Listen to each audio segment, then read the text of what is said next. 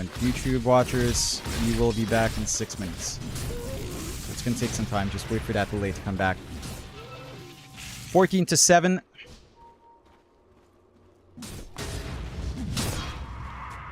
Inside of Blacklist, again, doing a fantastic job in this game.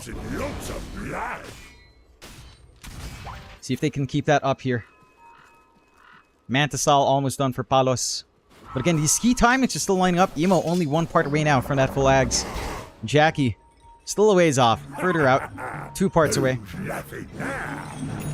Again, with that magic damage that can come out from Pudge, with an Infernal Shroud potentially coming out, you can ride through the majority of the damage early on here from Blacklist. Maybe a little bit more armor for Jackie to seal the deal. Bot Arena out from Gabby. Spear onto Zeal. You do manage to get the shot onto DJ. They want to keep this Hoodwink down instead. They don't fully commit. They'll get the glimpse back. Cookie as well. Perfect from Tims. And the God's Rebuke and the shotgun. Tims cleans up for himself. Let Zeal go. A little bit too tanky on the DK. 15-7. The back and forths. The Radiant have bought their buildings. I'm having to snooze all these ads because it's a new stream. I do apologize. If it auto-plays ads, that's not me. I'm delaying as much as I can. Do manage to get Static Storm onto Emo. No backup for this poor Meepo. Is gone. Again, only 100 gold away from Yags. So progress not knocked back too far. Paulson. Be a juicy target as well. Jump forward from Abed. Spear back Gabby! The ward giving the vision. Paulson can't run. 17-7. Blacklist on top of the world right now. And Bleed. Their draft, it's different. Yes, it's interesting. Yes. Maybe too different. Dire's top tower is in trouble. This is not the same kind of draft we were seeing before.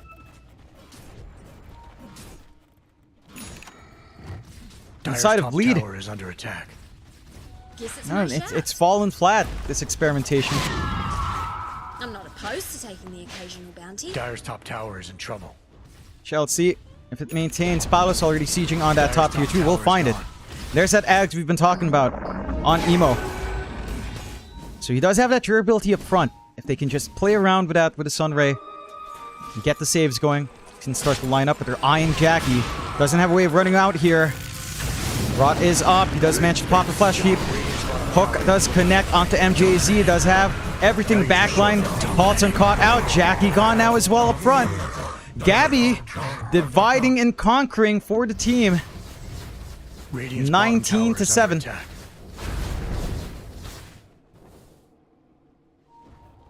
Going up top now. Skewer back. Perfect shish kebab from Gabby. Mega Meepo still flies on. Glimpse back, Emo's gone anyway. How did Mega Meepo go on? Well, the silence was there. Static Storm was on. Did he poof in and then instantly just catch it before getting silenced? Really interesting. Nonetheless, Blacklist again in control of this game so far. Bleed having to play catch up.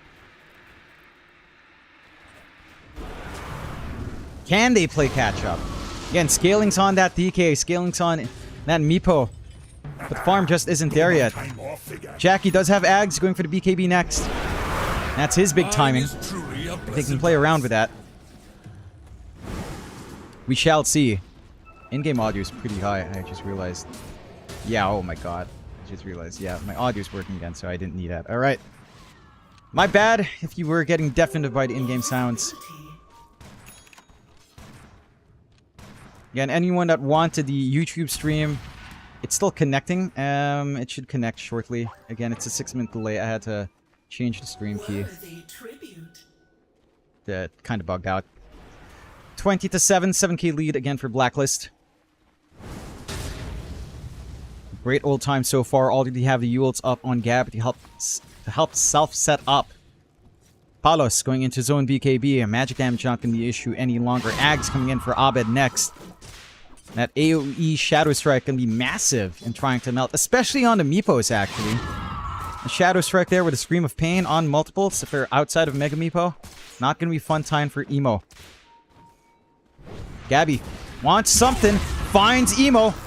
The shish kebab again into the static storm, but yet again the Mega Meepo comes out. Does this just not care Dire's middle tower is in trouble. for silence? Huh? Smoke out, smoke on smoke. Jackie taking point, wants to use his hags. Hook will connect. They do find Abed, but the spear, the save is there. The arena, the egg though in the middle, only a few more hits away. They will find it with machine gun Tim's. Emo trying to find the melt, not gonna find the damage. They get the save on Gabby. Palos is here now as well. Emo is gone, and Zeal in the middle. Can't do it. 3 down. All gone for Bleed. Blacklist are on top again. The Mega Meepo can't save you. The Mega Rot can't save you. The durability is not there for Jackie. The hook is nice, but Dire structures are fortified. where's the follow through? What are you gonna do with Egger like that? Where's the protection? Where's the team fight? It's not there. Blacklist. Take point and run down. Does look like we are live on YouTube again. I do apologize again for YouTube dying. It is back up.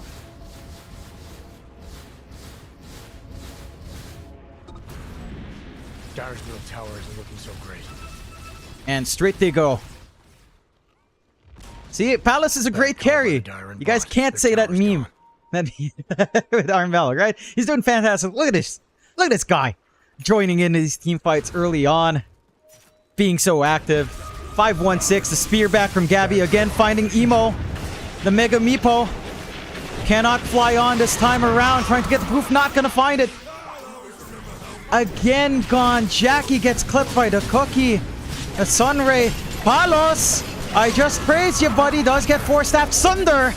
Onto the Phoenix Arena from Gabby. Perfection from Blacklist. And Bleed. Falter. Bleed. Melt. Bleed. Bleeds. That's the rampage for Abed. It's complete. The high ground comes in. The GG's called. Dire's bottom We tower is reconnect to only watch half the game. But Blacklist come out on top. And Bleed.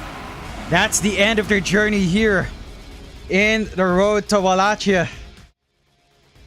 Very well played coming out there from Blacklist.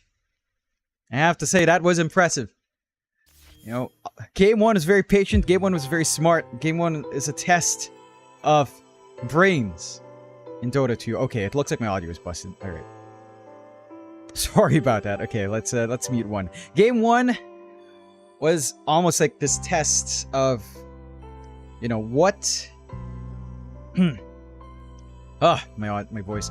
Game 1 was a test of patience, a test of finding these openings, right? And then Bleed, again, come out with this very unique draft for game number 2. Not something you see too much in Southeast Asia. The carry Pudge coming out again. You know, it's the mid Meepo once more for Emo. And doesn't quite pan out. Again, such great gameplay from Blacklist. Hats off to them. Very well deserving of coming out and moving on to that next, the lower bracket semifinals to play up against Geek Fam. So the rematch is there.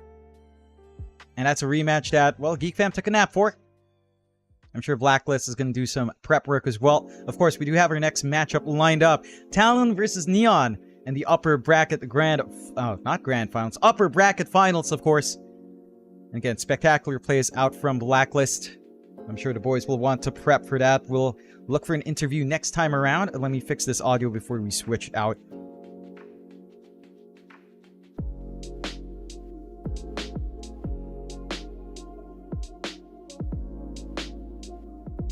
Alright, audio is fixed.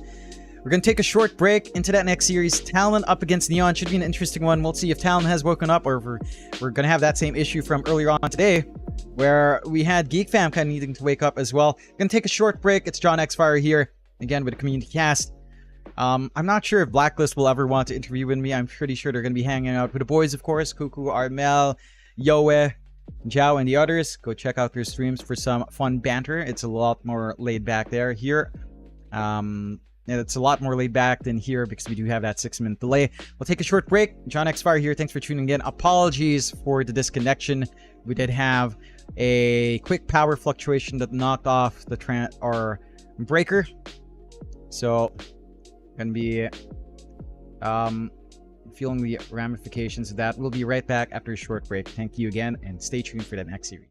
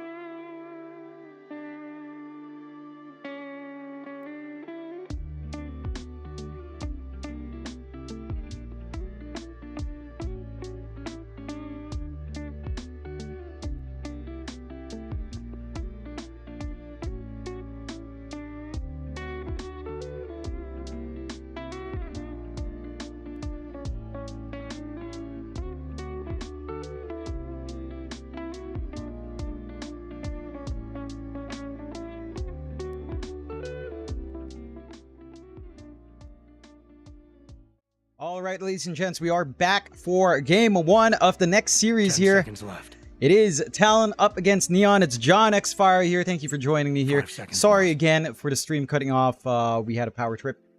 I'm not sure what caused it. Probably so I think it was two things. There was probably a surge or a dip in the voltage from the mains. And then our house we were using the oven and my PC draws around 700 watts. So it probably dipped and then broke the breaker, and then it was a momentary drip, but it probably just overloaded the circuit and broke the breaker. So we had to reset a bunch of stuff. Took us a while to come back in, but we are back for this first game. Talon up against Neon. Again, Neon having a spectacular time yesterday. Did manage to take that, what was it, a 2-1 victory over Geek Fam.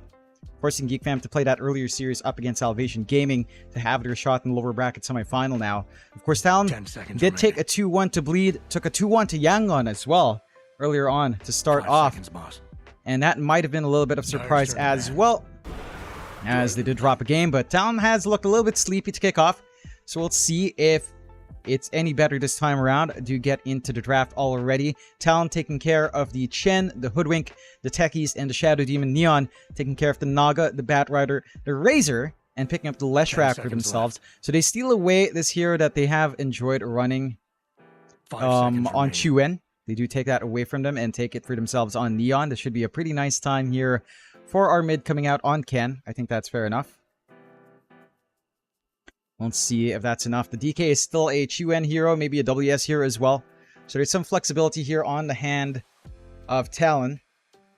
Shout out to CGGB7. Thank you for tuning in on YouTube. We are live on YouTube and Facebook as well, if anyone can't watch Twitch correctly. I have pinned the Twitch stream for China as well, if you are interested, from Fluke. Shout out to Fluke and Danog casting over there as well. Dyer's ban.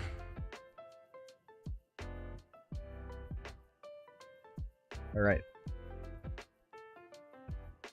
We will see the next bands coming out. Elder Titan being taken out by Neon Esports. And then the side of Talon, well, they're gonna have to ban into the picks. What do you want to take out? Normally with the Lesh, I feel like it's been best with stuff like Pugna. Something up-tempo, tops up the Leshrac, helps sustain up front as well.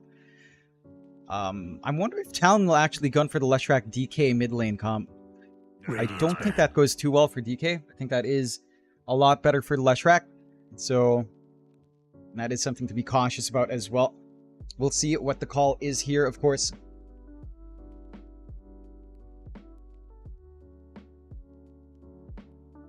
See what their pickups are here. 10 seconds left. On the side. Sorry, I do have my notifications gone. Radiant's choice. Dyer's choice. Shout out to you, Eric Corraine. Miss you, my buddy. Rubik does come out here for Talon. So they're going to be pretty stable. I like the Jokam Rubik. I think it's really strong. I think a Rubik DK lane is actually oppressive if that is the WS hero on the off lane instead. Breed Fire plus Fade Bolt. Your safe lane from Neon might not have that much to play with in terms of trying to find some farm.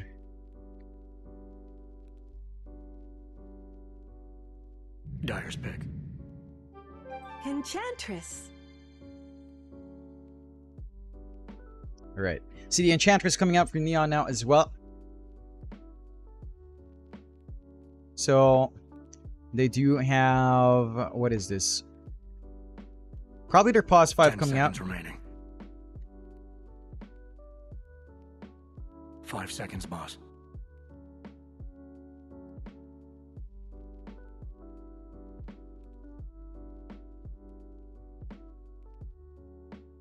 Enchantress coming out, so that should be our 5 into the no, okay, it's a 4 Enchantress, it's a Castaway Winter Wyvern. I like Neon pulling this out. This is the special sauce of Castaway. This is the thing that they've managed to use really, really well. So I like this coming out from Neon. Something special coming in up against an opponent like Talon. Neon not to be underestimated, of course. They've taken some good matches off. They've looked good. And they've looked consistent. So we'll find out what the response of Talon is. Of course, this does give a lot of value to the Rubik. There's lots of good spells to steal from the Winter Wyvern. Even the Leshrac Split Earth is really nice. Diabolical Edict as well, if you can snag that. Get some good shove going with this Rubik. So I like this from the side of Talon and from the side of Neon. Not too shabby for both sides here.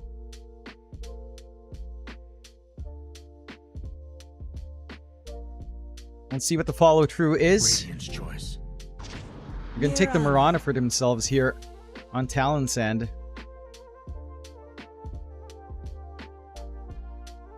So, Rubik Mirana, that should be the Ponyo Mirana. I mean, again, I like this in concept that you've got DK Mirana. So if you do go WS DK, you go Mirana for Jokam, which sounds really exciting considering how Jokam plays. You suddenly have that Dragon Tail into Arrow. So you've got that solid combination coming out here. They do get the Doom out as well for Talon, so probably just the WS DK now. And, no, sorry, the QN DK and the WS Doom coming out, which leads to you having potential for an Akashi Sven. 10 seconds remaining. Now, mind you, Sven into Winter Wyvern is not comfy. 5 seconds, boss. But that is a really strong combination if you go around to 5. So you do have that. Dire's turn to ban. See, pickup for Neon, gonna be the Centaur pickup here. I like this. I like what Neon has. You've got the Centaur Enchantress lane that can be really annoying, especially with a good creep. You can kind of run down Akashi's lane just a bit. So what do? You run the Ponyo Mirana, you run the Jokam Rubik, you run the Rubik Doom lane. You have the Mirana to arrow down the Enchantress creep. And you can potentially play Sven into Centaur. That's still a distinct possibility. Lifestealer's been left in pool. So you could actually just go Lifestealer and Talon and have a really good lane up against the Centaur. That could be the way to go here. Radiant's turn to ban. Let's find out. Next bans. Probably looking at, again, safe lanes for Talon to take care of. And Neon looking to remove out some... No, safe lanes for Talon to pick up. And for Neon, what are they looking? Probably safe lane as well. So it's going to be all safe bans. There's that Lifestealer being taken care of. The Nagasarian being taken out as well. Oh, sorry, the Medusa. Nagasarian already taken out earlier. Now, what options is there? There's the Sven, there's the Slark. Sven, Slark, Ursa, Luna. Those are all the safe bets. 10 seconds left. Maybe the Terrorblade as well could be coming out. 5 seconds, boss.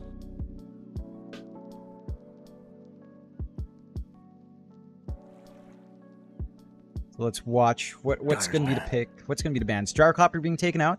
Leaves the Terrorblade, leaves the Luna, leaves the Sven. I think Neon has to take care of that Sven. It is something Akashi has shown that he plays really well. It's going to be the hyper carry to tie in with the DK timing. Let's find out. 10 seconds remaining. 5 seconds remaining.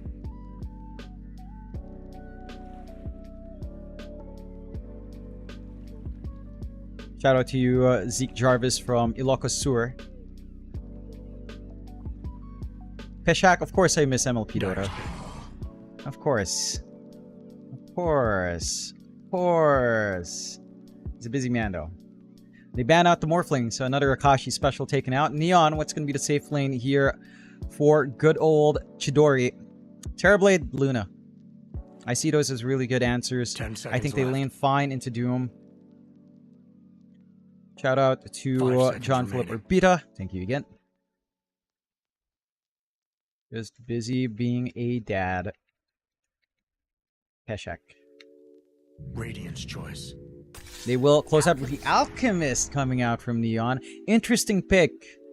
You don't have the best Urn builder. At the same time, Mirana can still go with Urn as an answer.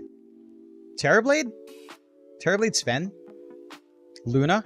I think all of those are really good against Alchemist. 10 seconds left. I'd argue maybe Terrorblade is even better. Although Terrorblade into Leshrac can be annoying. 5 seconds, boss. What's it going to be, Talon?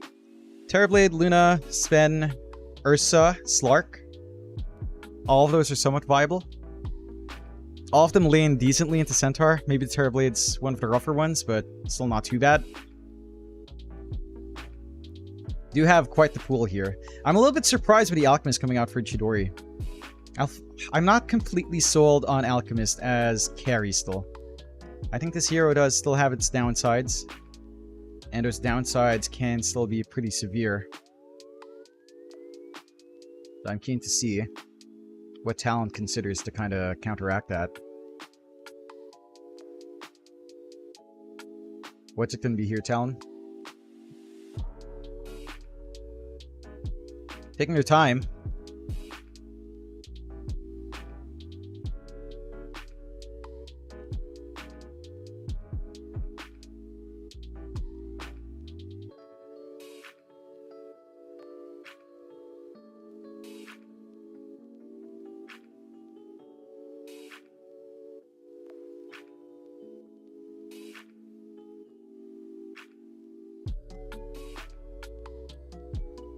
What's it gonna be? Are they shifting this as well to Bombi Winter Wyvern? I kind of like Castaway Winter Wyvern though, and Bombi Enchantress. I think that works. I think the Ench Centaur lane is pretty strong. What's Talon gonna pick? Come on, not too much time left, boys. Drow Ranger. This is a hero that I feel like is strong, but is very situational. And this is a really good way of just being so far away from that Winter Wyvern. It is a Bombi Winter Wyvern instead, and Castaway Ench, so they will take Castaway away from that. To be fair, Winter Wyvern Centaur lane is equally painful, but now Akashi can play from range. I like that coming out here for Talon to play with. I think that forces JG now to consider some like Retaliate early on, which isn't the best for Centaur. It's also, with Hyperthermia down the line, a good way of controlling the Alchemist. Some healing reduction there already. Hard to say with the draft, though. I think Neon's draft is maybe a little bit cleaner. They have this really good tempo coming out from Ken. Like, he can look to win out mid. I don't think that's a lane for Chuen to kind of feel good on.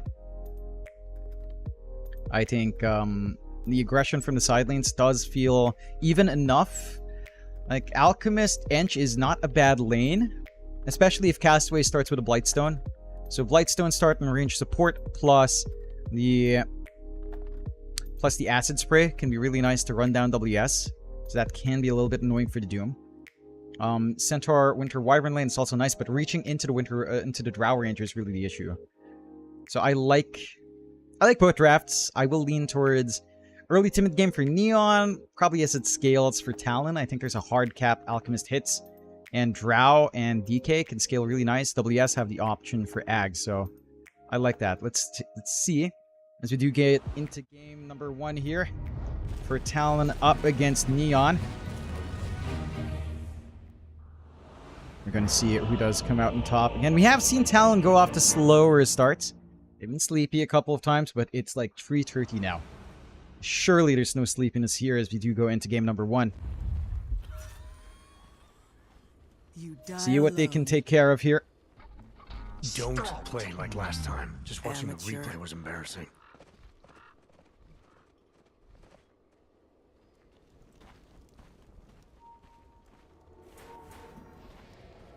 Smoke on smoke. Double Wraith Band build up for Akashi. Like to see. High ground being held already. Bombi. Spotted out by the ward. Will try to fly out. The arrow does not connect. Bombi does go to the low ground, away from danger, but Jokam and Akashi are still in that position. Another blood grenade. It's not going to be enough to kill off Bombi. Is enough to drop him to a sliver of HP, but can walk back to the fountain. So no first blood bonus coming out. Good dodge from Neon. And now. T-minus 30 seconds.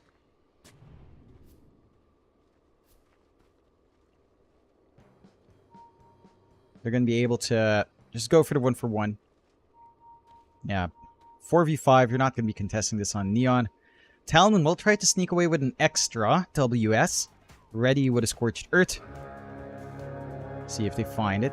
JG as well looking for a steal. So it might end up being a 2-for-2 anyway. It does look like it will. Nothing too exciting here.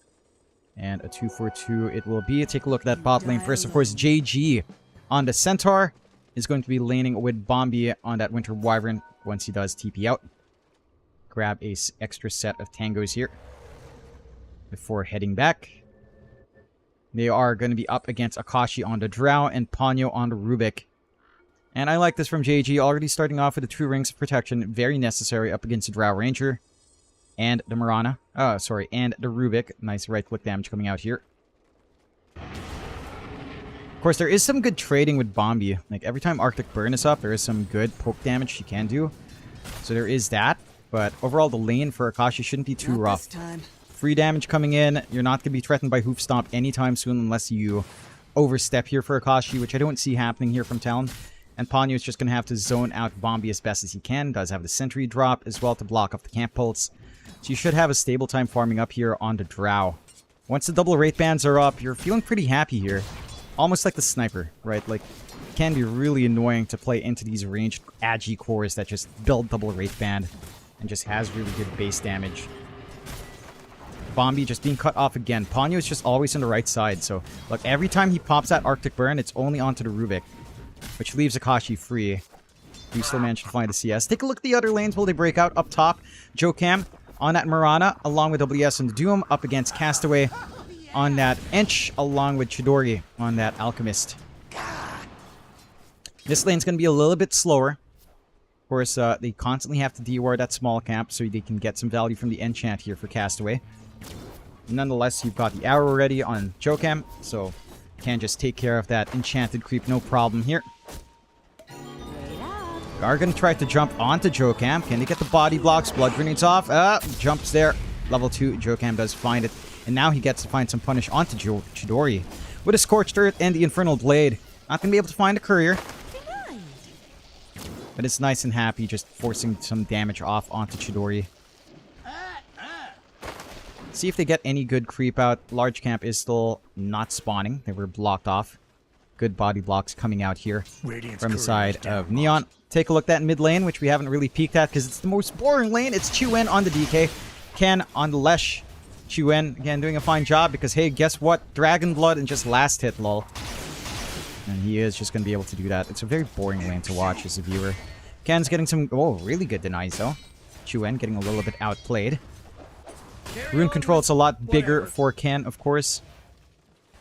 So as long as Ken does find the bottle top-ups, especially the first power rune, he's going to feel nice here. And not much Chuen can you really do to stop Ken from just farming either. See if the supports have time to rotate. Again, big explosive support rotation can come out from Jokam. If this Moran is allowed to, Dragon Tail stun value point for Chuen into the arrow, and you might be able to find a rundown at an early level 6. We shall see. Otherwise, a rather quiet laning start. A little bit better in the farm coming out. Well, not that much better. Rather even, actually, across every lane. Pretty much equal head-to-head in terms of CS. No one really finding the advantage. And that does feel pretty good for both sides. I will say, as long as you're not being held back in Neon. Again, you've got some early spikes to play with. You've got some high mobility for the Lesh for the Stampedes. You should be able to get your way in. And, you know, run down, try to burn heroes down. You have that playing for you here. JG cops a little bit. He does go for the 2 retaliate, so again, smart play. Seeing that it's necessary to lane into the Drow, but it also doesn't feel good. You're not going to be able to farm the jungle as fast. You're not going to be able to burst down heroes as quick as well. And that does mean that your Centaur is not, maybe not going to have that presence that you want it to have. Do manage to snipe some bounty runes. Does look like Ken will grab this one for the refill. Could go for a rotation, but it is still early days, still level 4. Akashi still finding farm, a 1 Wraith Band done, looking for power treads next. Gonna be nice and happy there. Top. Nice, a little bit of a deep dive now from WS and Jokam. They are keeping this camp blocked again, and they need to find a sentry. Jokam, come on, it's hidden. There you go, there you go. Gets the sentry off, and the pull off for WS. So, again, focusing on farm. Chidori's gonna have some nice timings into the Soul Ring. Gonna see if he wants the Radiance as well. Jokam just gonna run away here. A couple of leaps away. Gonna be fine. And WS is also allowed to build up Does get the tomato creep, which doesn't have the best passive. I suppose swiftness aura is nice. A little bit more attack speed always helps. The death throw is kind of you don't want to be dying anyway. Chuen shoving in mid deep. Just looking for some early pressure, but not going to overstay his welcome. Already a bit of a movement out from Bombi. Nice forward ward. Right by that bot jungle area, the forward bot jungle. Power Rune's going to be the big one. Half a minute. If Ken can find it, he might be able to get something done. Of course, it does look like Chuen is going to hit level 6 a little bit faster here. So we'll be able to try to apply some push as well. Maybe if he gets a haste or amplified damage, kill opportunity can line up as well. Sneaky ward coming out here from Jokam. Just watching the camp. Does block the camp as well. It's preventing some flash farm for Chidori. You're constantly keeping the camps refreshed here. Do they have stacks? Do you have massive stacks in the large camp? There's that early 6 from Chuen. Does have the Invis rune as well, but doesn't really need it. So again, just applying pressure, finding farm. Not really connecting with potential Dragon Tail into Arrow just yet. But we'll look for a little bit of poking and prodding onto that mid. Kendo is ready to try to make something happen. The arrow does connect. Bombi, is he going to be first blood to lift back Ken? Going to be a bigger deal.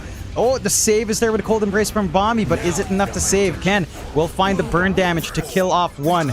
Kill off 2. The supports are gone, and Ken is alive. Chuen, sole survivor, forced to walk away. And Neon, great response is coming in. Does find a punish. Cold embrace value point does save Ken. Is allowed to back off. Very well played coming out there from Neon. And Talon, I suppose they don't lose much, right? They lose their 2 supports. Sure. That is giving a little bit of catch up to Ken. At the same time, your side lanes are pretty fine. You're fine solo here for Akashi, although there is Stampede. There is a threat of a rundown from JG available. It's not going to be able to find that avenue all too easily. You've already got a free time for WS anyway. Chidori is fairly low here. Pings her out to his location. They can apply that pressure. Still has a lot of time in Chemical Rage, though. No Doom yet on WS. Ah, Ponyo comes in, though. Chidori, trying to juke. Is going to run around. They will lose Akashi. There's that rundown we were talking about. Not even needing the Stampede. They find that punish. Might be able to find this punish mid as well. The Stampede, the Stomp is there. Split Earth on top. Not quite, but Chuen will melt to the Edict. And Neon finding that early tempo. Talon falling apart a little bit, leaving that squishy Drab alone for the rundown. Does get punished. Very good punishment out from Neon. JG gonna get the Stomp. Gonna try to burn down Ponyo, but again, without that burst, with having to go retaliate, doesn't have the output. Ken is around the area. You've got Bombi in the backline here. We'll find Ponyo. So at the least, it's the Rubik that dies. More kills coming out from Ken. They are scaling up nicely on the Slash, but that does allow Akashi to go, although really good forward words here from Neon, but they'll find the objective they want. They've got the push with the Edict maxed out. Not going to take long to melt that. Chuen does have the Dragon form, can look towards the mid as well. Looks like he will. Trying to go for the Mage Slayer to deal with the Lesh here. Dragon form up. Tank a little bit of the tower. Apply some damage. Movement out from Castaway though with the Tomato Creep. It does mean that Creep Wave will get smashed. And the response is coming in from Neon. Tower is under attack. Talon. They're the ones who have to be forced to play into this timing now of Neon. Right? They're going to grow big. They've got the stacks cleared up by Ken. He's going to be massive with an early timing on that Kaya. Jokam just trying to find whatever he can from those stacks, but doesn't. Chuen melting to the magical burn. Not going to fully die, of course, but he is held back from just shoving that mid. WS playing greedy with a creep pull into the camp.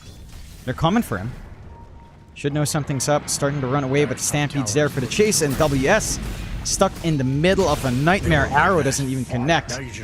And Neon curved down Talon.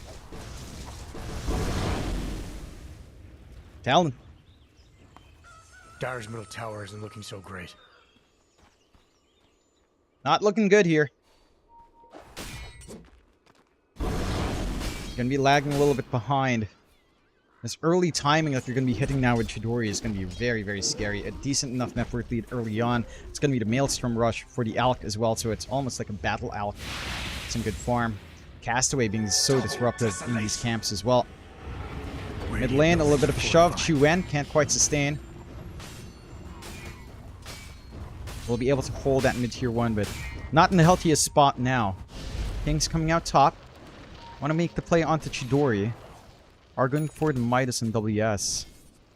Fortunately, Castaway does show up, so it's going to be harder to gap close here. Ponyo's around as well. Still wanting to hold on to that mid. They have a really good idea here on Neon, what Talon likes to do. They're like sieging mid, they're like buying space for Akashi. And they're not finding too much of fighter 1. They've got a good watch as to where Chu-Wen is farming. There are some good defensive wards here from Talon watching this entire cross-section. So there is that, but again, it's going to be a passive game for Talon. Try to scale up. There is a drop-off point for the cores on Neon, and it kind of becomes the support jobs to kind of try to scale in as well. Like even a casual Hurricane Pike on Enchantress downline's big. Maybe an Orchid out on Winter Wyvern with Ags and Witchblade could be nice. If you can find that space. Which is a very big if. It's a ways off. Kashi just constantly being matched by JG. Dyer's top tower is in trouble. Still finding that farm though. Dragonlance up on Drow. Pings up top. They want to find the objective. But again, the siege here from Talon is so slow. Without that DK. And Chu-Wen is not able to really leave that mid. Wants to hold on to his own mid tower as well. At the least with a Mage Slayer. A little bit more protection out from the Leshrac. Wrap around from Castaway. WS could be a nice kill here. Will Scorched Earth and back off. Arrow onto the creep. It's just not fair. Sproink. And now the Urn. So looking for the Spirit Vessel build up here for Jokam. Neon 6-1. Doing great. Buying so much space out for this Alchemist. With Maelstrom, Flash Farm's not going to take long, and then the Blink Dagger as well to come out. Some really early tempo coming out here for Neon. Midas for WS is going to try to scale up now. Pings down mid. Smoke out. They've got that Blink and JG. And get the curse out. They want to keep Chu-Wen down. The arrow does not connect. The chain stuns are there. Lift back. Trying to save Chu-Wen. The heals are coming through, but the control, the damage is high. They will kill off Ken in exchange. They might be able to find Bombi. Cold Embrace will save, though. Not able to sustain that chase. JG with a blink. Doesn't manage to find it. Castaway does fall. Akashi joining in early. And they'll be able to find JG as well. But Akashi, too far forward. They get the stolen stun. Akashi still melting into the acid spray. Lift back onto Chidori. 3 for 2. Ponyo gonna make it through. Barely. Costly fight for Talon. Costly fight for the side of Neon. But their Alk lives and the Drow falls for Talon. Still a net worth win for Talon, Sen, but not all too bad here for Neon, considering the circumstances there. Chu-Wen proving to be pretty damn tanky with a Mage Slayer. Doesn't quite melt. Requires what? 2 ultimates, the Stampede and the Curse to really pin him down, but that does open up that siege on the mid, and they still maintain that 4k lead on Neon. Talon need to hang back and build up more. Akashi going for that Hurricane Pike for some defense. Into the Lincolns. Which makes sense when you're up against Winter Wyvern. And the Alk, to be fair. Jokam dancing around. We'll get the D-Ward so we don't have access to his camp. Chidori has the blink. Jokam, can you jump away fast? No! That was coordinated. Neon 2-on-1 jumping in for the special sandwich. The Jokam sandwich. Smoke out, Neon. Ken does walk under tower. They want to find something. WS doesn't have Doom. Ponyo. Ponyo's gone. Couldn't find the angle to escape. And they find Severe Punish and they'll play tempo again. Playing to their strengths here, Neon. To that early game where their lineup shines. Tier 1 to fall top. Chidori. Mjolnir only that Hyperstone away. And Talon needing so much more. Radiant's top tower is in BKB for trouble. Chuen. Blink BKB for WS. They have to hold out. They have to weather the storm. That is Neon's draft. Maybe pickoffs if they can find them, but pinning down right now seems a little bit tough. Castaway, good scouting done by the Hellbear. It's just not Does fair. cut off that angle from WS. And Neon again, controlling lead so far, 6k up. Your Alk is finding enough to maintain that item advantage that you tend to look for with this hero. They will go stampeding. Do find Ponyo. Castaway starting to drop low. Ponyo actually can survive through for a little bit longer. Will melt in the end. But that is the stampede Dire's fortified their buildings. to kill off support. Buying space out. Top tower is looking Not so going to be able to great. find anything top, though, from Moonlight Shadow here. Again, just back to farming. Playing a farm more up against the Alk might not be the best idea. With a 7k disparity now. JG, the only one to match Talon. Everyone else beyond Ken and Chidori. Having a fantastic time so far. WS caught in the middle. Will fall. Now you're just showing off. Not much you can do there. Pretty far forward. And again, great reads from Neon here. Talon. A little bit shaky again. Dire's middle tower is in trouble.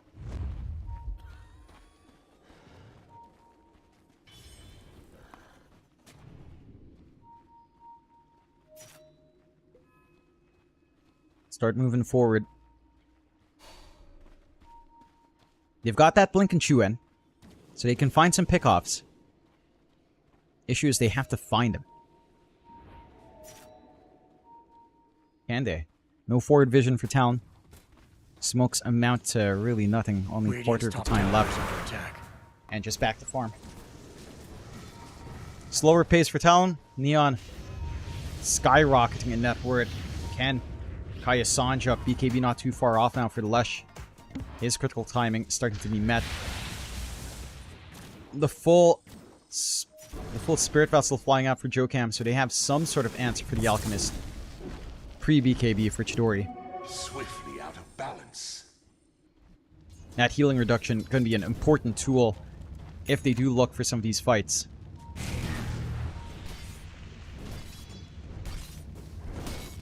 Dire's top tower is in trouble. Spoil that.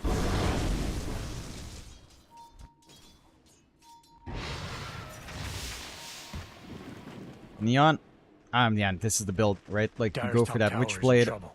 onto Winter Wyvern, you've got the room, you get the Grove Bow, going Shadow Blade as well, The with Dire Power falling back Treads. from their tower up top. It's going to be a scary Winter Wyvern to scale. And we talked about that with these supports, they need to scale. Smoke out. Can they find anything meaningful? It's just going to be Ponyo. The Rubik will fall. Now you're just Good showing smoke out. Not the big kill they'd want. As long as WS gets away from here, you're perfectly happy. Talon just needs to stall. They might lose more. No, we'll lose Jokam as well. Oh, does manage to leap out. Stampedes come in. Moonlight Shadow will force the dust. With honor. And they find one more. Akashi. Akashi? You're thinking about this. Does get the hit, stops the blink, gets the silence as well. Dragon Tail Sin for Chuen will come in, and they'll find that kill through the armor. Akashi nails it. Hardly knew you. 2 supports for a core. Just as well. Still not bad for Neon, of course, maintaining that lead, but Talon finds a bigger scrap to keep themselves in the running. Dire's bottom tower is Gonna be something like a Silver Edge coming out here for Dire Akashi. buildings are fortified. See at what point he gets the shard. It feels so pivotal for the Drow, especially Dire's when you're up bottom against tower is in trouble. stuff like the Alchemist, stuff like the Centaur that just run at you. We'll take that. WS already has that blink, Dire's waiting for the bottom tower BKB. is under Chuen attack. waiting for his own BKB. It's gonna be the BKB timings lining up here. Dire's bottom tower isn't looking so great. If they find it. Good defensive wards from the side of Talon, just to watch. Dire's Their bottom tower mid-area is in jungle, trouble. allowing them to sneak a little bit more farm.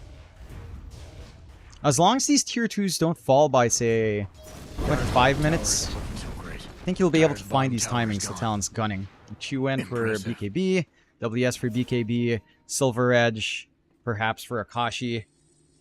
I'd be quite glad, but again, the farming scale here from Neon It has been bouncing up and down. It is 85% advantage for Neon. Again, with its fantastic start, they've managed to get themselves here. BKB for Chidori is all done now. So holding back the Alk with that Spirit Vessel not going to be as easy now. And it's not like we're going to see a fast Ags out here from Akashi. Hypothermia is nice, but I don't think we're going to be seeing that anytime soon. It's a patience game for Talon. Have to hold out. Neon need to find maybe a little bit more. You know, they can start thinking about the team fight into Roshan. Start thinking about tier 2. Start thinking about high ground now. The side of Talon. Again, they play a slower game. Dire's middle tower is under attack. Getting what they can. The mid-tier one hasn't even fallen. Like, Chuen just has not been able to push that out whatsoever. Dire's tower isn't looking so great. Farming up.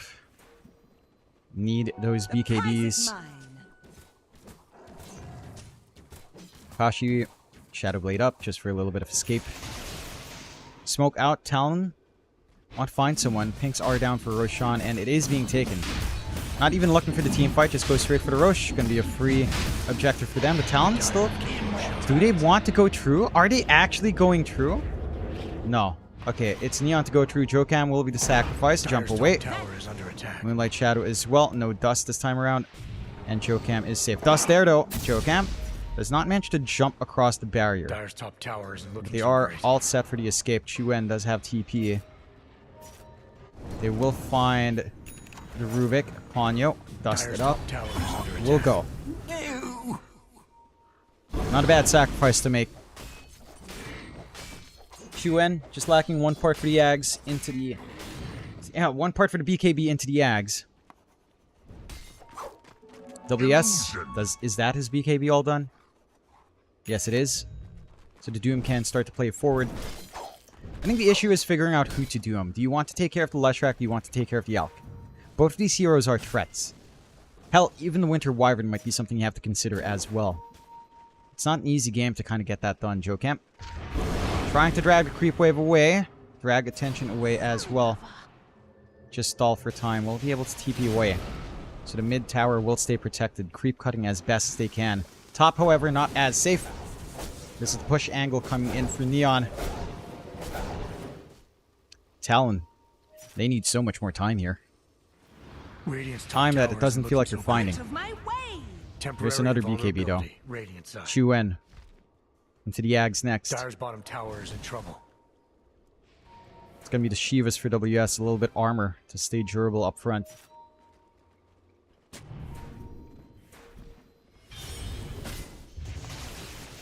Want to defend this tower.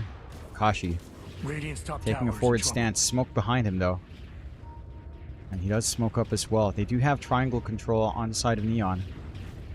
It's going to be a really ugly fight. Ken is just by the tree line, melting that tier 2. No problem. The tier 2 will fall. No, Dragon Tail onto Castaway to get the arrow as well. Can they find the Ench? They will, but they might lose Chuen. Doesn't manage to pop the BKB. There it is. Pops it on. They get the Doom onto JG. Ponyo is set to fall, but Akashi, the damage, not quite enough. Can they clean up in the back? That Doom on JG is actually not there. It's not doing it. WS now going to be the sacrifice. Chuen does manage to back off. So it's a 2-for-1. The tower still goes. And that's Doom gone. And Talon with no playback.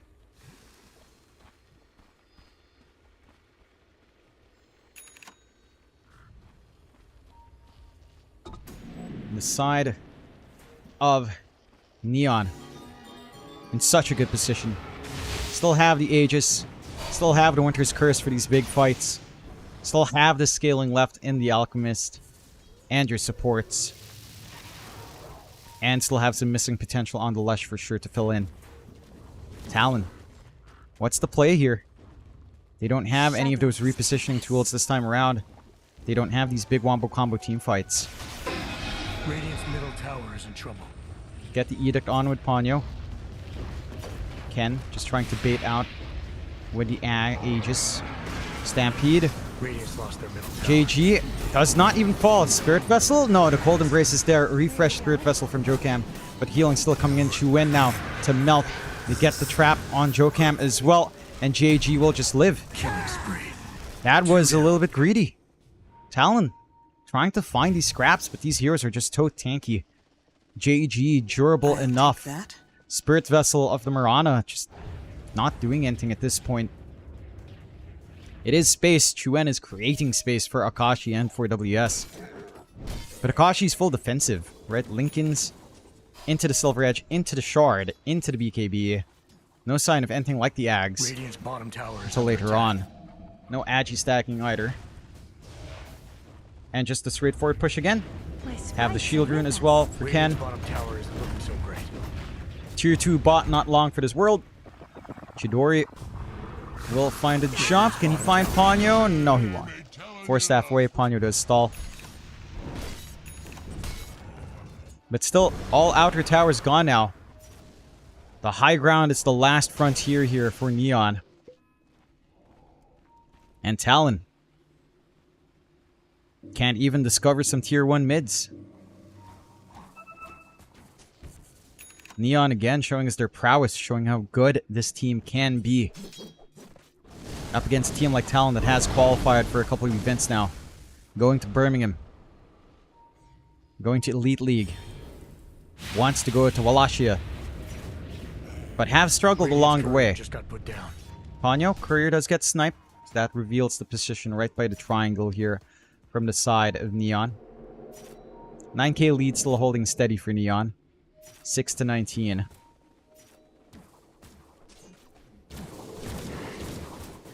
Kashi not too far off from that Lincoln's. Now you're just showing Dire's top tower is in trouble. Ponyo dead again up top. Again, if you had to sacrifice one, it's got to be this 5 Rubik. WS should be able to make his way out, but high ground does begin in earnest. Jokam, 4 staff, jump away, jump twice, stomp over, doom out, but look at the damage onto WS. He melts. He couldn't BKB. He had no mana. So he gets the doom and nothing more, and he's just gone. Insane amount of output right now if you don't manage to pop that spell immunity. Headset issues coming out here for Neon. Talon. Amateur. How do you hold without that doom? It doesn't feel like you can. Akashi doesn't do enough damage. Again, full defensive. Trying to get that Lincoln's. Oh, Dragon Tail from Chu-Wen. BKB instantly coming out. Arrow is blocked off by Chidori though. Chu-Wen forced back. Akashi. All he can do is watch his tower fall. We'll try. Does get the silence. Has the multi-shot once more. The arrows just to clear out these creeps. Even with the respawn for WS, no doom. No doom, no play. And Neon just choking them out. Take the Wisdom Rune as well to add insult to injury here for Talon. Could take the Tormentor, and they will. Blink already up in Bombi. Bigger curses to come out here. And Castaway will get that short. A Sproink not to be underestimated with what it can do. Talon just finding farm across the map. Tried to get this Lincoln's going on Akashi, but again, it's all defense. Silver Edge is nice as well, but that also feels defensive. The break could be nice up against the Centaur. Is it nice enough? Probably not. Movement forward. Castaway wants to find something here. Akashi, Shadow Blade off. Stampede wanting to find something, thus does not connect. Akashi barely making it away. We'll look for the tier 1 mid. Does look like should be able to find it. But does he pay for this with his life? Moving forward. The stun connects and Akashi gonna fall. Now you're just showing off. For a tower. A tier 1 mid that has overstayed its welcome. You're happy on Neon. You've got the Skadi coming through now for Chidori. Sanj and Yasha on top. Full Kai Sanj going here for Ken as he finds Chokam. The Yules to hold. Another jump for Staff. No. Takes his time for Staff now. Chokam still set to fall with the movement of JG. No. Jukes the wrong way. And Chokam might be able to bail out. They are shoving in mid. Dragon Tail stun is there, but what do you do to follow up? Chuen can just do nothing but stare. Dire's top tower isn't looking so great. Talon. Radiant's bottom tower Akashi's is in coming trouble. back up. They've got the Doom. But there is that Lincolns to protect on Dire's top tower is in trouble. Ken. Radiant's middle Smoke barracks out, are under Neon. attack. Talon. 6-2-2. 13k lead for Neon. Dire straits for the Talon boys. Just does not look like they have any play once again.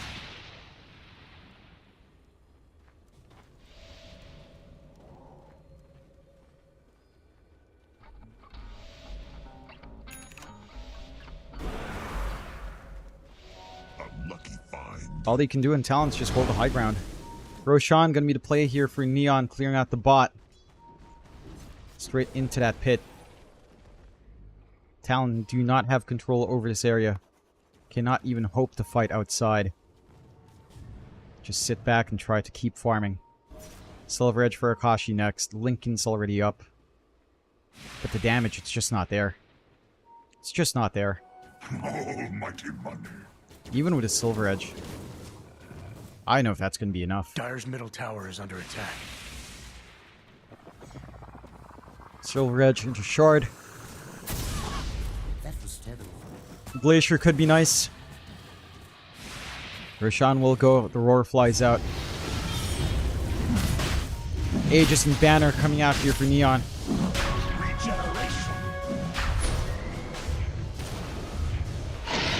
Secondary life again for Ken. Banner left for Bombi. Ags next for Bombi. That scaling is going to be kicking in. Rotate their Meg up top. Jokam is going to be the sacrifice, it looks like, but he does manage to jump away the one time. And the second time. And the third time. And the third time. 6-2 again. Holding steady. 13k lead for Neon. The fact that their high ground still alive on Talon is somewhat impressive, but there's just not enough room to farm back into this game, into relevancy again. Like Akashi going Silver Edge could be nice. Again, the break is nice. The Shard feels necessary. The BKB on top of all of this defense. I mean, it's needed. That's the thing. It is needed. Ags up and Chuen. So that he does have that full Black Dragon form available. Which can be nice. It's where some of that damage starts to come in. I suppose some of that scaling comes in for Talon.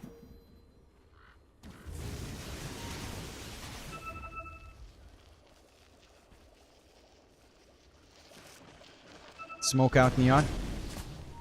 Get some nice forward wards for themselves. Sentry does spot. Looking for the jump from Chidori. Not going to be able to find it. Glacier is up. Yules is there to save. Can they find Ken the one time? Doesn't look like it. Dragon Tail is blocked off. But here comes the jump in from WS. No, the curse in the back. Takes care of Ponyo. Cuts off that initiation and JG lives once more. Akashi doing what he can, but can they find... They will find JG actually. WS gets the trade. And hold on. The arrow connects onto Ken. The damage from Akashi is starting to ramp up. Force staff away. Rax holds. Somehow, Talon hold on. Does take everything they have. They do hang on in this game for now. Neon still in charge. 7-23, 13k lead. We've got the refresh being formed now by Bombi, recognizing that the Ag's probably not a necessity in this game. Space out for Talon to keep this farm game up. Silver Edge. BKB for Akashi. If he can get his Ags. I think that's where things change. That hypothermia is a massive, massive issue. Maybe a Daedalus as well, or a Butterfly could help that cause. Still so much farm needed. Octarine for WS. Chuen looking for the Manta. Which of course you can enchant up. But again, necessary to push around.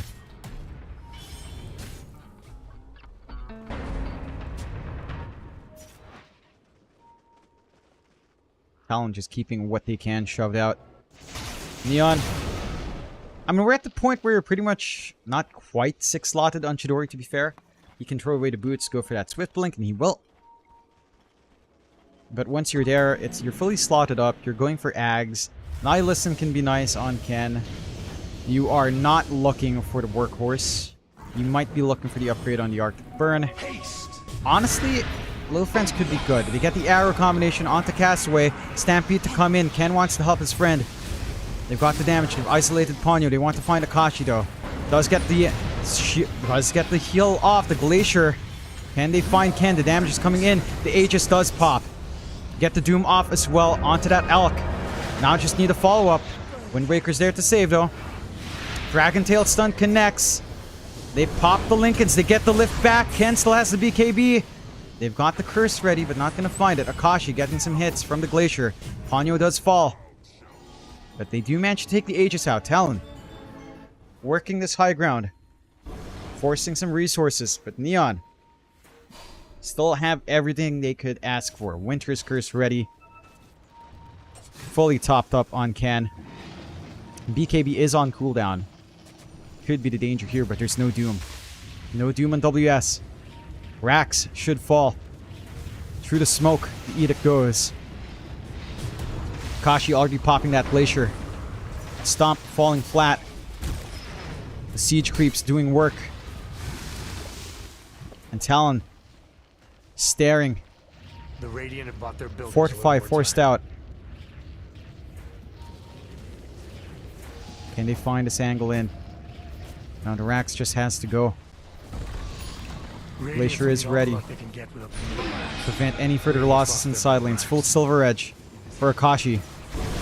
So a little bit more damage coming out. But not a lot. The break can be useful. JG comes in. Dragon Tail stun is there, but Force Staff saves. In the nick of time. The arrow. Oh, the range from the Glacier. It's massive, but not massive enough. The saves are there. There comes WS, forcing out the BKB. Stampede chase onto WS. Does pop the BKB as well. Can they get the curse?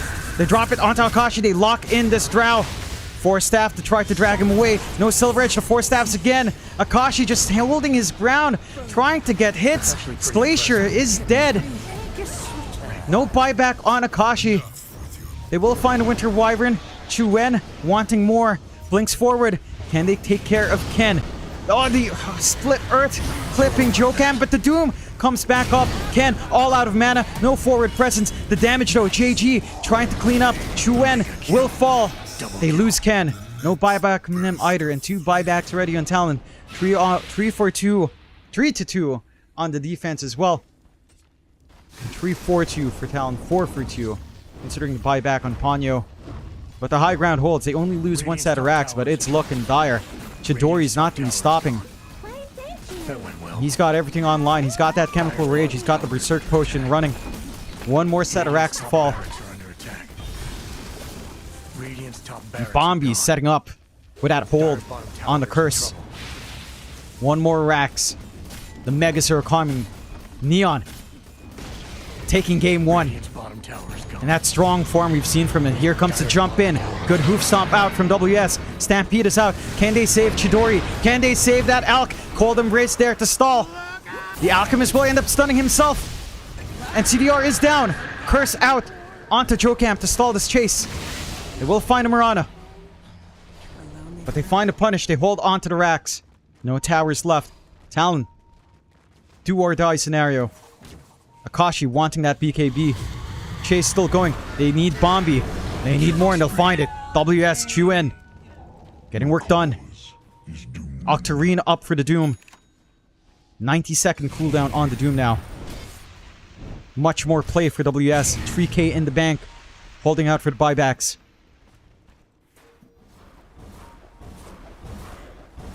Neon still in control. 2 racks is up. They've got that scaling on the Winter Wyvern that can come in. That scaling that could come out as well from Castaway going for the side of Vice. But Akashi, once he gets BKB, he's going to nullify a lot of that damage coming out from Ken. And then he's still got room for damage. Like, he's got 2 free item slots here. Could go for the Daedalus. Butterfly's not too bad. MKB could be useful as well, but there's nothing really to pierce through evasion. No evasion to worry about. Ags is still kind of cool here as well. Scotty wouldn't be too bad if he just wants to stat pad and try to take these prolonged fights. We shall see. Roshan, the next big thing. Scan does spot out Neon, Moonlight Shadow from Talon. Can they start picking them apart here one by one? Can. Lincoln's is still there. They do pop the Lincolns. Will they get the Doom? The Wind Waker's there to save. Stampede as well on the run. But no, Ken still gets Dragon-tailed. Does get the 4 staffs away.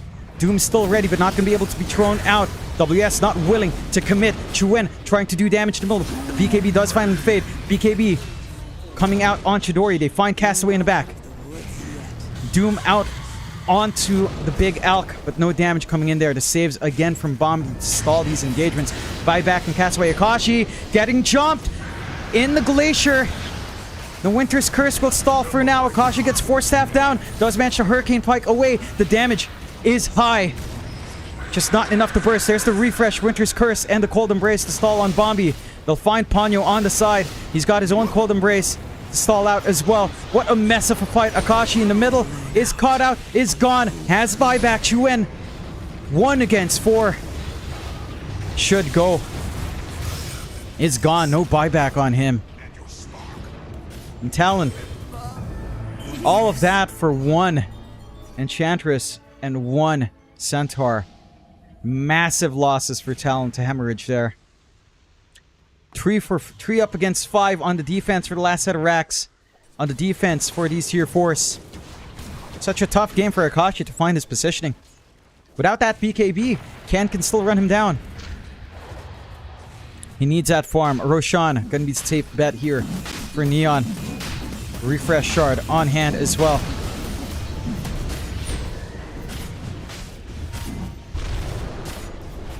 And Neon in such good form to take this game 1 here.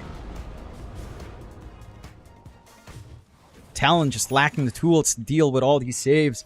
With a Cold Embrace from the backline from a mile away here. Radiant's bottom barracks are in trouble. From Bombi. They do pick up the Ags on WS. The AoE Doom ready. This has to be the difference maker. WS has to find that angle forward for the team. The racks will fall. Talon cannot defend. Tier 4s to come out next. Neon. Bottom barracks are down on Radiant's side. Radiant's bottom barracks are gone. Dire spawning mega. 3 buildings away from finding this game 1. Get the advantage in the upper bracket final. They will get the AoE Doom. They managed to catch out Chidori. Can they find the damage though? They'll get the chain control. There's the Cold Embrace again. The damage is not quick enough, but they should still be able to find him, and they will. Buyback ready on the Alk. Finding the damage output though. Castaway getting the hits in. Akashi still has that Glacier. Tier 4 still stand for now. Curse out onto Ponyo. He's gonna fall. No buyback for 2 minutes, but they'll find a punishment onto Bombi. They've got the control. No worries about the Cold Embrace following up. Still has buyback. Neon falling 1 by 1 on these objectives. Here comes the jump forward though. JG with a hoof stomp onto Akashi. Still no BKB, but does manage to Shadow Blade away. Ken loses that Aegis. Glacier ready to go here on Akashi. Stampede saves. Buyback and WS. Ken falls. 1 more tier 4 stands and Talon hold out. No buyback on that Lesh. Neon gonna be running off for now. As Talon hang on. 15k lead for Neon still stands, but at this point, 43 minutes in, it's not as impactful. That main difference, I'd say the most impactful it is mainly on the difference with JG and Castaway. Castaway and Bombi. This added gold on supports. The refresh on Bombi. The Sight of Vice again that Castaway is looking for. That's where the difference is coming in. Akashi working towards the Ags now. The Hypothermia gonna come into play, but still a ways off here. Refresh for WS. Octarine for Chuen. 100%, almost 100% uptime on that Dragon form. And they played a whole game. Smoke out Talon. WS does have that Doom ready. Can they feasibly find a kill with just the supports though? Without Chuen's damage, without Akashi's Pierce. Doesn't feel like it. Maybe a bit of a deeper ward run. Wallachia. Map is dark here for Talon. Not gonna find much. We'll find a Roche banner at the very least and take that away. Allows them a little bit of an easier time in trying to hold out up against these creeps, the super creeps. Well, the full megas actually. Smoke out Neon. Taking this fight without Ken. They see where WS is. They can get the curse, but no. That trickster's cloak. WS just disappears. And they get to hold again. Talon. They need these items to be up. They need that Ags and Akashi, but Neon. Swift Blink for Chidori is flying out now. No buyback for 5 minutes anyway. Ken. Working on his own Ags. Again, that nihilism is going to be a massive issue. Especially with BKBs being as low as they are now. Free shard coming in here for JG. More strength to come out with a double edge. Talon really trying to make Neon work for this. Oh, shite. I accidentally clicked add button. I think, yeah, sorry about that, guys. It was coming up. I tried to click delay. I'm sorry. I really didn't need to, but the auto ads have to run for revenue sharing. I meant to click delay. This game is dragging along. I do apologize.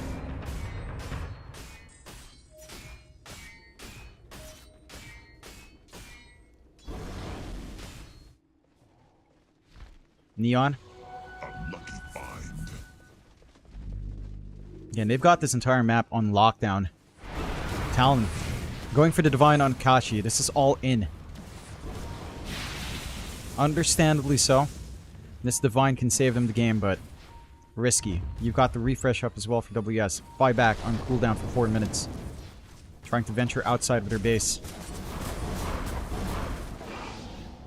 See if they can reach out onto the triangle. Joe Camp scouting forward. Ken would be a nice kill. Does manage to jump away in the nick of time. Moonlight Shadow not going to spot. Neon holding a good side on the right. Could try to force the fight here. Vision taken away from Talon. Gem revealing that from Castaway. Can they find the opening? One small mistake is all it'll take for Talon to get out of here and for Neon to take over. Not that they're not in control anyway, but...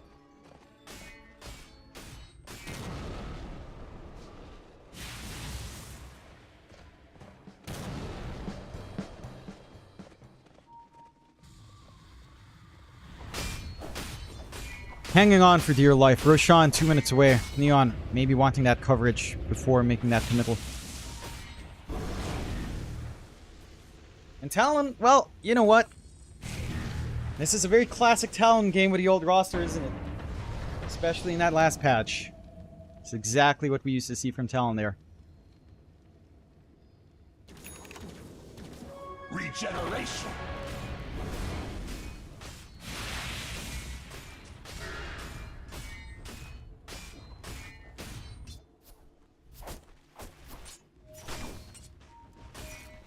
Neon. Roshan, minute and a half. That has to be it, right? That has to be go time. We've got the Amplify damage rune as well. You don't have too much room to grow. I mean, you're fully slotted up now in Chidori. Maybe you can dump the boots. Smoke out. Amplify damage rune going their way. This could be the end of the game. If they find that angle outwards, Talon are scattered around outside. Divine Rapier still a ways off for Akashi. There's the move forward. Can they find WS? They've got the vision. Instant BKB. Lotus as well to save. WS will make it out. Radiant's middle tower isn't looking so great. Tier 4 under siege though. Akashi's gonna have to go back and repair. And that movement out from Neon doesn't quite pan out. See how fast Roche is for them. Talon cannot contest considering how bad these lanes are. We'll take that.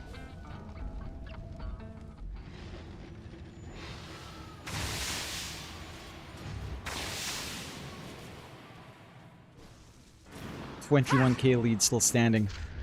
Roche, 20 seconds until we see that respawn. Will be likely a daytime Roche. They're gonna have to make their way down. Courier's already trying to spot with the gem being dropped. 20 seconds away. Talon. It's not something they can fight into.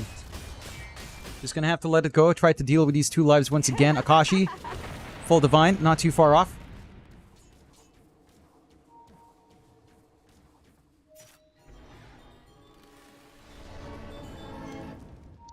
They don't have that many plus armor. JG does. But this Alk does not. No AC. So every time you get this marksmanship off, that's basically 0 armor.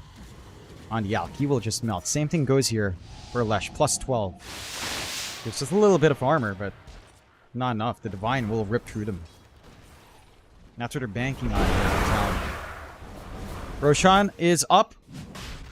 And that is the objective showing itself here. Couriers. Not quite fully sacrificed. And Roche. I'm gonna go the way of Neon. Akashi. Ags up. So much damage on this guy.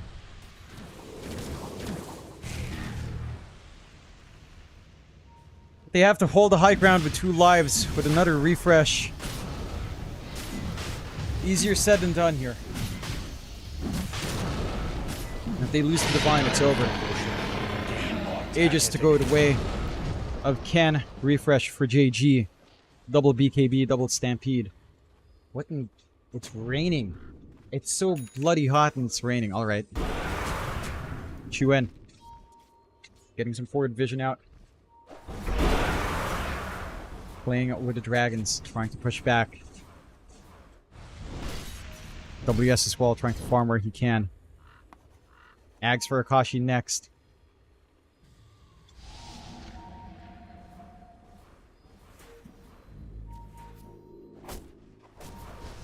They'll be able to clear out the wards. Smoke Talon. This needs to work. If Akashi gets caught here with a curse, it's all over. The advantage to Neon. Wind Waker away, just trying to find that last tier 4. Tower is set to fall. Radiant's middle tower is gone. And it is. Exposed Ancient, naked high ground. Neon. How far do you go?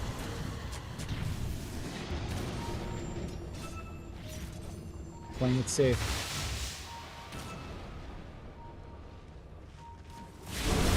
Radiant's ancient. Ken wants this over with. Fortify is still there. Wind Waker away.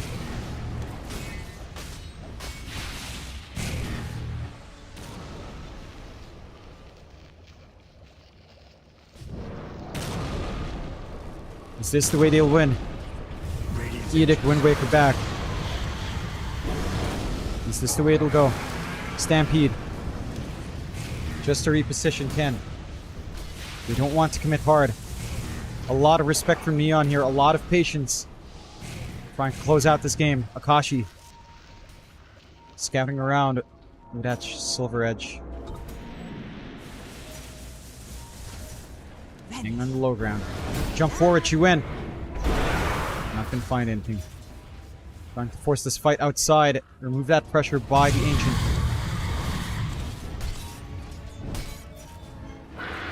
Going for it. They do get the curse on the big one. WS. Need to be able to BKB, but they've got the refresh here. If they lose this... if they lose this Doom, it's gonna be over. Buybacks there. Double usage available. The Divine doing a lot of work. They might be able to find Chidori. AoE Doom. 1 life down on Ken. Winter's Curse does come in, but it doesn't clip Akashi. They'll find the damage, kill off Castaway. They don't have the control for Ken. He does manage to get the BKB. Wind Wakering away. Buyback force on Castaway. Can they find more? Chuen dropping low. The Ancient exposed. The creeps are going. They've got to come back and clean up. Ponyo gone now as well. Secondary Doom still ready. Pops it. WS trying to get work done all by himself while the defense come through. They will find one more in JG. Ancient still falling. Akashi trying to get the hits. That Divine doing work, but the creeps, Akashi has to be careful. The creeps are doing too much damage. Akashi's gone, no buyback. Does pick it up. Chidori does have the Divine now though. Everyone's back up. Ancient exposed. The damage is coming in. And this game is going the way of Neon. Game 1, very well played, coming out from Neon. Talon falls flat again. The story of this upper bracket, the story of this tournament. Talon in game 1 not mixing together all too well. We'll see if that changes, but Neon, again, not the team to underestimate. And they play amazingly well. And they pick up this Leshrac, and they give Talon the Chu Wen DK that they know they like to run. And they give Akashi, Akashi grabs this Drow, which, again, I feel like was a reasonable response to the Alchemist, but the itemization kind of felt off. Going for this early Lincoln's Hurricane Pike just felt weird. Silver Edge as well. Like, it felt like the Silver Edge was not fully necessary.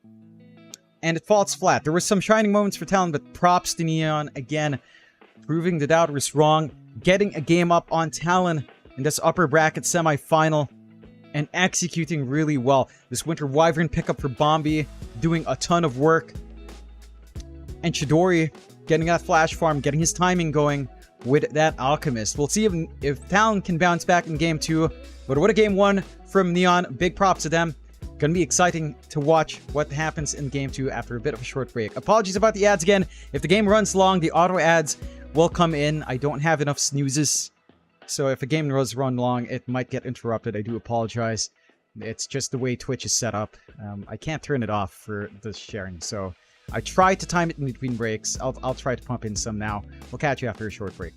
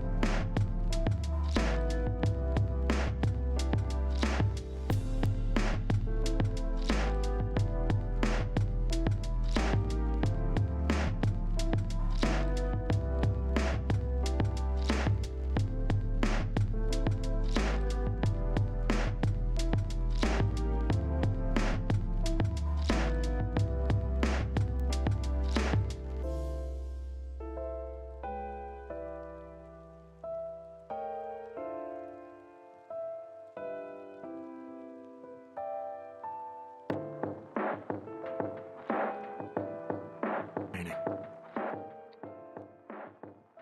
All right, ladies and gents, we Radiant's are turn back to ban. in Dire's turn for to ban. our second game of Talon against Neon.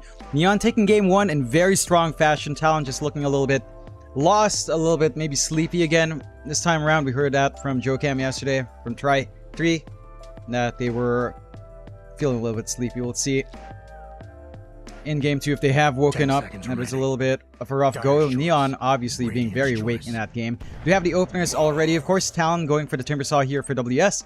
One of his best heroes next to his Mars. And Neon going for that Hoodwink Mars combination themselves. So they've got a good break for the Timbersaw. That was first pick overall by the side of Talon. So they've already got a break with a Sharpshooter here. 10 seconds They've got a left. strong combination to play with Mars Hoodwink. And I think that's 5 a pretty seconds good left. lane to set up for JG. They do ban out the Chen, the Shadow Demon, the Gyrocopter, Doom, and Centaur from Talon. And Neon do take care of the DK, the Bat Rider, Naga Siren, the Leshrac, and the Lifestealer as well. What's going to be Talon?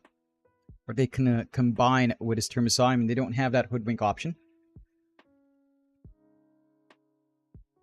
What'll they pick up, I wonder? If anyone's watching on YouTube, please let me know. I got an error on YouTube that says it is a little bit dicey, so we'll see. My feed says it is sending around 4 megabytes to 6 megabytes, which is weird. I think this plugin might need a bit of an update, I'm not sure. Radiant's pick. Alright, Stand Sven comes out from Talon straight up. That's what we were talking about last time, and they will go Sven Mirana. So this does look a lot better. Sven into the Mars lane is pretty good. You've got the Stormhammer into Dire's Arrow lane. combination that can lead to some Templar girly aggression Assassin. in that lane. I'm surprised Neon picked the TA into Sven. I think that's one of the matchups that TA does not feel great in. I think overall, right, you think about that lane. Not lane, but you think about the potential down 10 the line seconds with remaining. Warcry and the Shard. And there's a lot of damage being blocked off from the TA. 5 seconds remaining. So I like seeing that coming out there. We'll see what the response is from Neon to continue, of course, with TA. That should be our Ken hero, maybe our Chidori hero. It's either or.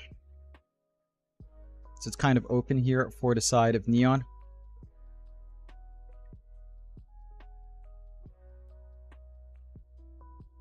Radiant's pick. Bang. Bane comes out for Neon. That is a pretty good hold for the Sven or the Timbersaw.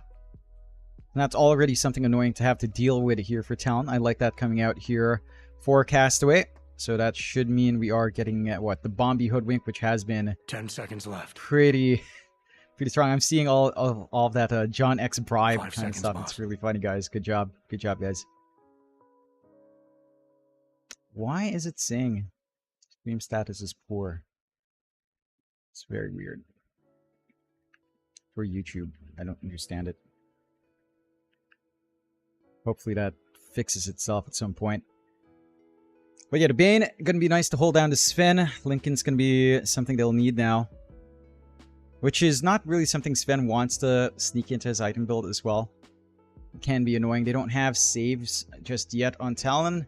I don't know if you go for something like the Oracle. I mean, you could. I don't know if you would.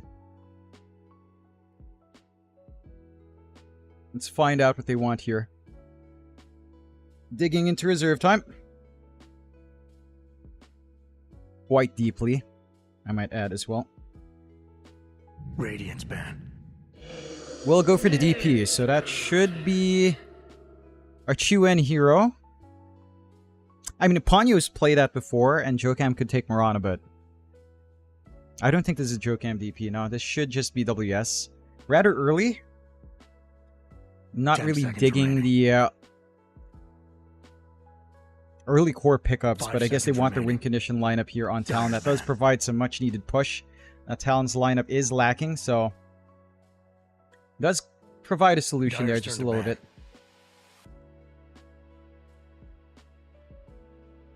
What are the bans? Dusa being taken out by Talon, so Chidori Dusa gone. Rubik being taken out by Neon. Ponyo was doing decent amount of work there, although Again, he is likely to be playing the Marana here with 10 his Sven seconds lane. left. I think that's the lane that you just don't want to remove there. 5 seconds remaining. See what the bans are here for the side of Neon. Radiant's turn to ban.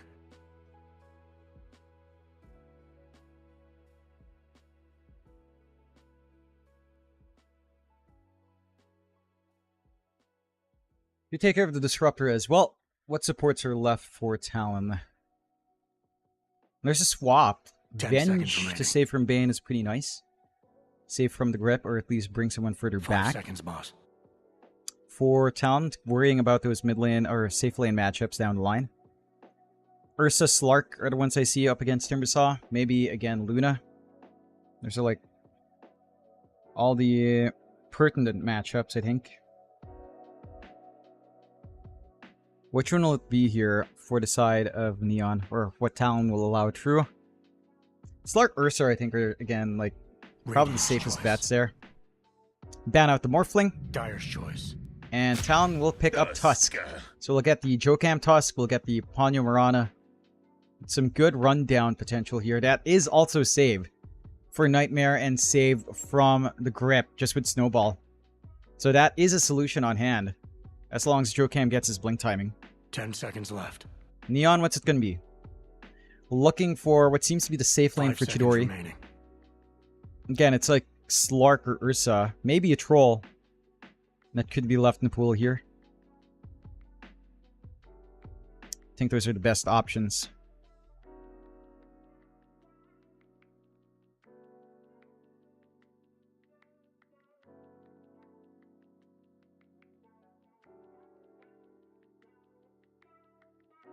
What's it going to be, Neon? Again, they've got options. There's a Luna that can come out.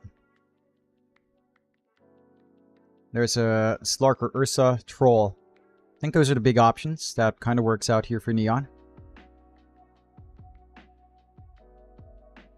You have a decent lane, Bane. We'll go with Heck of a Puck, so team. it is a Chidori TA instead. And we'll go to Puck mid, up against the DP.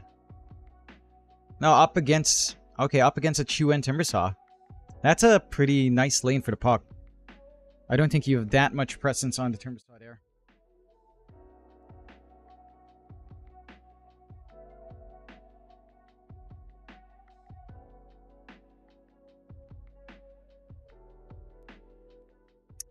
Rather interesting drafts. Pretty big change up from the last game. I will say, I do... YouTube, what error? Is there an error? Oh, I'm talking beforehand. Alright, excellent connection on YouTube now, alright.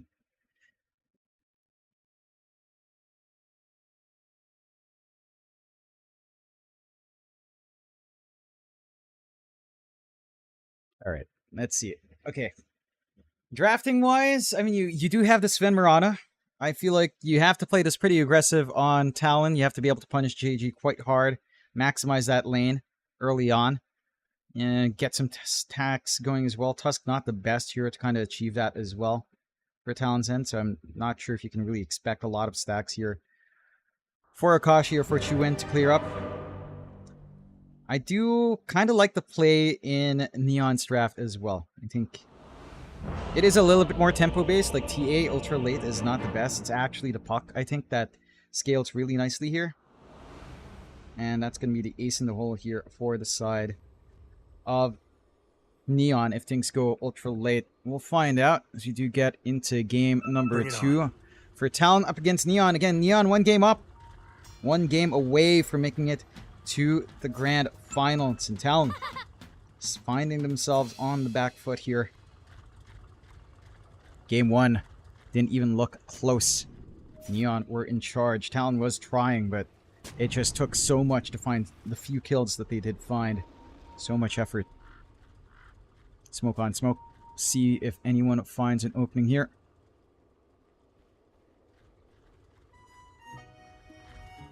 Doesn't look like it just yet.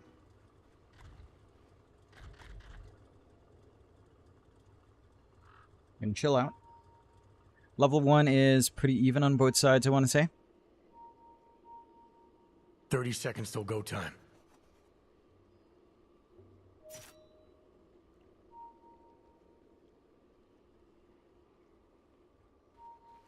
JG looking to sneak away an additional rune. Might be able to. Talon will also make their way up top. They've got the wards to watch that area. They can just go for a direct trade. So it shouldn't be too rough. Though maybe they get away with more. Akashi's just going to be able to grab his. May the best team win. Can anyone grab top? They're going to make their way top. No one grabbing that, so it should be 2 for 2 in the end. Chidori's going to have to walk back. Not the ideal, but you will find it. You are still relatively happy. 2 for 2, yeah, Cass will able to take it. Take a look at these lanes they break out. Chidori, of course, up top in that safe lane TA.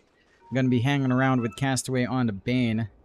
This lane doesn't have that much synergy, to be fair. It's just gonna be the supports trying to trade, trying to buy space out. WS does have a good time. This is just like the TA versus DP mid lane matchup, which is pretty alright for DP. You can run down with Spirit Siphon. Chidori might have to try to look for melds. Does go with level 1 side blades as well, so not looking for the aggressive early meld strike. There's some good play with Jokam once tag team is up. Chase down is really strong. But Castaway again, there's some save potential here with a Nightmare. And Feeble can be annoying as well. So you do have that going for you. Jokam just going to force Castaway a little bit further back. Let's get some nice harassment off. And we'll be fine. See how much Chidori can get out here. Of course, WS just going to be playing with that Crypt Swarm. Level 3 does feel bigger for Talon, so I suppose that laning spike is more significant for the Radiant side here. And we'll take a look as it goes on. Down bot, of course, you've got JG on the Mars, along with Bombi on the Hoodwink. And this lane is really straightforward for the Mars. Me and Lee matchup up against the Sven. You always have the threat of God's Rebuke and always trade pretty nicely up against Akashi. Akashi likely to go, what, 1-3-1 here on that Sven. Just go for the cleave, get some free harass, keep shoving the wave, get some farm. And as long as he does that, he's fairly happy overall. You will have to respect the level timings for Bombi, you know, the bushwhack into the spear. Could be annoying. Courier's down. Kashi does opt for the Warcry, actually. Just wants a little bit more defense here, which is fair. There is that Storm Hammer into Arrow combination that can come out, but Ponyo does go for the Leap and the Starstorm instead. So looking for trades instead of kills. Let's snipe a Courier. Bombi still manages to get his needs out of it, though. But a lot of Couriers being sniped away by Talon. Nice little gold boon for everyone else here. Last lane we haven't looked at is mid. This mid lane for Ken should just be better. It's Puck versus Timbersaw. Not too much Timbersaw can really do to pressure this lane as much. Does go for the 2-0-1 build, which is typical of Timbersaws. You don't tend to get the Timber Chain on the mid lane, so you're not going to be as mobile. The Puck can certainly abuse that, especially when it comes down to these water runes and the power runes later on. We shall see. Chuen not doing too bad of a job keeping up, but this is certainly a little bit easier for Ken. See if that emphasis on the power runes later on at 6 minutes is there for either side. But do have the early urn already up in WS. Just needs a kill. Can really start that chase, but easier said than done. Castaway pocketing that 1 skill point for the Nightmare or the Enfeeble. We'll find the Nightmare now. Level 3 up for WS. CDR does go for 2-0-1, so a little bit more defensive in lane. Just wanting to avoid damage. Soak up farm, not looking for the aggressive meld strikes. Is finding good farm anyway. Like, not being slowed down at all. It's going to be feeling pretty great here. Kashi, for his part, doing fine as well. And holding onto that skill point, trying to see if he can get away with a cleave or not. Ponyo, still no arrow at level 3. 2-0-1. So again, no combination with that Sven. Chase out, looking for the water runes. Deny from Castaway. And the pickup for Ken does give an advantage there in comparison to Chuen. But Chuen doesn't really need it as much. I mean, he's got the reactive armor up. He's got some HP regen. Mana regen is a little bit more annoying, but he has the stick, so he's fine. Again, Pretty nice start, though, for Ken on the mid. Not much Chu-En can really do. A little bit surprised to bring out the Timbersaw versus the Puck anyway. But down the line, this is going to be extra annoying with the Timber Chain being blocked by the Dream Coil with that leash. They do manage to get the Bushwhack onto Ponyo, not going to be able to find the Spear. Ponyo does manage to leap away. Very good farm coming out from JG, but not really able to stop that Sven. Akashi does go for the 1-1-1. Bounty runes to be traded. Jokam will grab one, and it looks like Bombi should be able to grab the other. Although he will leave it for the bottle top-up, it looks like. My Allah compares me to Groot. Again, a pretty quiet game here. Ponyo, let's be a bit cautious. Akashi does pull ahead, just wants to get some poke onto JG. And the Sven is on top of the network board very early on. Not by a massive amount, mind you. Maybe a couple of creeps. Jokam gets nightmared, and you have to respect the damage on Castaway. He has a lot of output. We'll be forced to salve up. So you're not able to get that aggression bot. You're also not able to get the aggression top for both off lanes. Which means both safe lanes are farming nice, which means Chidori and Akashi are tied up. Jokam gonna run up, gets a good shard, tag team. Do they have this combination though? Spirit Typhon coming in. Not really enough to fully kill off Chidori, and Refraction was coming off cooldown. Bushwhack does connect onto Jokam with a nice grenade as well, but not enough to find the kill. Stick charges were there. Again, just a little bit of slower time. Nice grab on the Arcane Rune for Kent. He's going to be feeling happy. He might be able to get a rotation out with that Arcane. And get some gameplay up top. Chu-En just stuck mid. Trying to go for his Arcanes. Doesn't have the mana to sustain. Overall, again, a very quiet game. Neither side looking too explosive. Do you have stacks built up? Jokam will probably not be able to stack as much as you'd want. There's a Tusk. Wisdom runes being pinned out, and that should be straightforward enough here. Neon, Castaway, just gonna take his. Nothing too strange, and the pause does come out. Some lag issues coming out. I'll always remember how foolish you looked.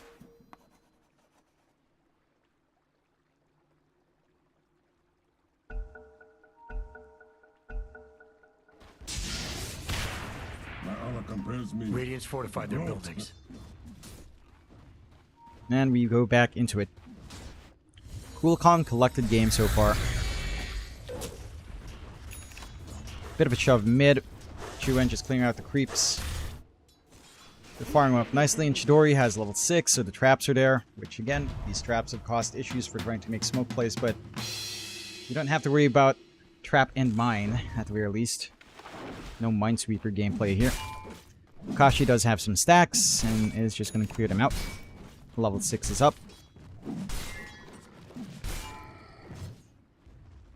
JG working towards the phase boots into the soul ring with a blink, double bracer up, so it's a little bit hard. It's way harder to poke him out on Ponyo.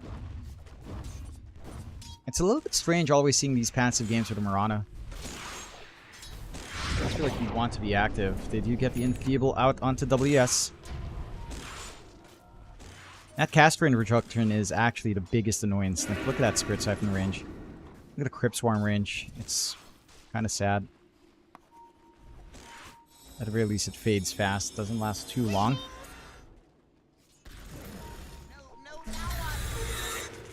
Illusion Rune coming out now for Ken. Chu-En trying to find this kill onto Bombi, but we'll get leashed up. We'll break the leash as well. There goes the Bushwhack, and Chu-En gets arena'd as well. That was a deep run to find absolutely nothing. That does provide space for WS to shove top, but now they can start to get their own push down mid as well. Just get some free pressure on. Still, Akashi makes his way up there. God's Strength up. Should be able to find his tower with the Exo. And the mid siege is not the quickest here from Neon. Tower isn't looking so great. Just cutting creep wave. Dire's top tower is in trouble. I think the big question I have later on is how do you hold this puck? It's going to be a hard hero to pin down. Maybe you get a Sight of Vice down the line from WS. Or an Orchid. It's not too bad. Tower still holds. Stacks are being built. Just a few stacks so far. Chuen gonna try to take some. Going for the blink into the Kaya. So just wants a lot of burst damage early. Neon scouting out though. Castaway does not have forward wards.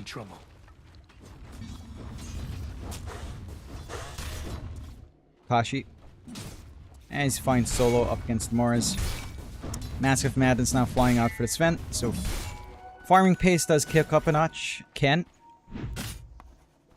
It's copping a lot of hits from Jokam, but Jokam not going to keep the chase, knowing that that puck is a little bit too slippery.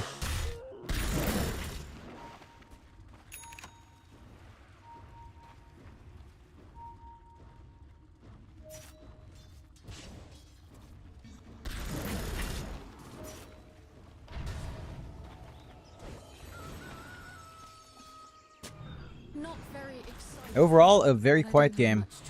Pings for mid. They do manage to get the Invis rune for Chuen. That's nice, but doesn't feel like anyone's going to be able to connect for anything. Ken does try to help with the stacks. Chidori will take them, of course. Dragonlance up now on TA. Is it going to be the Blink next, or are we going to see the Deso first? Let's see. Usually it's the Blink. Wasted. Yeah, just a calm game. Stacks for Chuen. Blink Dagger not too far off for the Timber Saw.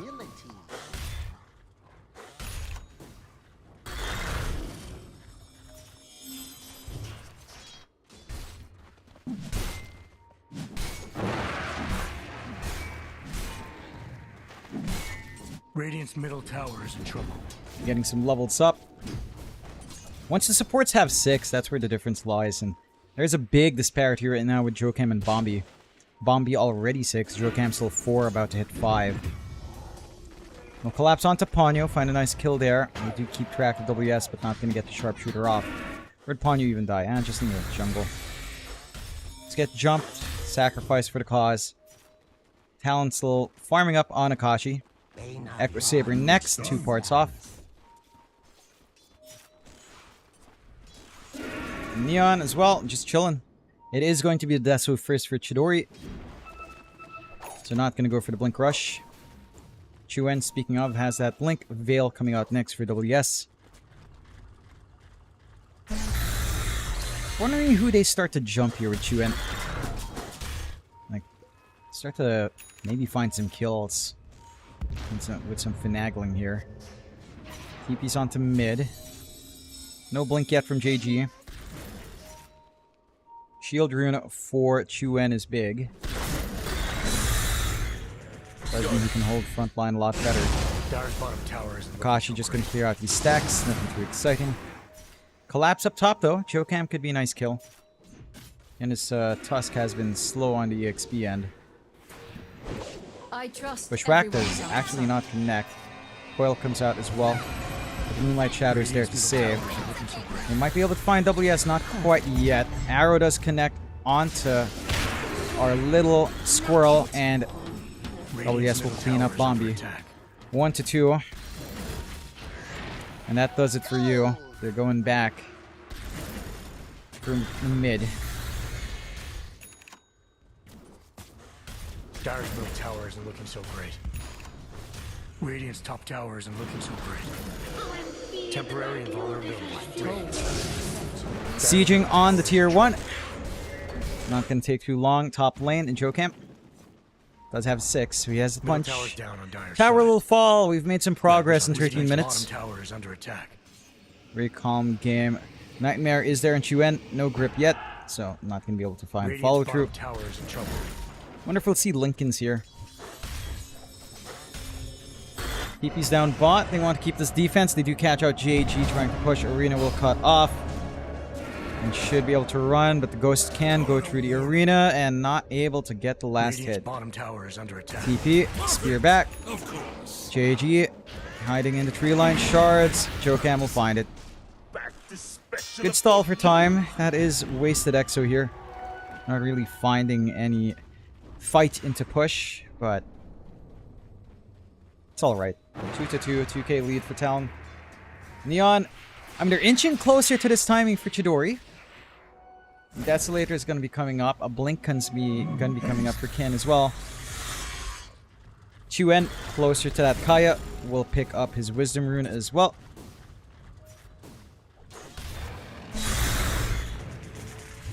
Ken wanting to steal, not going to fight it. And cut the waves. They are checking out the triangle. No stacks left. JG. Not an easy target, considering how tanky he is. He's going to walk away and grab a Lotus. A nice, delectable snack. Perchance.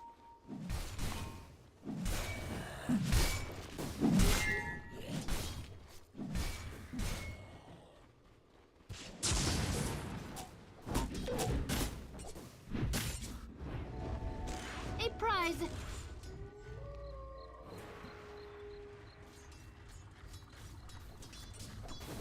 I'm getting some flashbacks here. Guys, F10K? You guys excited? F10K, huh? Smoke out, Neon. Blink ready on JG. Jocam could be the target. Response not quick enough with a snowball and does get flipped down. Shot down from Bombi. You find that kill. Desolator now out on Chidori. Echo Saber out on Akashi, and tower is gonna fall. Radiant's lost their middle tower. Some good progress being made here by Neon. Somewhat. Moonlight Shadow. Can Talon make Radiant's something middle happen tower now? is in trouble. 2 to 3. Puck trying to grab a rune. It's not down there. Amp damage rune is denied off. They will get a kill with Akashi. Only onto Castaway. That is the blink reveal on Akashi. Not going to keep that chase. Just going to clear out these stacks. Outpost is there as well to watch. Bombi, sharpshooter, bushwhack will only connect onto the creeps, and that will just simplify the clear. Akashi to find it all. Radiant's top tower is in trouble. Gonna be the BKB disassembly next. No Ags with a blink here.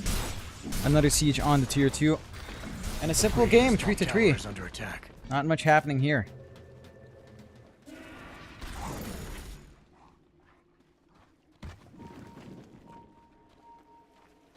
I actually think it's funny. John X and Tire.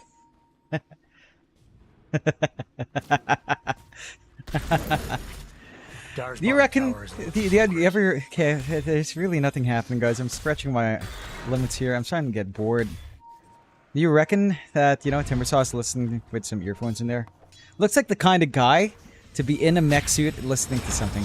They get the punch. Psych! Oh, the jump away. Dream Coil catches 1, 2, and Ken. Is he just Ken? He will not dodge the Yule's perfect Jocam with the shards. Puck not as slippery as you think right there. Bit of a mistake with that jump back there for Ken. And Talon finds the punishment. 4 to 3, 4K up. Talon, 18 minutes in. Akashi is going back for that BKB, so disassembly into BKB. Looking well lined up for that.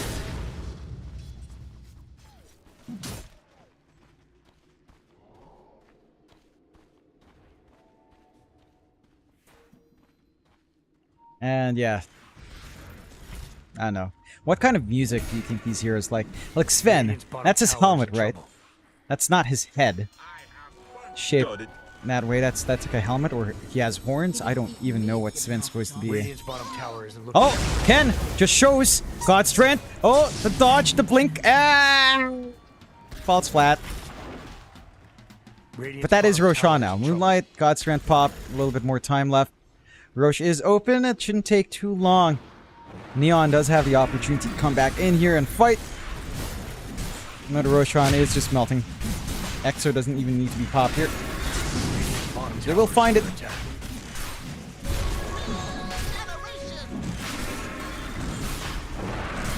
Take it, no problems. Secondary life for Chuen, who has the Kaya. Sanj not too far off. Mid Being Radiant's siege mildly jump forward. Jokam gets the punch, isolates JG. He's gone. WS still fine. Oh, they want Chidori. They will lose WS now. But Bombi can't run away from Destiny. Well, he is scurrying off, but there goes Chuen. 6-4. Bigger kill, but offlane for offlane support. Talon's still a little bit happier. 381 gold. Still going for Neon. So again, could have been worse, but still not ideal. There goes the disassembly of the Echo Saber into the BKB for Akashi.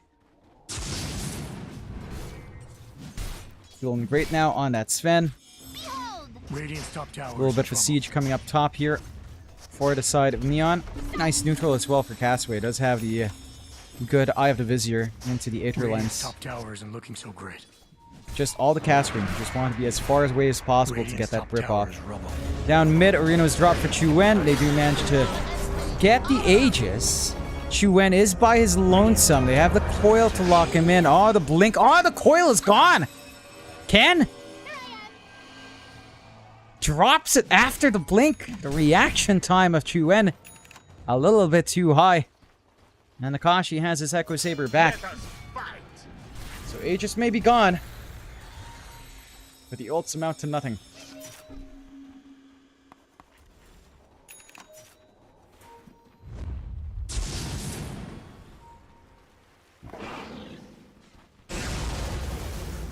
Going for that smoke play, jump forward to get the punch out, and the follow-up! The Nightmare to stall, but not for long. Castaway stuck in the middle of nowhere. Bushback does hold. Chuen still wants this.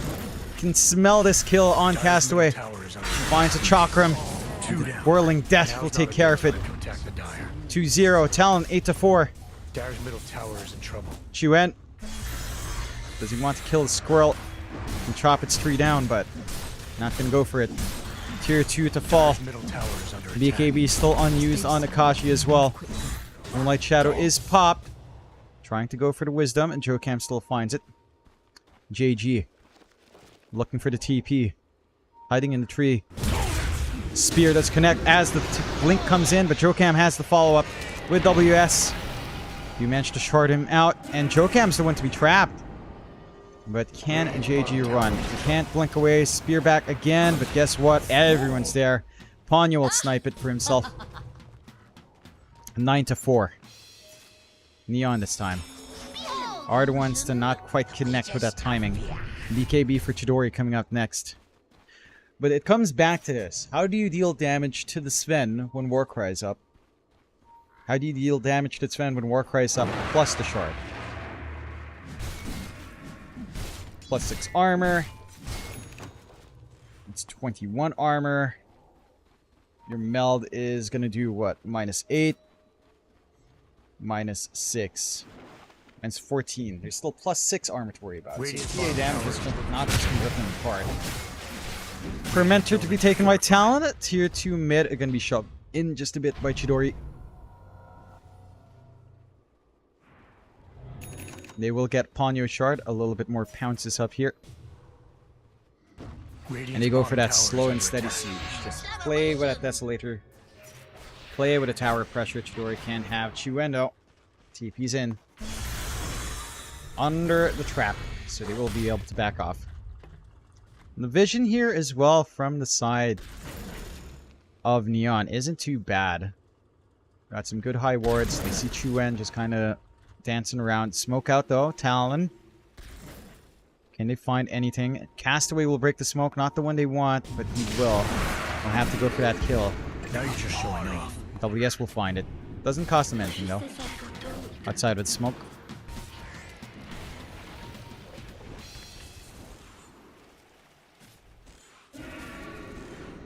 And it's a slow game.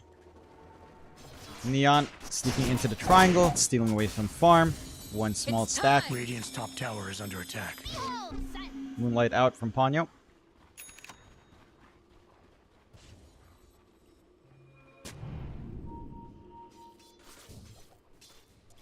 GG. The dusk is always ready. Will be the target. Arrow to connect with a punch, and it's gone. I mean, in all fairness to Neon, they are doing the right thing. They are stalling for Chidori to still get this BKB timing. So you're happy. You've Dyer's got middle tower the is puck looking now so great. with full Kaya Sanj. Middle tower's down on Dyer's side. Tier 2 mid does fall. Akashi does shove in. So 2 outer towers left for Neon. I think her puck needs to go, you know, typical annoying puck. Maybe a Lincoln's this game. A prize. Wind Waker wouldn't be too bad either. Either one, and then kind of go like Octarine, maybe a Mjolnir, work onto the Yags, Konda, Pharasma, and go from there. Chuan has the right idea. BKB into the site of Vice. Punching for you. Just wants to get some control, some stable control for that puck. Even a TA. Pretty BKB pop. 11-4. Oh yeah. 8k lead for Talon. Neon chilling out.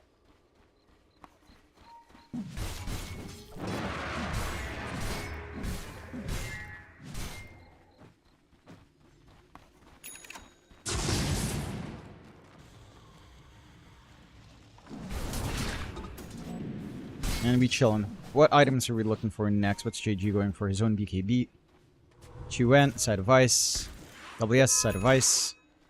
Ags for Drokam, so the kickback is going to be nice. Daedalus for Akashi, not too far off. Can they find anything here? Arrow just to connect. Are they going to fight over this Roche?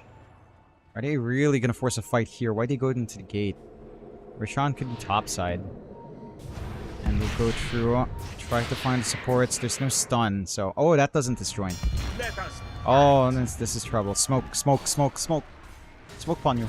We can't let them see us. Moonlight works as well.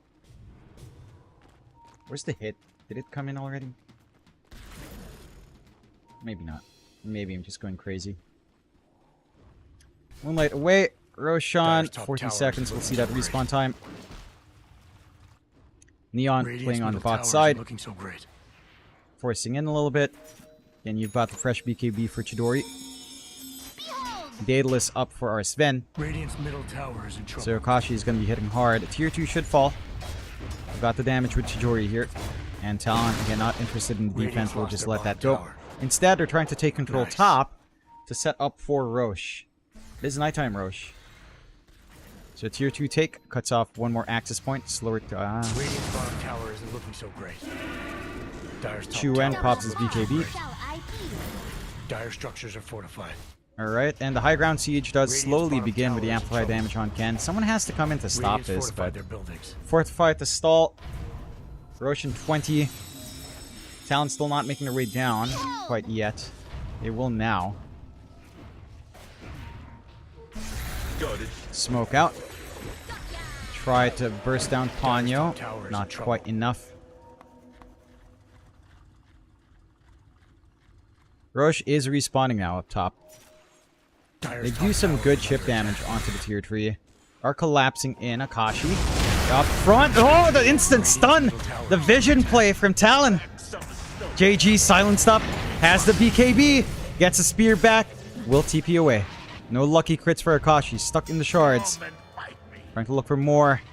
That's gonna be it. That's the BKB and Godstrength gone from Akashi. But with the puck gone, tier 2 siege into Roche Dyer's top is a tower in distinct trouble. possibility now. No fortified to save this. Dyer's two top gone. tower is gone. Talon, can they sense the Roshan? Exo is still ready to help with that as Godstrength fades. And Neon.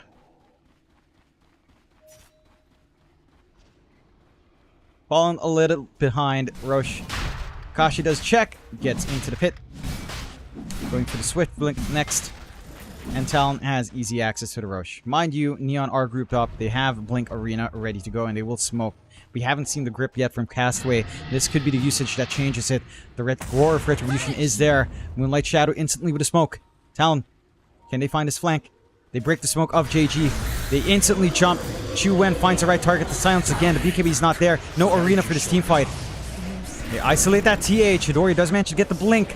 Refraction to save a little bit longer. BKB's there. They get the punch. They hold her down. Dream Coil, though, catches a lot, but not enough. Castaway gone now as well. Chidori can't find a kill. Double kill. 3 down. Ken can't clean up. And that is Roshan going the way of Talon now. God's Strength ready for Akashi if he needs it. But the Exo is still running for a little bit longer. Roar of Retribution comes out again. And Roshan will fall to Talon. Aegis Cheese going their way.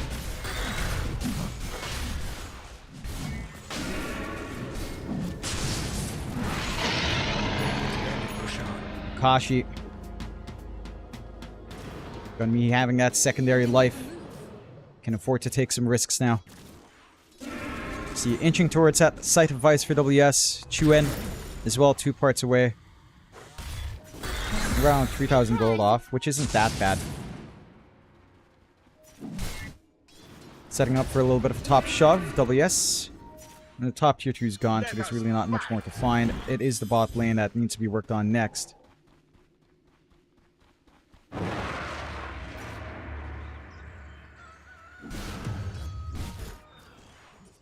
Neon. I mean, it's a hard game for Chidori. It comes back to that. His damage doesn't feel amazing. He's not able to burst down these supports, even just the Guardian Greaves.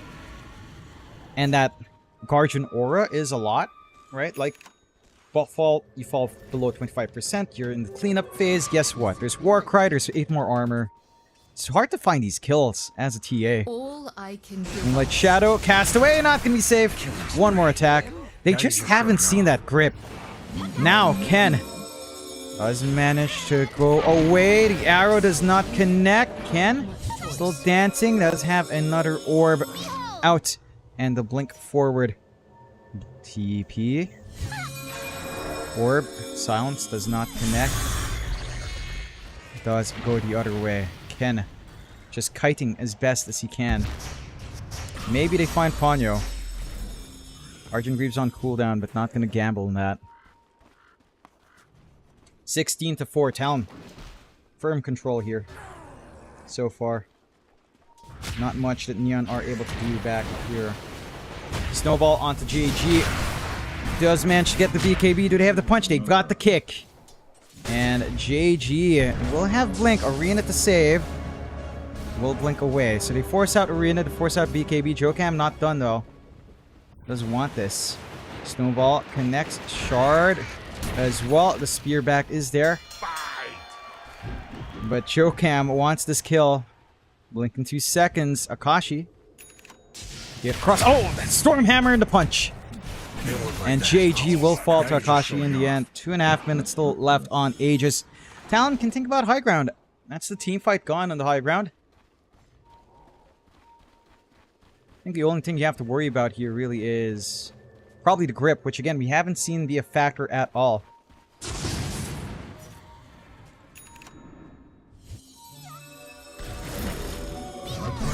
See if they find this puck. Maybe find this Castaway instead. Arrow does not connect, but doesn't matter. Grip gone out of the equation once more. And our puck still trying to jump across the map. Will be successful in doing so. They do manage to isolate a Bombi. God's Strength out. Akashi will get the hit. Has the Swift Blink ready, so Phase Boots in the backpack, and high ground can finally begin here for Talon. JG is back up. Arena in 18. Aegis still 2 minutes, a minute 40 to go. Not that much time, but more than enough to rip through here. EXO ready to go as well for WS, and this push should not take too long. Creeps are coming in. Backdoor will not kick in. 1 Ceterax done. Jokam checking elsewhere. Not bad. Dyer's fortified their buildings. Fortify again to stall. Dyer's middle barracks are under Well, we see the creep cuts here from Ken. He'll try. He snipes couriers. We'll snipe 2. middle barracks are in trouble. We'll snipe 1 wave, but this wave is enough to have them go for the racks. So a set of racks down. Talon up ahead now. 18k. 19-4 Neon. Damn. Look a little bit lost. And we'll lock in Akashi. Again, still has Aegis. To get the punch and the kick. That is Chidori isolated. BKBs fly on. Chidori chain stunned away. The grip does come on, but there's that save with a snowball we were talking about. Kicks in. Castaway can't hold anyone down as long as Jokam's around. Stormhammer through and Castaway's gone. 2 down. 2 down for nothing. As Talon can now look at the top lane. God's Strength still ready. Have the creep wave coming in through top. Bombi kills himself off to neutrals. Is that the Tormentor? Yeah, dies to the Tormentor. But another set of racks to go. And Talon looking like they can force us to that game tree. Neon. Dire's top barracks. Falling short of the mark. Akashi wants this over with. Dire's top barracks are going down. Pokes the tier force a bit. Will back off.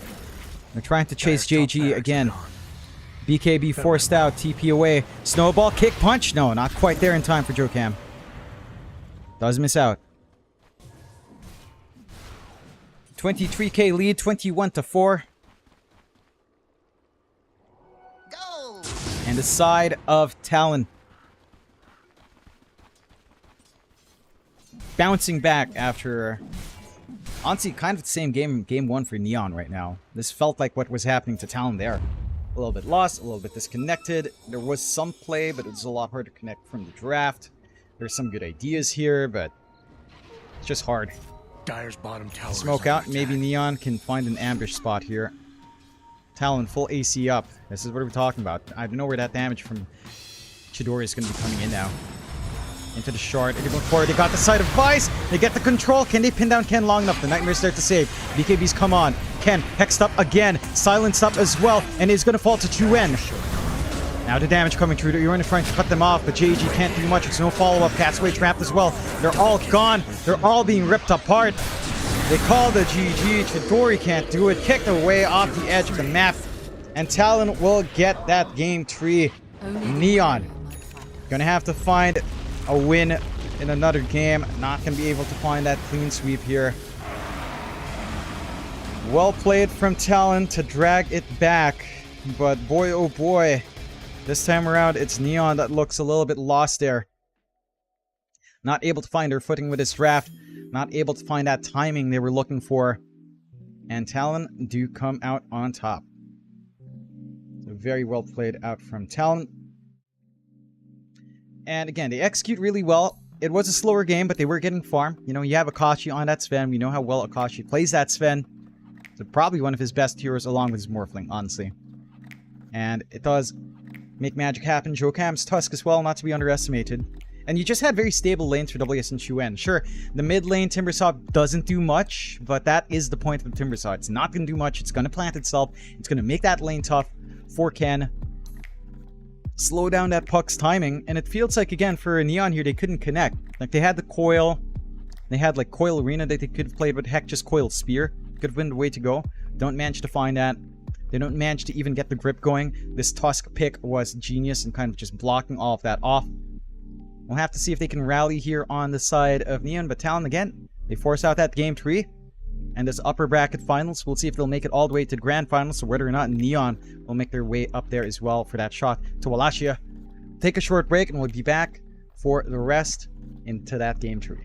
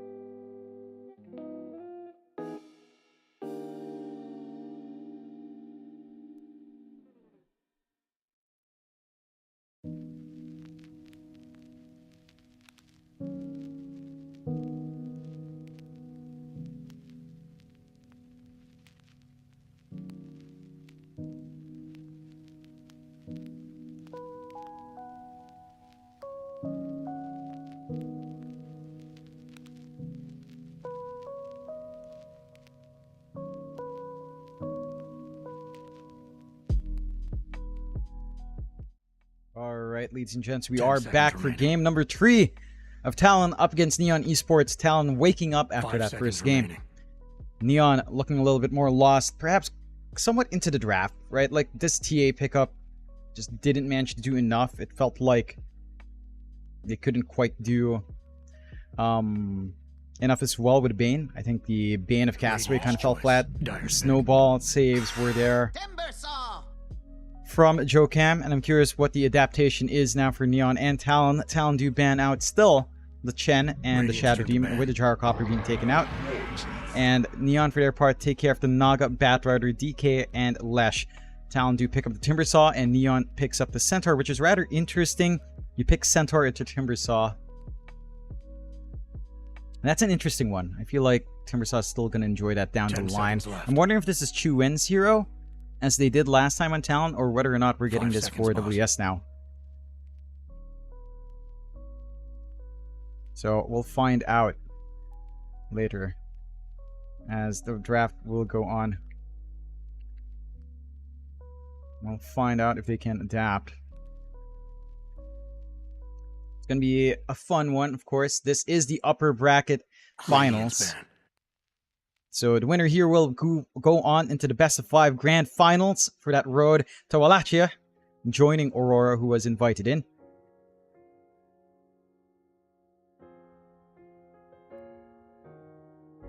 Dyer's turn to ban. See what it'll be. Ban out the CM, ban out the Ench, so it looks like they want to make Neon a little bit uncomfy and provide some openings for the Timbersaw, not having to deal with hard lanes here. Neon, for their part, do take care of the Chu-En heroes, again with the DK, now the Leshrac, Dyer's choice. and the Lifestealer of Radiant's Akashi gone as well, with, of course, when you have the Centaur, you don't want that there. They will go with the Disruptor here on Neon side. Talon? What's the play? I feel like you could Naga into Centaur just fine. It's an alright lane. You could still Slark Ursa. It's kind of dead. I keep 10 saying seconds Ursa, but it's left. pretty dead. Slark can be okay. There's still stuff like Terrorblade. There's still 5 stuff seconds like remaining. Luna as well. And we're looking at the supports. I wouldn't mind something like the Jokam Tusk again Radiant's to open choice. with. I think that Tusk does a lot of work, and yeah, they're just going to go for it. It's a nice safe bet. Good saves here from Jokam last time. Really good Ags timing as well in the last game. So I did like seeing that. Dyer's pick. And they pick up the Venge now. So they've got the swap saves. They've got stable lanes. I think Tusk Timbersaw might not be the best lane in the world. We'll find out. 10 seconds remaining. 5 seconds, boss.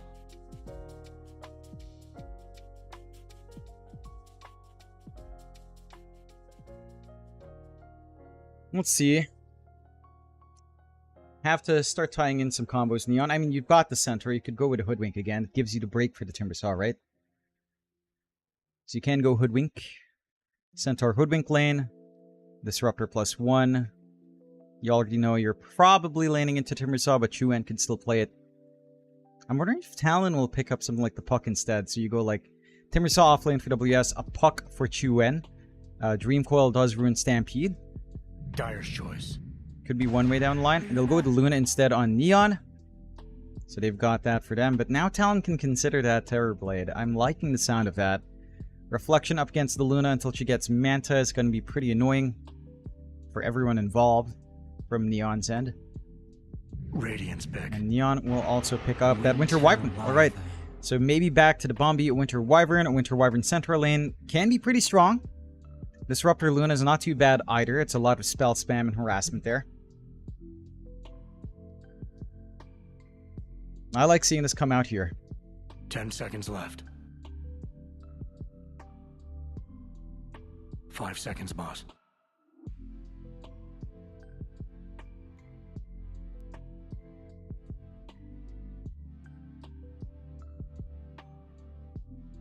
What's going to be to pick up Talon? The Winter Wyvern did a lot of work last time from Bombi. The saves are annoying, and you do have a decent amount of magic damage this time around. That will get blocked. Alright, that won't get blocked. This is physical block. So you can still burst down just from the Timbersaw alone. Are they going to pick up the carry matchup? Again, Terrorblade's still there. Terrorblade is an option. Sven is still okay, but might be a little bit trickier. Razor if you're really looking for just lane. I don't know if you want to Razor though. It feels very fast. At the same time, Eye of the Storm plus Wave of Terror is pretty nice. Swap while you're trying to chase someone down with Static Link can be really good as well. So you do have that going for you here.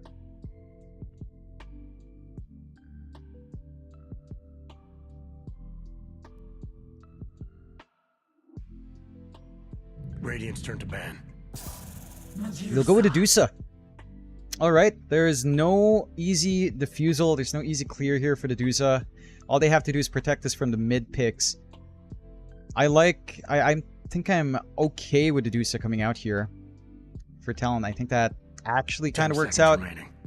It's not the worst Dusa game at all. 5 seconds remaining. So it should work out Dire's pretty ban. nicely. They'll ban out the Pango. And Neon now should be banning worry, either Future's off already lanes or on it. mids. So they have to think about this.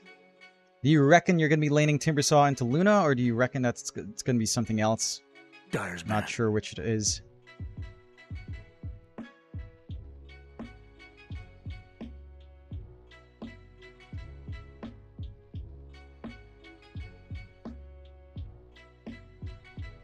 What are they going to be picking up here or banning out? They ban out the 10 WSDP. seconds remaining. So maybe trying to force the Timbersaw into the offlane, which I think the Luna Disruptor 5 can seconds, manage boss.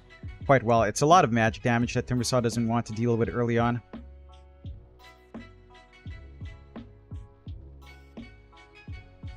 Finally. What's the ban? What do they expect here from the side of Neon?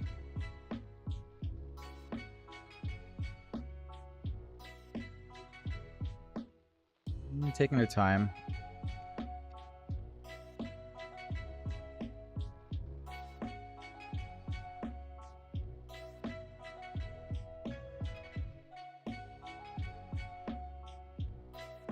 Really thinking hard. They'll take up the Morris, so they do expect Chuen just to play Timbersaw mid, which again is probably the case here. Do you want to keep the Puck as an option for the mid? I mean, Chuen managed to handle that mid lane matchup. You might actually want to take care of stuff like 10 Luna seconds Zeus left. instead. 5 Puck seconds is remaining. going to be a little bit annoying. Again, your stunts aren't the best here from Talon, so you might want to take care of that. We'll find out.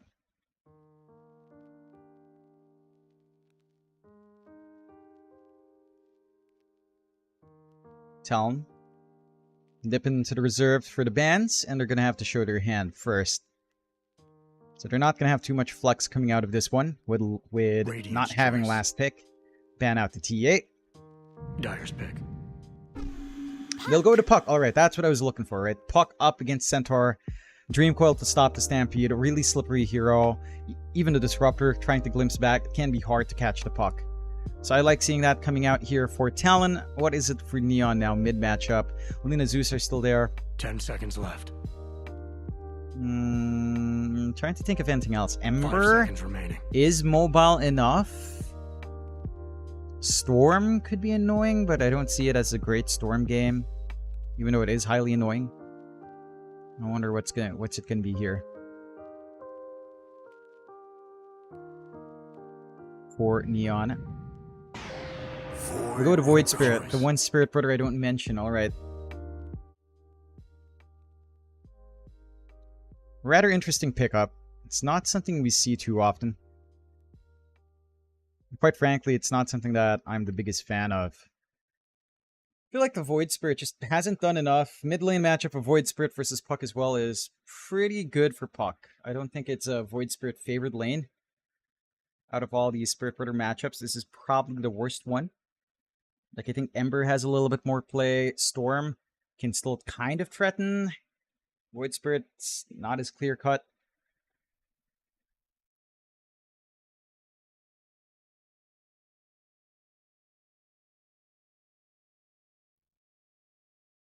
Let's see. I mean, you've got a good lane for Chidori and Castaway, right? WS shouldn't be finding too much here with Jokam on Tusk.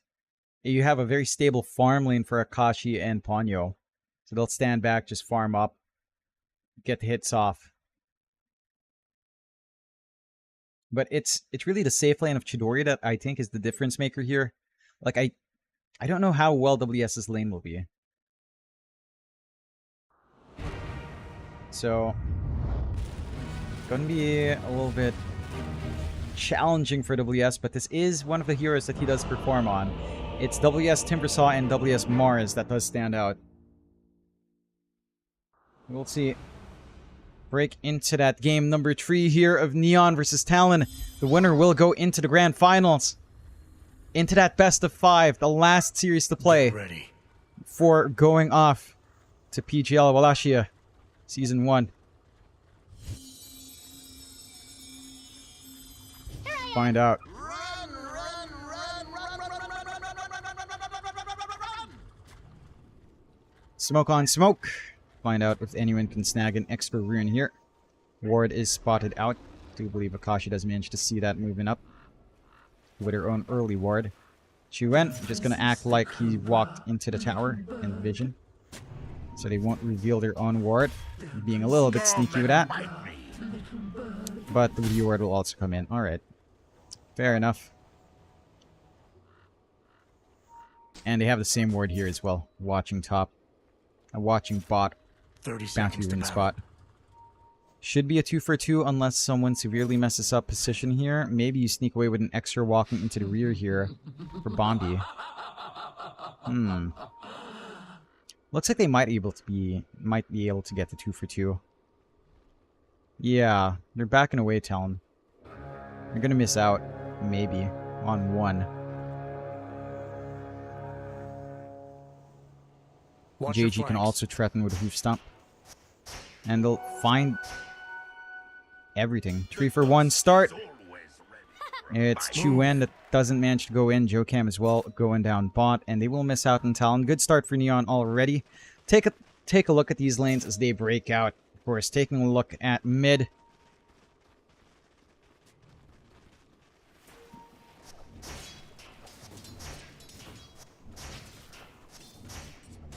Let's see. It is the Void Spirit of Ken up against Chuan on the puck. And again, this is a pretty stable lane for the puck. When you've got some reach with a Resonant Pulse, that can be annoying. But the puck outranges. The puck can just throw Illusory Orb out. It's going to be a little bit easier for Chuan to play. Rune control is important for both sides here. So there is that to consider. Maybe a little bit more important for the puck, all things considered. But not going to be too bad for either side. We'll see. I think the water runes are just going to be 1 for 1. It's the power rune and the bounty rune that's the difference maker in this kind of lane. Find out if either side will get side lane rotations onto mid. Taking a look up top, we've got Chidori on that Luna, Castaway on that Disruptor up against WS on the Timbersaw and Jokam on the Tusk. And this lane is pretty alright for WS, right? There is a lot of magic damage coming out from Castaway and Chidori. At the same time, Luna's range does put her in the firing line of the Whirling Death. So it's not the easiest time for a Luna. WS might be able to get away with the 2-3 build that we tend to see. The more aggressive Timbersaw build, or the 3-2. With no points in reactive. See if that's what he's going to opt for. Of course, Castaway does have the save with a glimpse. So it's not as simple as kind of just trying to chase down. There are saves here for Neon to play with. Good cancellation of that clarity here from Jokam. Already trying to look for some blocks. We'll find it walking up into the high ground. Take a look at the other lane. The last lane down bot. You've got Akashi on the Dusa with Ponyo on that Venge. Up against JG on the Centaur and Bombi on the Winter Wyvern once more. And this lane for the Medusa should not be tough at all. Like, this is a very straightforward lane. You're just going to farm. You're going to sit back. The poking and prodding of the Winter Wyvern's not going to feel as amazing. You can trade pretty nicely as the Venge with a Wave of Terror. You can try to go for the slow play into the chase down of the Dusa, but with the harassment, the steady bounces from the Mystic Snake, there's good chip damage to apply onto JG. So Akashi shouldn't be under threat. They are pretty far in top. Jokam, 1 right click away, is not going to die. Does have a salve and a stick. is going to be fine. WS does go for a value point in the reactive, so more than likely a 2-2 build here perhaps. Or 3-1-1 or 1-3-1, although that's less common. So it just wants to sustain true. They have forced another clarity out onto Castaway.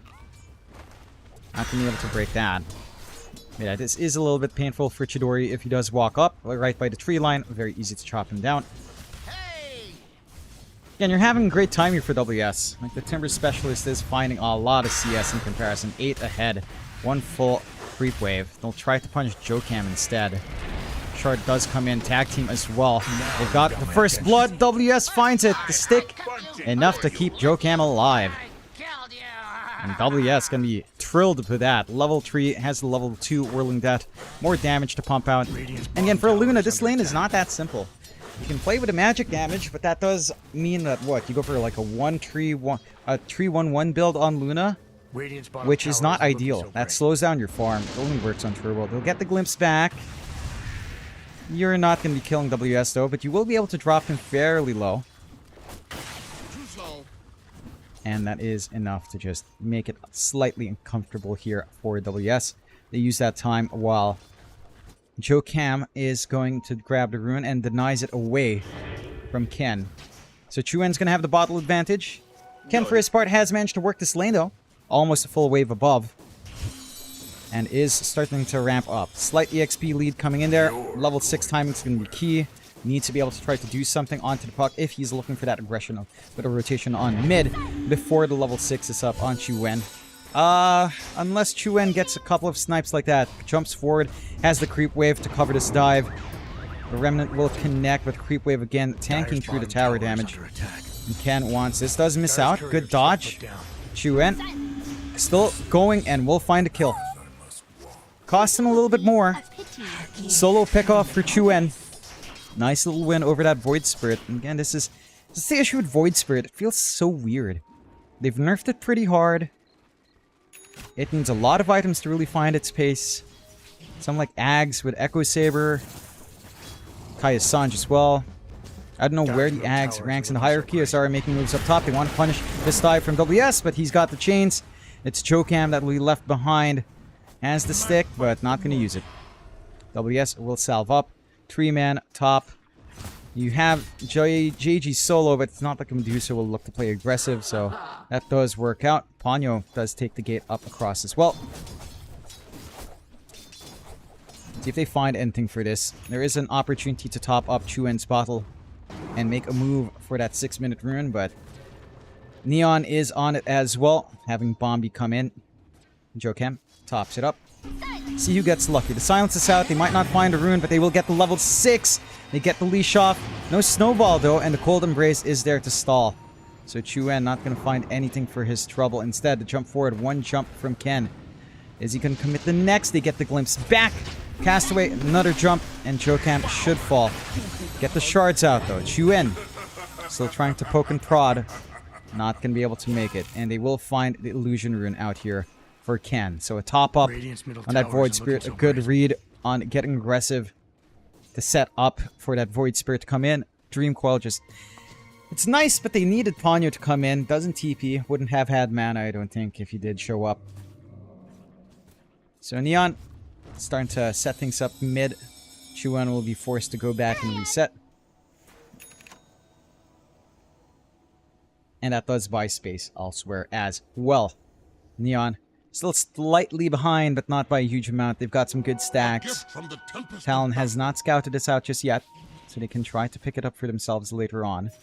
They don't quite have their own stacks in the triangle, but they do have stacks, I believe, by the bot jungle. So there is that. You've still got a really free game for Akashi. WS as well, not under too much pressure, although they will try to group up onto him now, but it's a level 6 Timbersaw 2-2-1 build. So a good mix of damage and mobility there. JG. And he's not doing too bad, despite it being a passive lane, right? Like, he's not stopping Akashi, but he is finding his EXP and some slight farm. Still, Akashi is going to have this Yasha time fairly quick. So he's just going to be able to build up. Level 1 split shot is slower in farm, but he's got the Mystic Snake. Not gonna be trouble Dire's for top Akashi towers here. are looking so great. Gonna try top. They do get glimpse back, Ponyo, so not gonna be able to contribute, but they will still find Castaway. Saves are there. Cold Embrace is up and running, but there's the Chakram and a couple more. They will play it Dire's safe. middle Castaway tower will is still under fall. attack. They will trade for Joe Jokam. The Remnant does miss, so they'll have to apply a little bit more effort with one more jump. That Dire's does middle clear the tower retreat is in for trouble. WS. Chuen will find an Amplify damage rune for his trouble. So that movement does actually work out for the side of Talon. They find a support for his support. They get the rune off the back of it. Ponyo doesn't die. Ponyo's just watching this farm come out from Chidori. Mind if I do? Does go for a 1-2-3, so no level in the Eclipse. And they could try to make a play here. Stun out, Magic Missile. Chakram there as well. Chain forward. Chakram still running. The return damage is there. Chidori's still safe. Has a lot of stick charges. Ponyo is the one that isn't too good here, but here comes attacking from Chidori with a snowball. Stick charges again saving, but there you go. Magic Missile does give enough for WS to clear with the next Chakram. 4-3 Talon. Very happy with what's happening here. I mean, you can leave your Dusa alone. No one's Radiant's rotating middle down tower bot is yet. under attack. You have this puck that spots out these stacks. They're going to be able to clear as well. Don't lose. Okay, don't lose neutral there, Chuen. Radiant's middle tower is Get the Dream Coil out. Here comes Kendo. The glimpse back on WS. Castaway is going to be safe.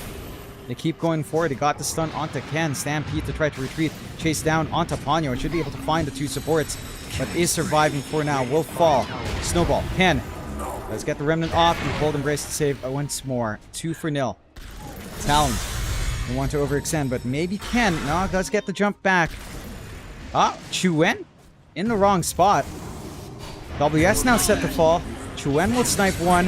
Chuen will be... Oh, Chuen snipes Ken. Will jump away, but doesn't have protection. Will fall 3 for 2. Some big kills for Chidori to be around for. And Neon punished that excursion from Talon. 4-2 actually, falling with the supports there. And all of a sudden, dragging themselves back a little bit more in that lead. Talon, a little bit greedy. And that does cost them there.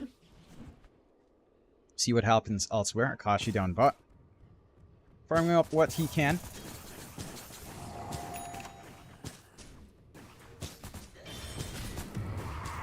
Working onto the Manta. Chuen Radiant's bottom tower working is under onto attack. that typical build-up Witchblade into the Blink. You're pretty EXP starred in these supports once more. Temporary invulnerability. Jokam has Dire's 5. Once he has 6, the burst plays are better. You're ways off still from Ponyo having the swap save. Dire's top tower Or the is under aggressive attack. Dream Coil swaps. Pings down bot. They want to make their way onto Akashi. Akashi is alone, but they'll intercept the Stampede. They want to find his puck. Chuen. Can he dodge? Does dodge the Remnant. Will get away. The leash does break that. Bottom tower is under And now attack. Akashi wants to take this fight. Radiant's bottom Will tower get stunned up. Does not have the Stone Gaze. Akashi in no man's land right now.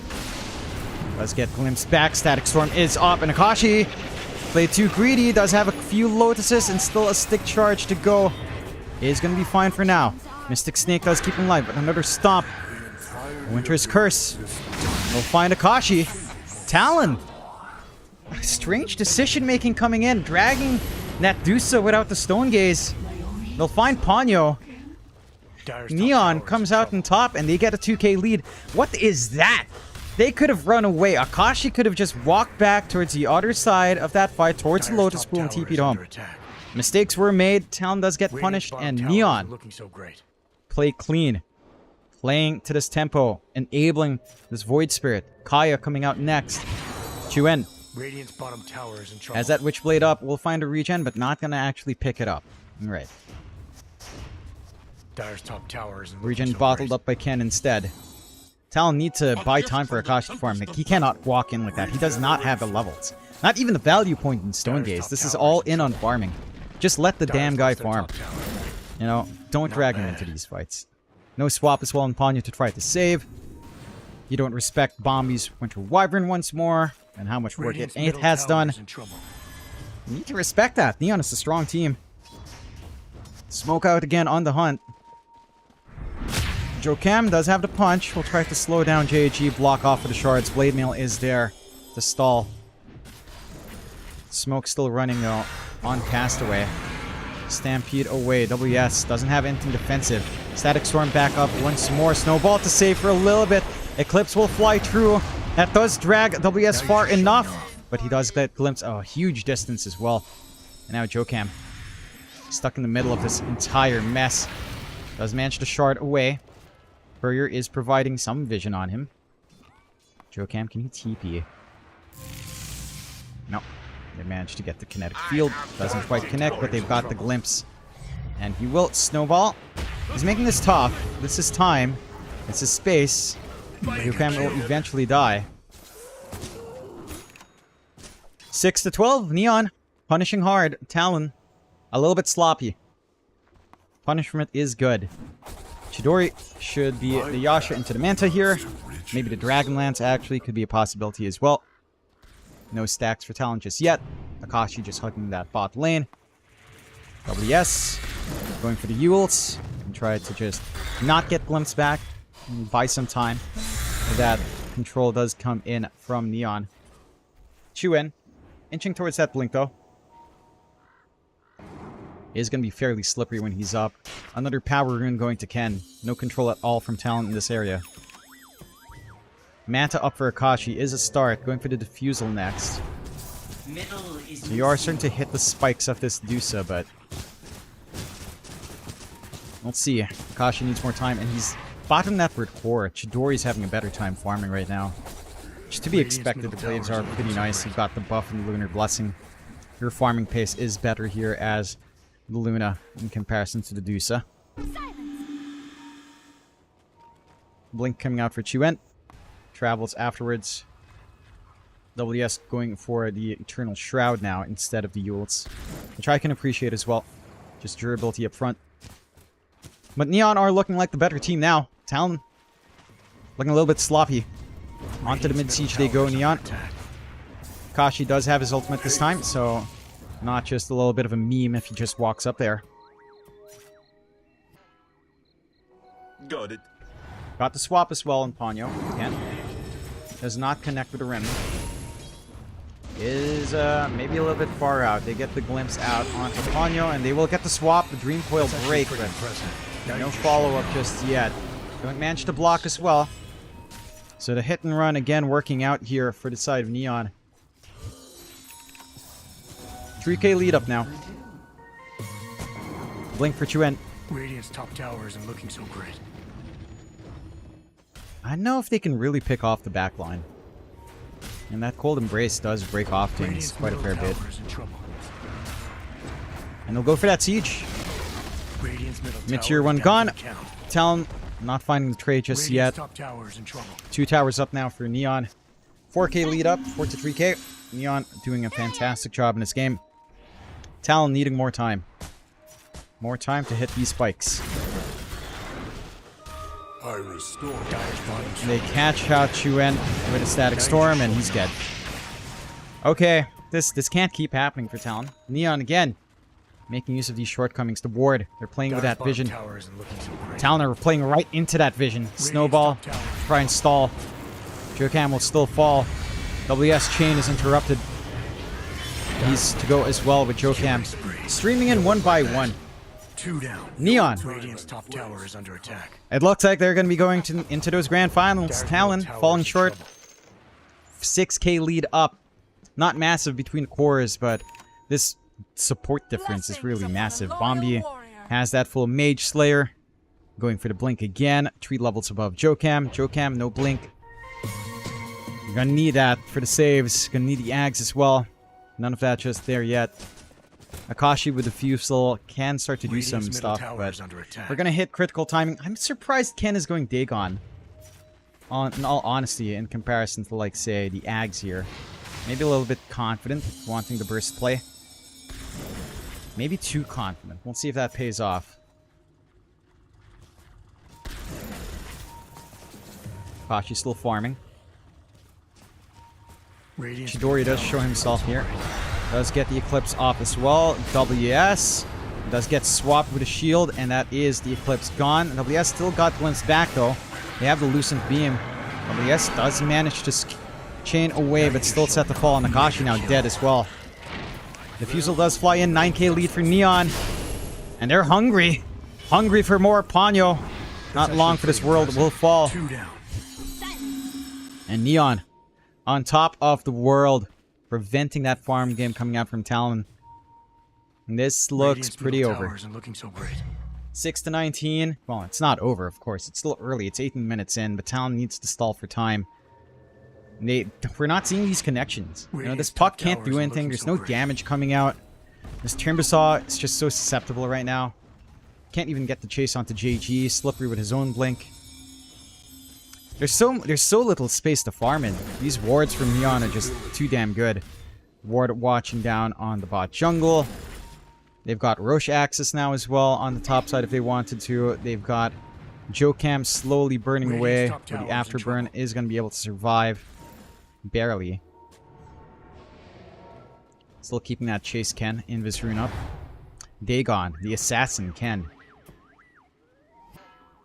Wants to burst someone down, and honestly, a lot of them are very burstable right now in Talon. Tower isn't looking so great. I'm surprised WS isn't camping a lane. Like, what's he doing in the jungle eating camps away? Get the Dream Coil out onto Ken. Get the save again with the Cold Embrace. And there's the Winter's Curse. They will stampede away to swap there to try to stall for time. Glimpse back onto Akashi in that Static Storm. Can't get off the ultimate just yet. Is going to use it now, but he's stuck in the middle. Eclipse will come in. They will find a Winter Wyvern. Jokam will still fall. Akashi's out of mana and is set to die. 4 for 1. Talon. Nothing's lining up, man. Neon's just playing too damn good. An outstanding time for Neon so far. And Talon.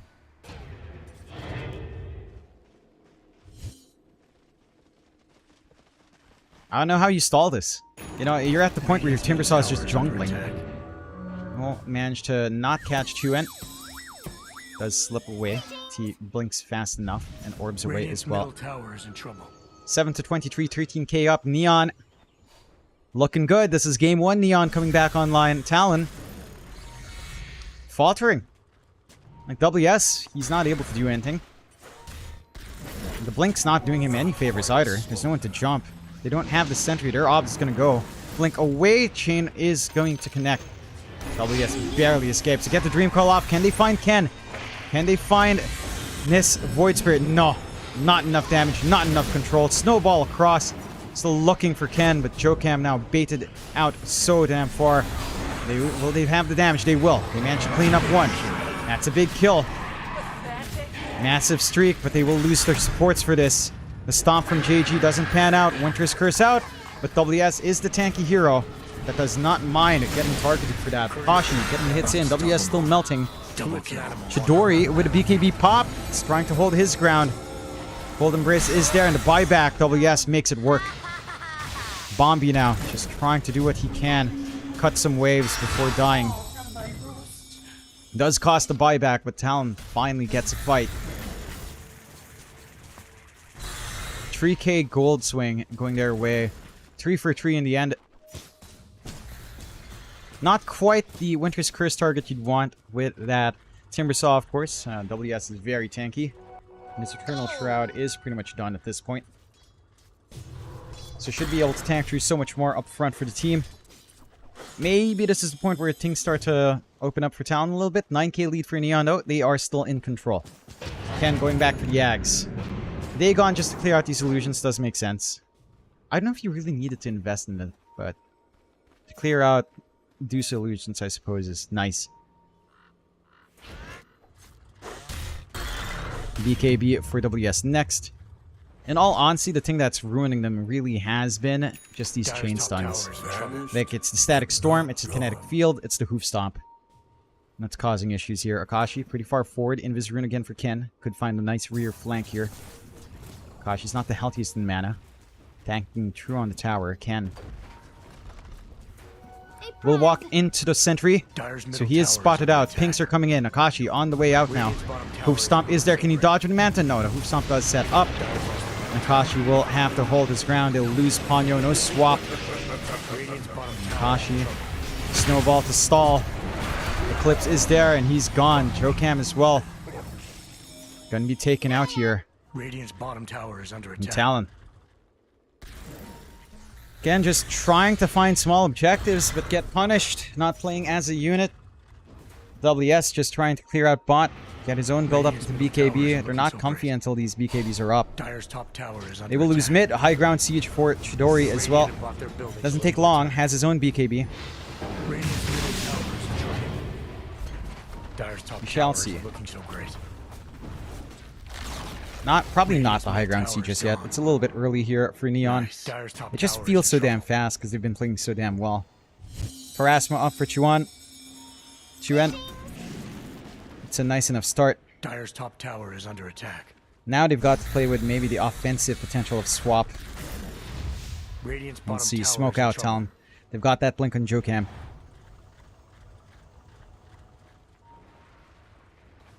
Can they find some of these Radiant's softer bottom tower targets? is under attack. Are dipping out. Radiant's lost their bottom Ken would tower. be a fine target as well if they could Damn. connect him.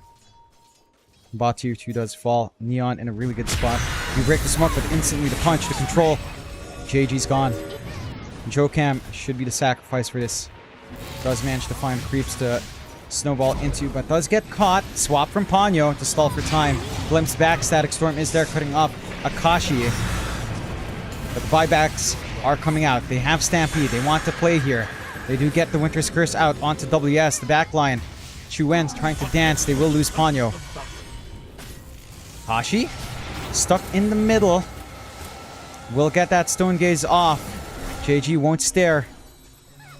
Dire's He middle won't tower back away. You do manage to chop down Castaway. Blink from WS paying off. Eclipse does come out, but Akash WS is tanky. Not tanky enough. WS, that's a dieback at this point. Now Chuen clipped by the Remnant. Is he going to be able to blink? It does manage to do so. Has the orb as well, but not far enough. And Neon.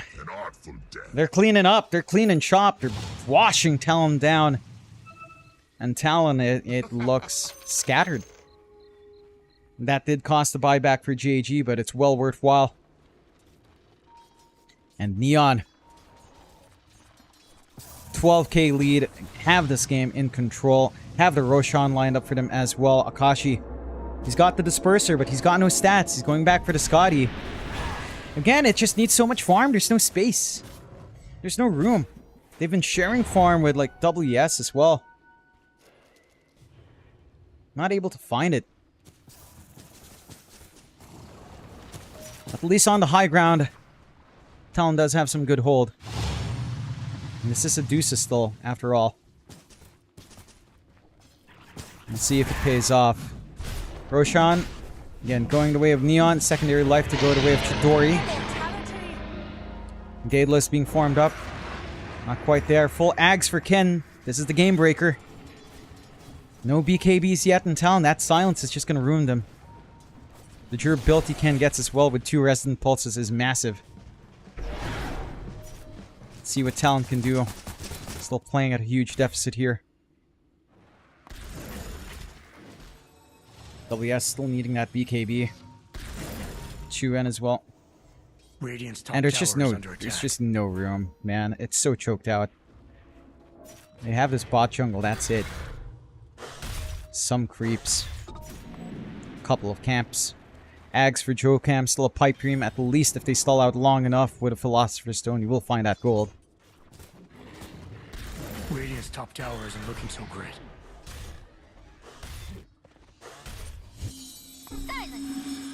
Try for the slow push in Chuen. Just try to be as disruptive as possible.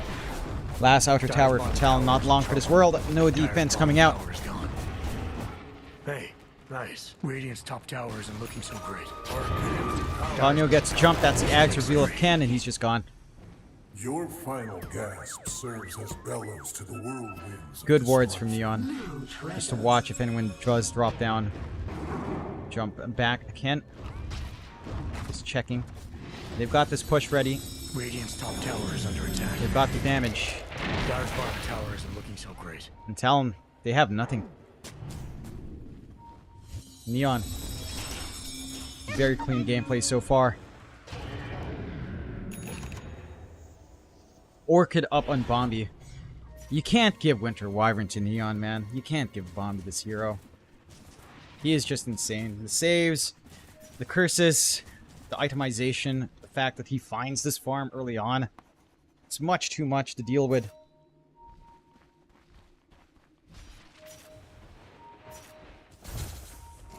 Are still holding high ground. At the least there is that. They will get the Stampede to chase Jokam.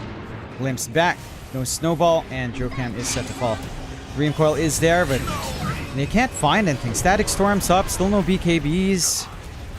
And Chuen does manage to jump away, but he doesn't have TP. Stone Gaze out. Maybe they can find this kill onto Bombi. Looks like they should be able to rip him apart, and they will. Swap to secure the kill. Not going to be able to chase for more. Akashi does have the Manta Dodge. Does get it off. So it is going to be alright. 1 for 1. 970 gold for Talon. They force that fight away from the high ground as well. So they do manage to stay hanging in there on Talon's end. Look a little bit awkward, but they find that opportunity. It does pay off. BKB, I believe, flying out now for WS. Chuen still needs a lot more for his own BKB. And Akashi still needs more for the stats, but it's starting to reach that point.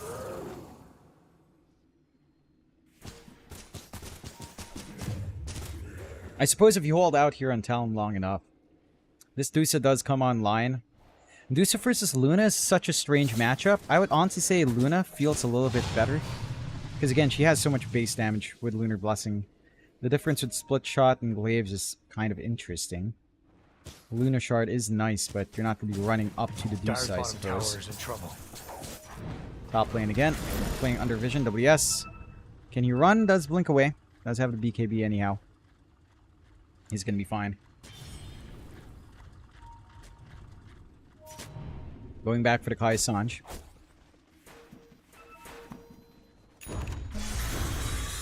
Try the high ground seed once more. Conda up on Chidori. Lots of damage from that lucid beam. Dire's bottom tower is under attack. Glimpse back on Akashi. Yeah, just poking and prodding slowly but surely. Testing the waters on Neon. Talon just forced to play the holdout game. There's not much else they can do. They've got level 2 swap though on Ponyo. Maybe they can pull someone back. And his Ags is only one part away in terms of gold. There is that, around 900, maybe 800 gold, 830 or some such. Smoke out Neon. They have this forward ward again, spotting out when they're coming out to farm. WS could be the target. Maybe Chuen. Not gonna be it. Instead, it is WS. And he is tanky. He does have the BKB, but is he tanky enough? He does manage to chain away. The Glimpse does not connect. BKB lasts long enough. That's the BKB gone on WS though. Aegis does expire. Akashi does lose his Scotty. 3 minutes. Without that, it's so hard to carry things back. I don't know if you can hold out without those stats on Akashi. It does not feel great.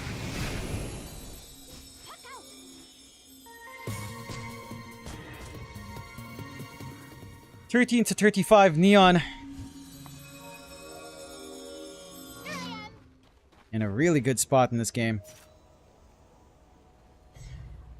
And Talon. And they're holding on. We'll smoke up. To what end? Who knows. Neon are still in control here. Could try to make a play onto Akashi. Need to be smart with the swaps here. Just gonna be playing with illusions and just shove out.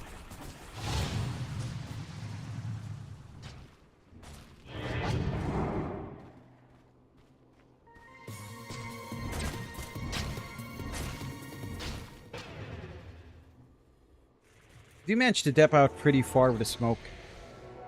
Find himself some gold around the map. Jokam is going back for his own BKB instead of the Ags as well. It's no kickback. You've got the BKB on Chuen. And should be ramming that back home. Just trying to cut the waves, trying to relieve some pressure in the lanes. We'll be able to find some room. Dire's top tower isn't looking so great. Tashi is on turret duty, and you know what? Only a minute away until the Scotty, so... Stall game is kind of paying off. Good cuts from Talon. Neander lead does drop to 9k. Win probability is still 80% their way. Castaway saving up for the Ags. Static Storm does not connect. Will Stampede. No BKB on Chuen, so he will die. No buyback either. And of course, buying out that BKB. So do to punish the puck for trying to shove in. Got some openings here on Neon's end now.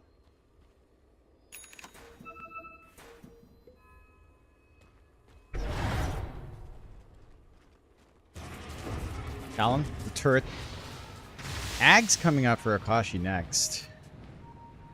I mean, the Ags is nice. I don't know if it's really big here. Swap. They want to just kill off JAG. The Blade Mill is causing some damage. Eclipse there. And Cold Embrace, guess what? Saves the day once more. Show Cam now deleted as well with the Dagon. Just 2 heroes gone like that. Dumps back on WS as well. No buybacks to be committed. They will lose the top racks. They could lose more. Akashi needs that Scotty. Just be patient. A few more seconds for the courier to have it back up. Jump forward onto WS. Does a BKB, but the chain stunts are flying through Akashi. Trying to save. WS will be able to BKB off. Limps. Doesn't make it in time. There's that Scotty for Akashi. Some more stats, but there's disarms. Another set of racks. 17k lead for Neon. And Talon. Gonna be stuck playing high ground. I don't know about the Ags for Akashi. I get why. It still doesn't feel great. Durkam BKB still being waited on. Ags is up for Ponyo, so he does have some utility. We'll get some D wards going, but 2 racks up here for the side of Neon. Satanic coming out for Chidori next. Bombi going for Maelstrom, looks like. Just a little bit more right click coming out from him. JG going for the Shivas. Ken could go for the Dagon upgrades now, honestly. Illusion. Talon will try to smoke out. See if they find something. Smoke on smoke here. Fight over Roshan top as he goes through the gate. The punch out. They find Chidori, but instantly deleting Jokam to damage with those glaives. And the active Ponyo gone as well. There's nothing Akashi can do. Doesn't even get the Stone Gaze off. WS is gone. Chuen is gone, and this is game. Chuen still has managed to dodge, but for how long the hoop stomp does not connect. JG will find a kill. No buyback. Roshan will go. And it's Akashi against the world, and I don't see the world doing Akashi any favors. Talon. Just a little bit shakier. Neon are the ones to come out on top instead. And they'll be able to find this Aegis and Cheese for themselves. Looking like another grand finals for Neon coming up here. Talon gonna have to trudge their way up, play 2 series tomorrow, if at all. If they make it into grand finals still. Dagon's upgraded. Dagon 4 now for Ken. And no one's gonna be surviving this. The BKBs are doing nothing. There's no connections coming out here. One part away for the Ags from Akashi, but again, I don't know if that does enough. There's no damage at all. They needed the kick on Jokam instead of this BKB, but doesn't even have the BKB anyway. Smoke out. Try to stall for time. Last set of racks. 2 lives on Chidori.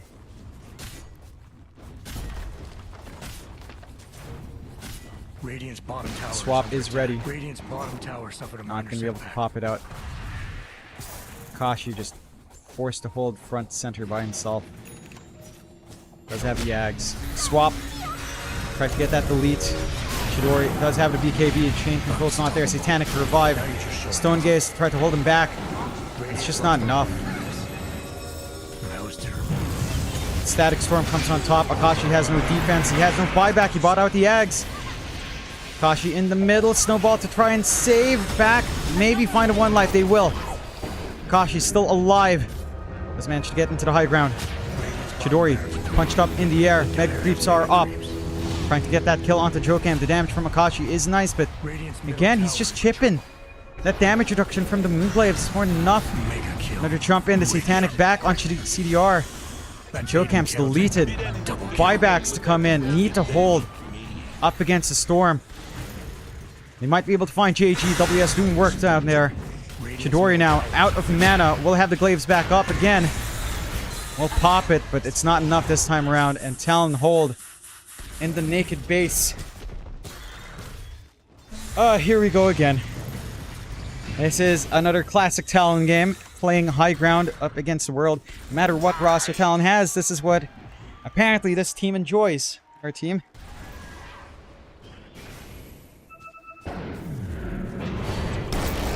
Dagon! Showcam does not want to die like this. Will survive. Ken does get the Spursard up. Does not have the jump away, but is fairly durable. Snowball is a little bit quick on Jokam. They miss out. A little bit of room to shove back in here for Talon.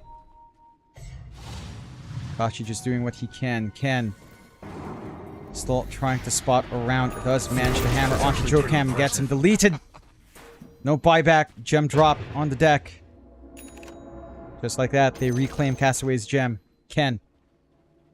A ninja jumping around there. And Talon.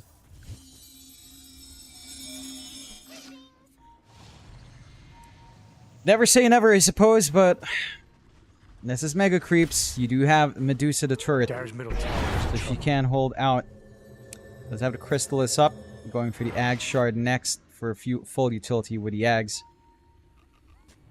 What's this Crystallis going into? Hopefully not a Conda. I think the Daedalus has to come out.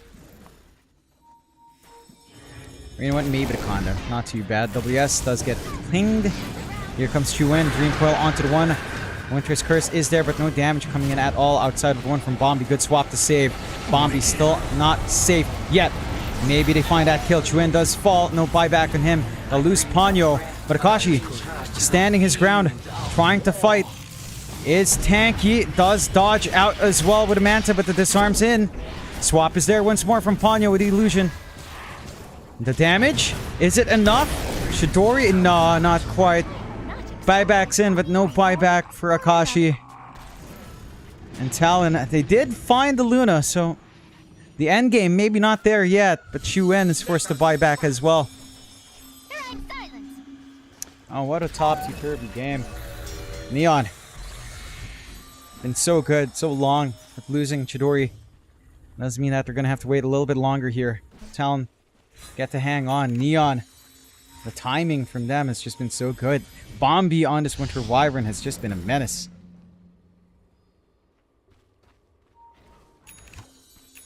Basically a core Winter Wyvern now. Full Ags up in Castaway. We're talking about this. You'll eventually find these Ags timings on the supports, but there's the kick for Jokam. This kick with a swap. This could be the saving grace for Talon. Drag them back to the fountain. Find these kills. Find the punishment onto the high ground. But it's do or die. One tier 4 set to fall. Radiant's middle tower is under attack. Literally 13 HP remaining. Double damage. Chuan has to be careful. They don't know about this Disruptor Ags yet. They will see it now. They've stalled out long enough for Akash to come back in. Going for the MKB. Siege Creeps ripping out the last healthy tier 4. Should fall.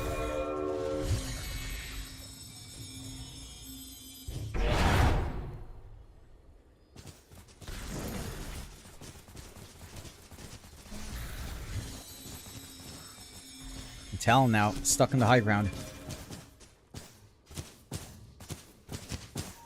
A gift from the tempest of battle.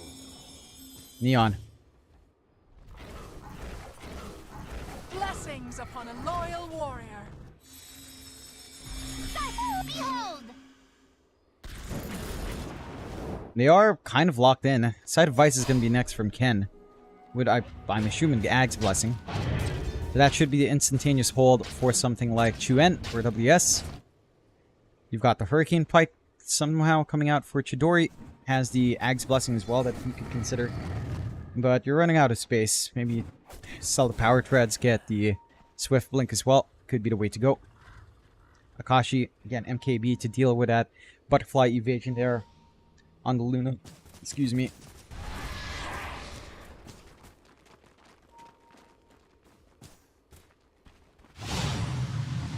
We'll hold out. Next Rosh in a minute here. Neon can obviously take control there. Talon still a ways off until they can start to even consider Roshan.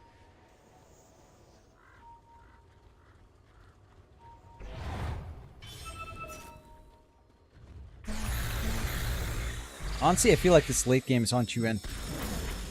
He gets this Lincolns into the Ags. Big start. They will find a backline to get the pick back. And they get the chain stun. Bombi's gone. That's a big one. No curse, no saves. 100 seconds without buyback. Well, not 100 seconds without buyback, but 100 seconds without the Winter Wyvern. 4v5. Neon forced to play safe. Talon, they've got a little bit more room to reach out now. Sight of Vice now up on Ken. He's got that hold for Chuan. Chuan, that defensive Lincoln still a long ways off. Smoke out again. Neon. They've got that forward vision. They've got the good scan.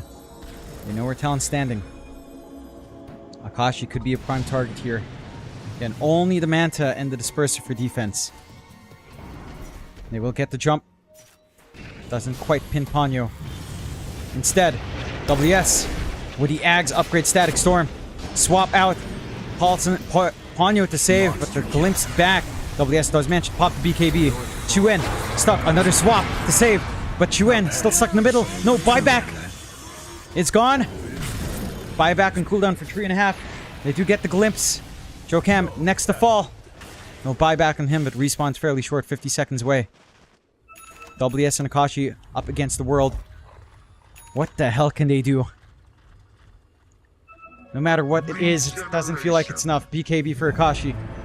Buyback forced out from Ponyo. 1 tier 4 set to fall. Another not long for this world. The Hex revealed on Akashi. He's melting the mana. It's going away. Does still have the BKB. Does still have that Stone Gaze. Will pop the BKB. Doesn't have enough for the Stone Gaze now to swap. Trying to put him in a better position. Ponyo already gone. Mango's being force-fed. Ponyo stalling for time. Ancient is exposed. Fortify is there. Bombi traveling back in. Winter Wyvern is on hand. WS doing what he can in the back, but Akashi can't do anything at all. And Neon are going to take this game. Are your first grand finalists for Wallachia. And Talon falls short in game 1, falls short in game 3. Neon, the kings of the day, looking so damn good with this roster, having such a good read in the game, and we've talked about this with Neon since we've seen them this year. This roster has looked good every single qualifier. It's looked good every single qualifier following after, looking better and better. Same thing went with Talon, but now Neon come out on top. The first grand finals coming out here. Talon, not out of it yet, though, of course. They will drop down to the lower bracket. They will have to play in those lower bracket finals up against potentially Geek Fam or Blacklist Rivalry. We'll see who they will play up against next. And of course, in there later on, let me see if we can get an interview. We'll save the... No, I'm not going to be around tomorrow. Carl.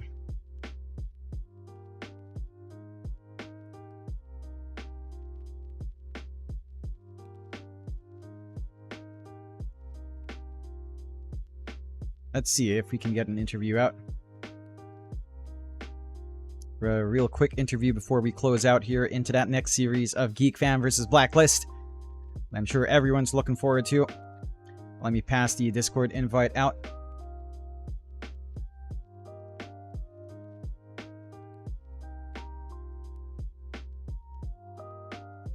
Alright, we do have an interview set up.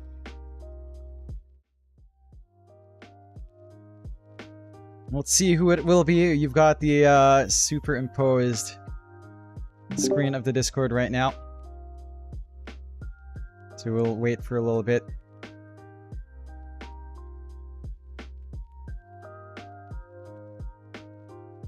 Let's take a look. See? Yes, yes. We've got Castaway for a quick interview. See how the boys are feeling. Coming in soon. Let's see a quick little interview from the guys, because again, I'm not going to be here tomorrow. You will have Yuhang TV on his channel. You will have lobby access. You will have a 6-minute stream delay, but that's going to be it. Castaway, hello. Turn on your camera if you so wish, sir. How are you feeling, Sir Castaway? Nope. Not quite ready yet. You are definitely the moment. We'll give it a little bit of time for Castaway here, but we will have him. Of course, he is already in. Just need to wait a little bit. Hey, Castaway, how are you doing? Hello, hello. All right. Hey, how is it going there over in Neon? How are you feeling, Castaway? Yeah, we're feeling good. Finally made the grand finals. The last two close qualifiers, we just made the winner bracket, then we got 2-0 and then 2-0 again. So yeah, we're very happy. And to beat Geek Fam finally, that was good. And then obviously Talon today. So yeah, we're very happy for sure. Yeah, big milestones for the team. Now, you guys have looked good every single qualifier. Like after each qualifier, it looks even better. What's the secret to that for Neon? Like, what's the secret to that improvement, steady improvement coming out here for the stack?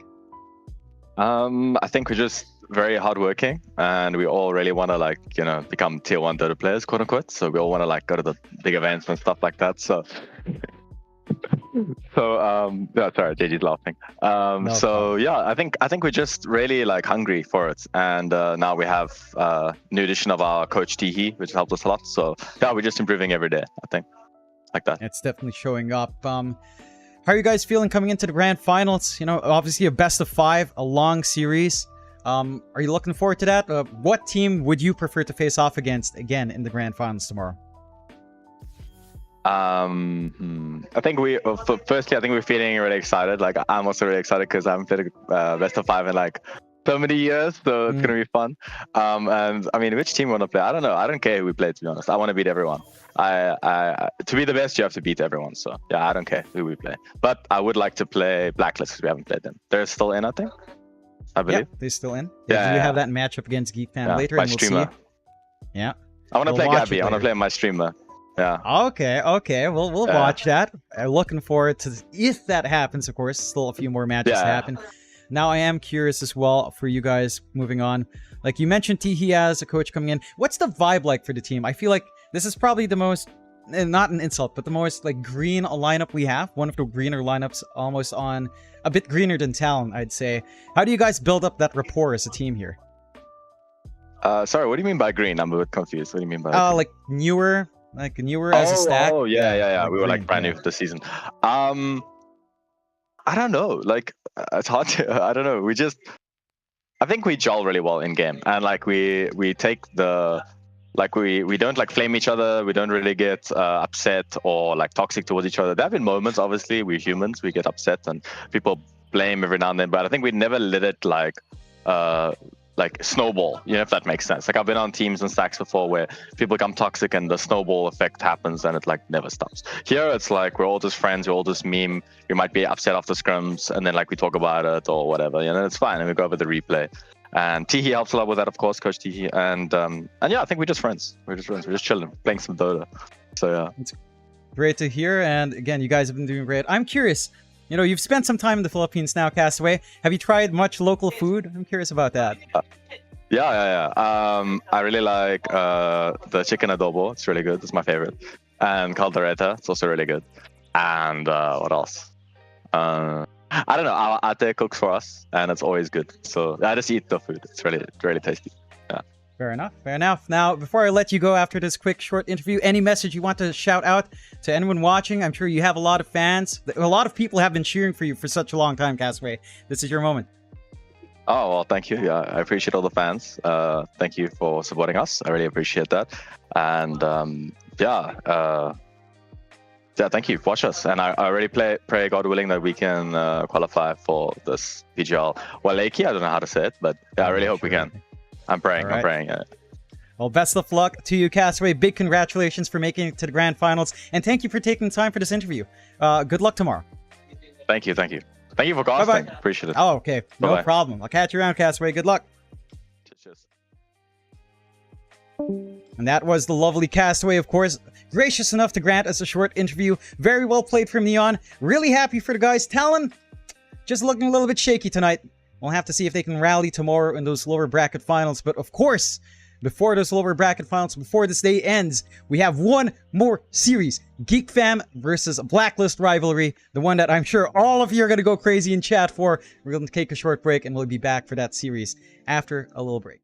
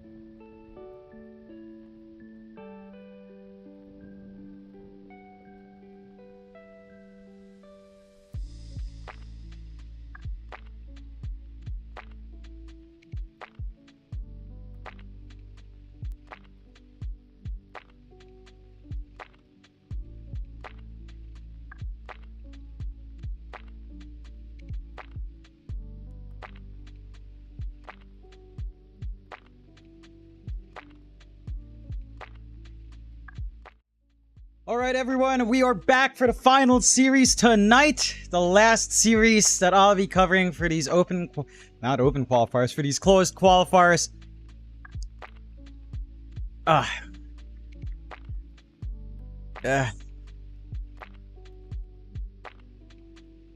Okay, sorry about that. Some gas rushed the food down. Our last series that I'll be covering here on this channel tomorrow will be continued by Yuhang TV. He was in chat. I'll retweet tomorrow. I'm not available tomorrow, unfortunately. My schedule is only free until today. Holy Thursday onwards is kind of busy. Checkups and family stuff to do, so not gonna be there. But we're gonna enjoy this one to close out the night. Geek Fam up against Blacklist Rivalry. The rematch. The proper best of 3 coming out. And this is going to be interesting. Last time Geek Fam played against Blacklist, they did get 1 game from a disqualification from being delayed. Not that case any longer. So we will see what comes out here today. We already have the initial draft on top. Geek Fam with a Batrider Disruptor. With Geek Fam with a Batrider and the Disruptor. I mean, Blacklist open up with a Primal Beast. It could be Gabby, could be Abed's hero. Open enough for them to kind of flex that around. Geek Fam banning out the Lesh, the Timbersaw, the DK, the Terrorblade, and the Naga Siren. While the side of Blacklist do take care of the Shadow Demon, Kunkka, Lifestealer, DP, and Brewmaster. They'll pick up the Mirana now as well. Really good to tie in with the Primal Beast and the Bane, which can be really annoying as well. So you have a pretty nice, straightforward draft from both sides. I don't know what I'm saying anymore. I think I'm losing control of my... 5 seconds, boss.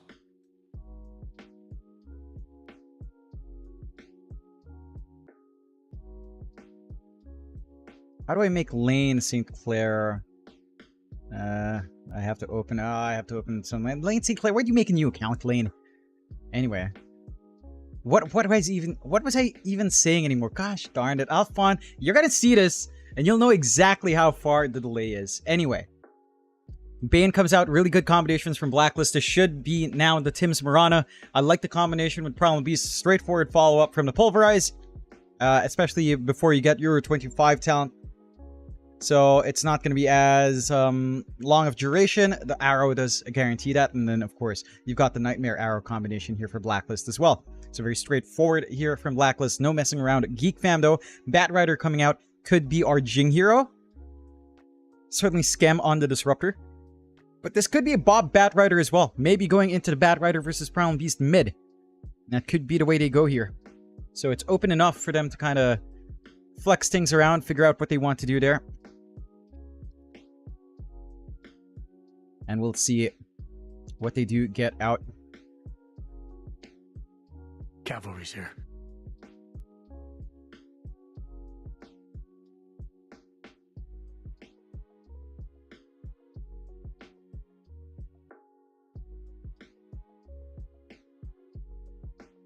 Okay, let's see what they pick up in Geek Fam. They did take their time in that one. They will go for the puck.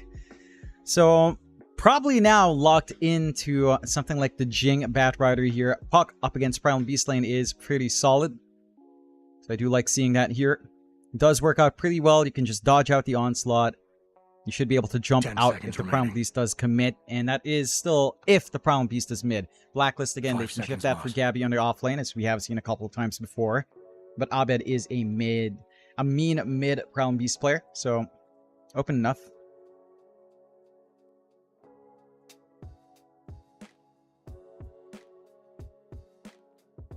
Let's see what the next pickup. Geek Fam don't have that much reserve time. Dire's choice. Digging really deep. They'll go with the Omni Knight. There you go. With the Repel, Bane's not going to feel amazing anymore. And this should be our off lane now for good old Cox. So I like seeing this coming out from Geek Fam. I mean, it could still be support, honestly. You could kind of flex it around here.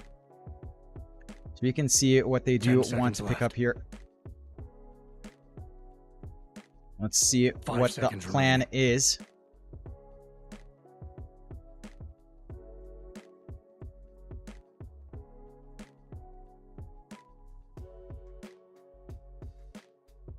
I mean, Repel alone is already value here. Break off the Mirana combo, break off the Pulverize, break off the Nightmare, even the Grip. So, Really nicely Dyer's covered bad. Geek Fam with that Omni Knight pickup. Blacklist will go into Luna. I don't think that's a lane that Omni Knight plays all too well in. So I'm curious if they're going to flex this into, say, support. Say Jing Omni Knight, but I don't think Omni Knight does too well without that much farm or EXP, so I don't like the concept of that. We'll see what they will 10 do seconds here remains ban. on the Radiant's side turned to ban. of Geek Fam. Next band's coming out. Geek Fam taking care of that TA. Blacklist instantly taking out the Morphling. What answers are there? Terrorblade was already banned out. There's a Sven, which doesn't sound too bad. 10 seconds left. What else will it be here? 5 seconds, boss.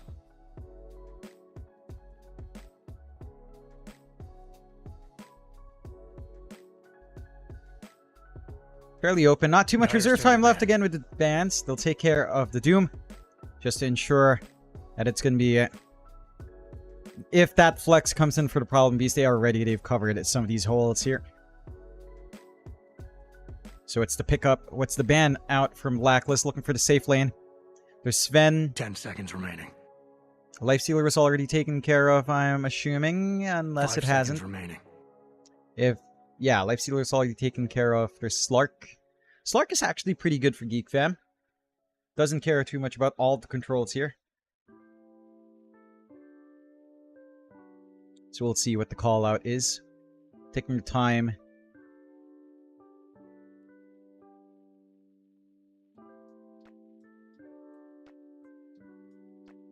Really taking your time here in these pickups.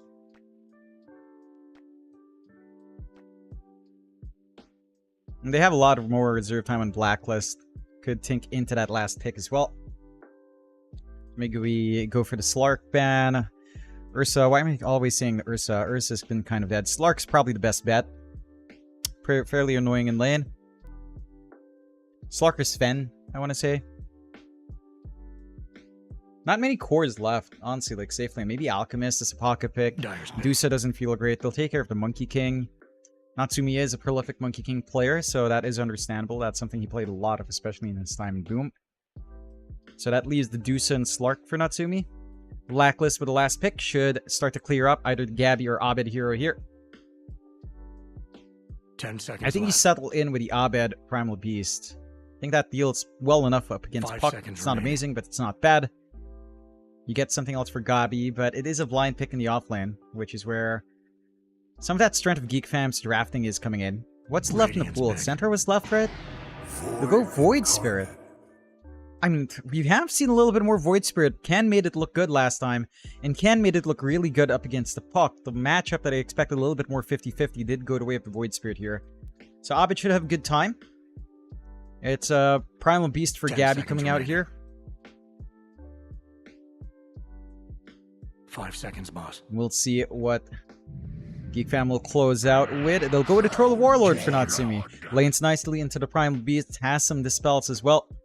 And should be fairly nice for Geek Fam. I like this draft from Geek, but I don't think Blacklist draft is bad. Like, I think it's rather even. They have a lot of good combinations with the arrow here for the side of Blacklist rivalry. So I like seeing that. I think it ties in to this tempo that Tims will want to bring out. And again, we saw what MJZ could do with, say, his Oracle earlier on. You can kind of do some saves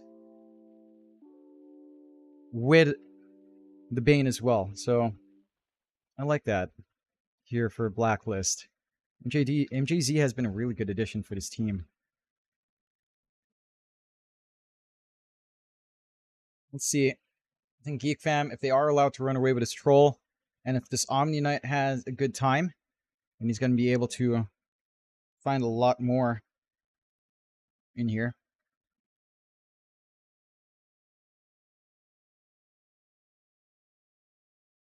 Wait.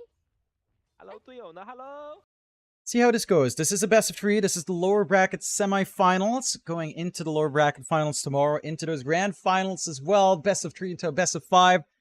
Rather unfortunate. I feel kind of bad now that I can't cast it. I feel like I've been here the whole time and I don't manage to close it out.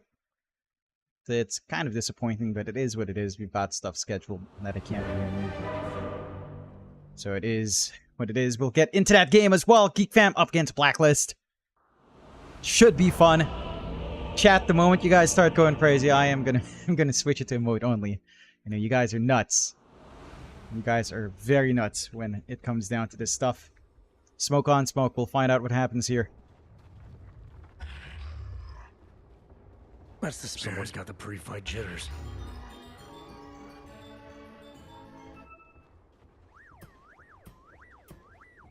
I miss you, Solap.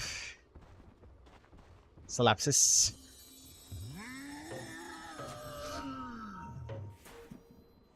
Boards out. Is anyone going to angle around? It looks like a little bit of a safer play. Just standing around mid, trying to scout out each other's wards. You spot the ward out instantly, and they will go for the D ward. Nice little win for Blacklist there. That's what I'm talking about. That's what I'm talking about.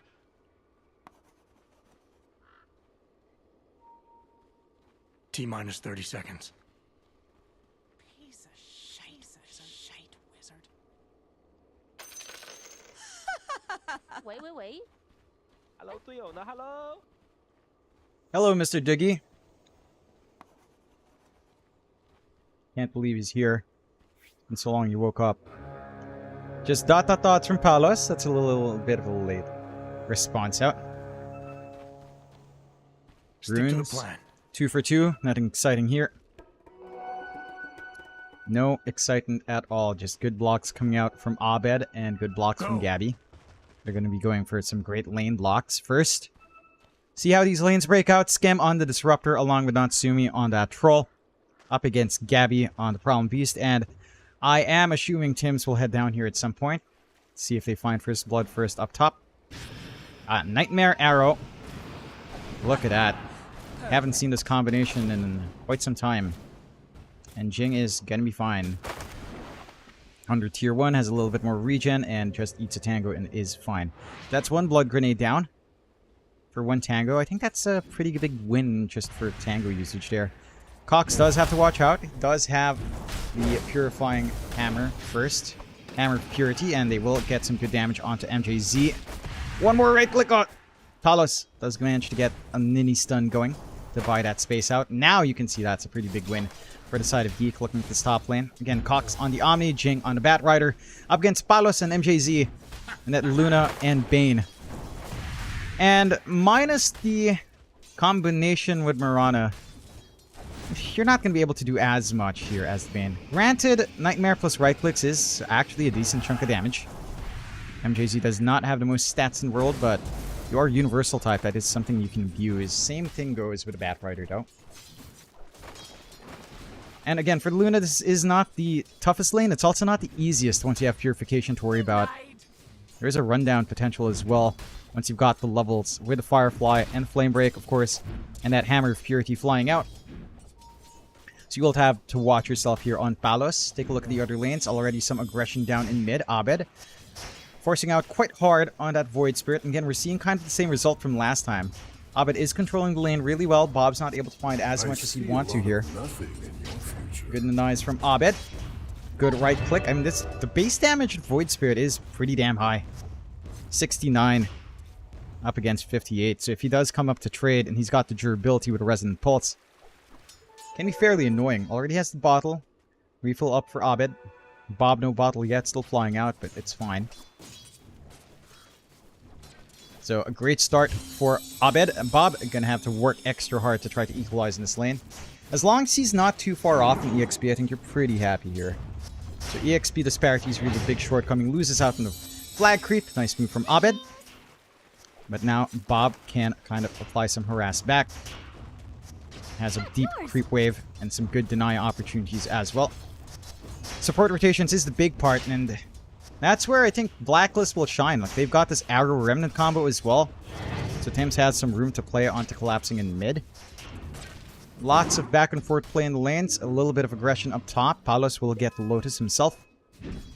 Doesn't look like there's any contest down bot. And that last lane again, Natsumi doing a fine job up against Gabby. It's not going to be that easy for Gabby to just look for this opportunity on the Troll. The glimpse is there to defend. There's always the kinetic field as well to cut off. Tims Woody Arrow doesn't have the connection here without the Bane, and it's still a long ways from Pulverize, of course. So you're just gonna have to wait it out. Clear out the range creep, clear out some camps. Play it a little bit slower, maybe get some stacks going. Rotate onto mid, which is really the big part there.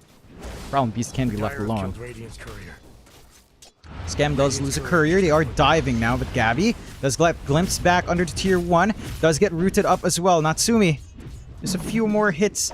Does get the axis out, but enough spacing for Gabby there to bail out. Still dropping extremely low.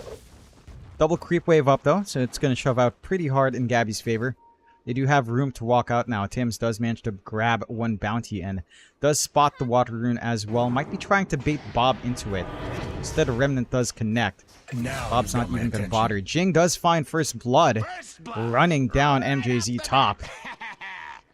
So that's some good news for Geek Fam coming out here. Their lanes kind of beaten up, except Natsumi. Everyone else lagging behind. Like Bob is at 8-3.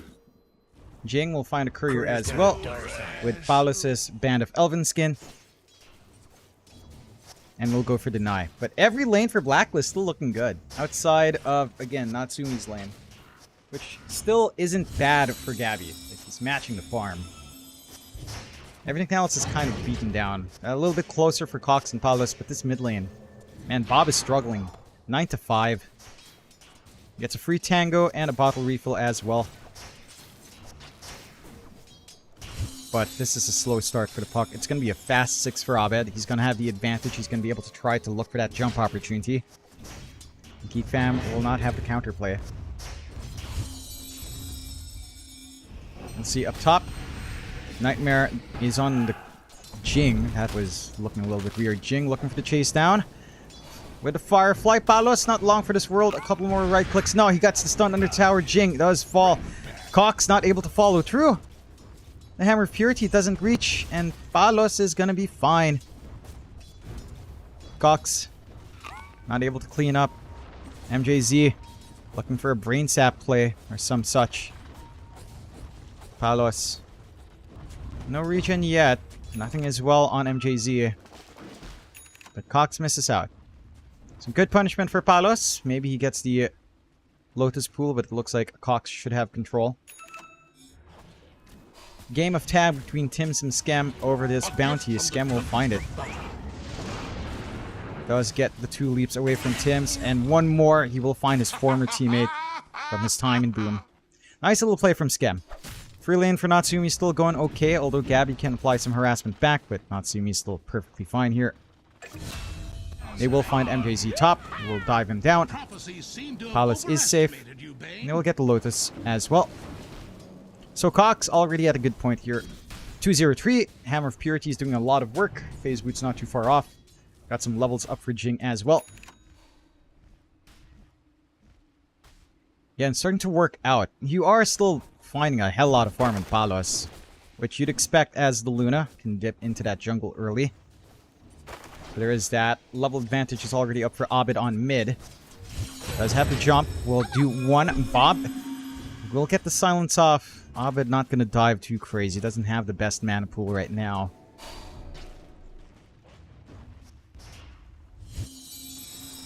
We'll at least find her wisdom runes with no problem here on the side of Geek Fam.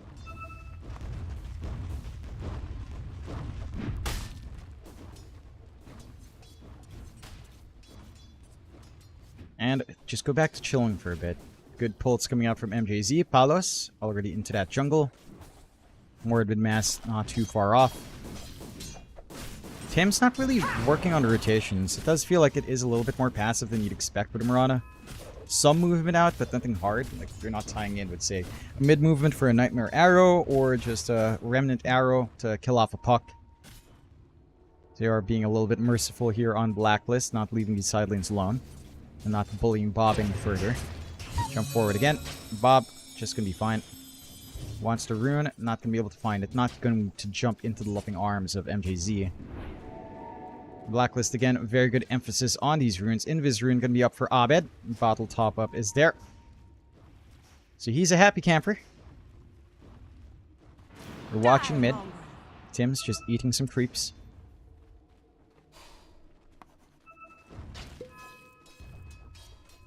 I'll chop away.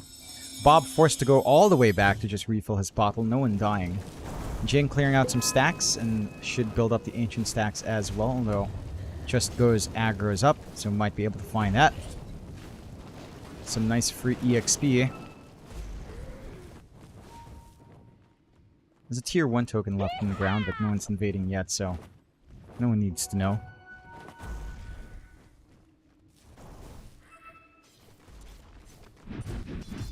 Cox going for the Echo Sabers we tend to see into the Shard.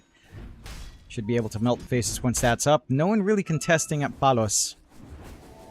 This is some really good farm for him. Like, this is to be expected again from Luna. But you're not lagging too far behind here. Natsumi is still number 1 by a slimmer margin, but it does exist. Battle Fury build up here for Natsumi as well. He can start to lay siege once he's comfy enough to join in, like the team fight into a little bit of a push. Bob gets clipped by the remnant of Abed. Gonna be perfectly fine. Smoke out now. This is the movement we've been looking for from Blacklist. They've got the arrow, they've got the Nightmare. In fact, Nightmare up at level 3. They're looking bot. Invisibility. Can Natsumi sense this? Yes, he will. They'll take the gate across. That was Dire's top under... tower isn't looking so great. maybe underneath the ward, right on the edge by the ramp. So they will be able to back off and just go for the siege. Good fervor. This doesn't take too long for Natsumi. Dire's top tower is under attack. Dire Fortify buildings will are be there. fortified. The stall looks like they will just go for the tower trades. Bob does die solo, basically. I did not expect Abed to come back and find that, but he does. Dire's How would I top doubt tower is Abed? gone. 3 to 3, Geek Fam. Radiant's Biggest bottom hurting tower point looking is so Bob. great. This puck is not able to really find its farm. 2.6k net worth, 1k behind Gabby. Not a good spot at this point in the game. There's room to catch up. Barely ahead of his Batrider support, so Abed again doing a fantastic job here. Gonna have a good Kaya timing overall. 2-level lead as well for Abed. Bob doesn't have much to play with here.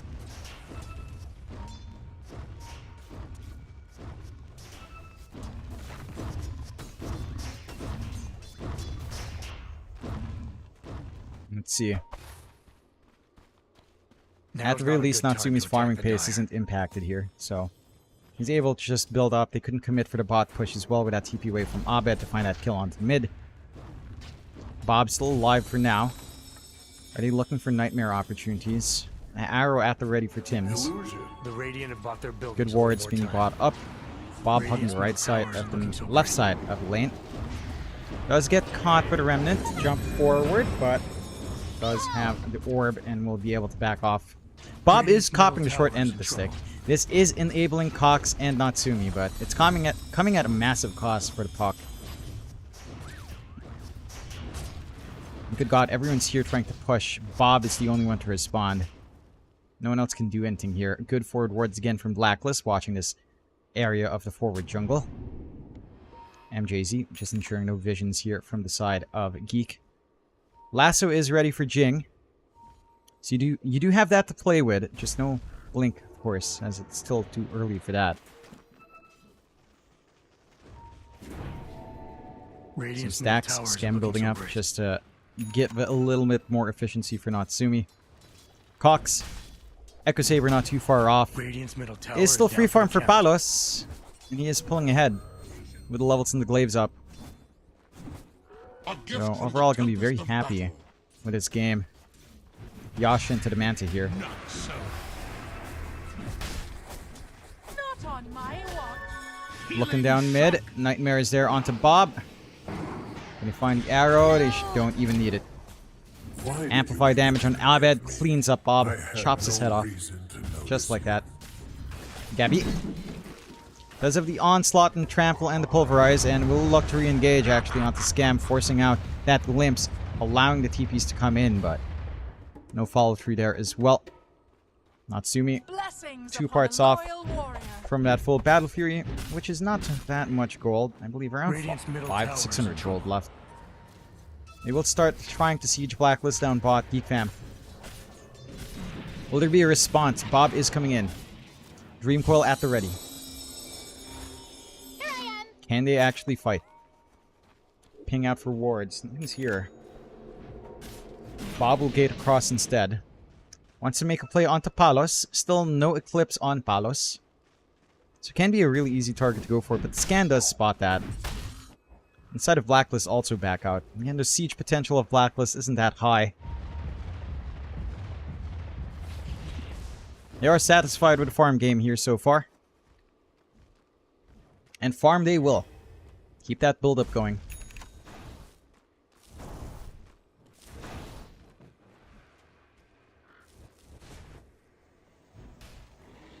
Bob's still working onto that Witchblade. Scam just soaking. Blacklist. They've got the grip ready on MJZ.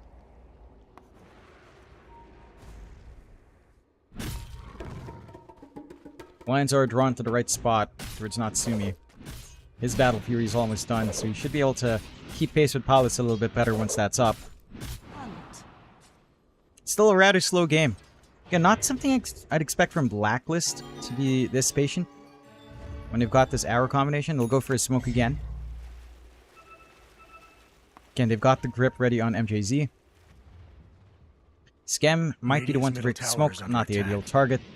Natsumi, a bigger target, but they will get the TP away. Scan does miss out on the opportunity. Just goes back to these camps. Good read from Natsumi. And Blacklist with a smoke. Again, falls flat. Back to farming. Radiant's bottom tower isn't looking so great. What do we have? Echo Saber for Cox flying out into the shard. We're gonna have that very sick damage coming out here. Dire's middle tower is under attack. Radiant's lost their bottom tower.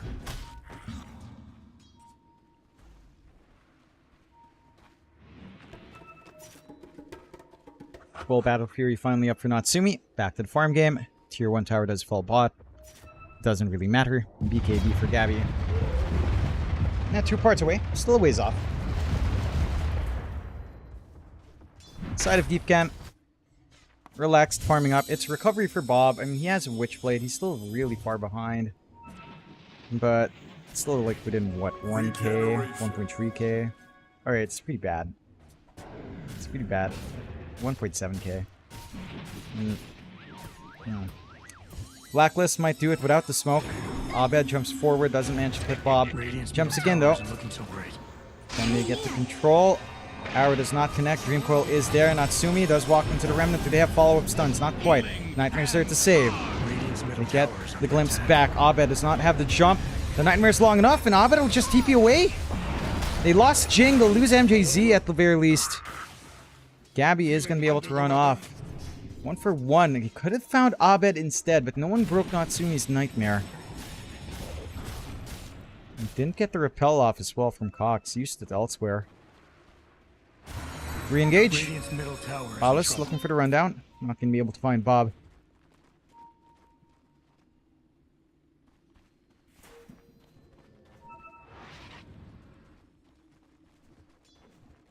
Scam.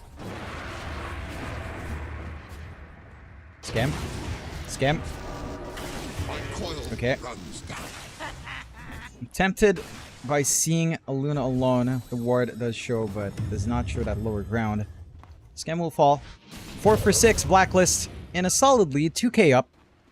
They've done a great job of just slowing down Bob. Behold! The puck from behind does not feel great. You need so much more, so much farm to really catch up. Blink. You're going to want down the line Ags for late game scaling, but that's way down the line. You're going to need the Parasma. Radiant's middle tower isn't looking so great. Maybe a Lincoln's this game, honestly. Kaya Sanj, perhaps. All of that will take time. Natsumi, though, is doing a fine job, again, catching up to Palos. That lead has widened, considering the map state right now. Much safer for Palos, much more space to farm up as well. So he's just going to be relaxing and building up.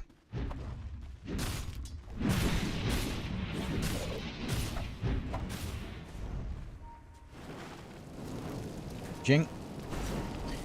Very close to the blink, so this should be the stable initiation we will be looking for from Geek Fam. Open up these fights, blink last or win. Might be able to find some good ones. The issue is, again, a couple of saves. Nightmare is going to be annoying. If you get nightmared, you're going to be really annoyed, so have to watch out for a few of those.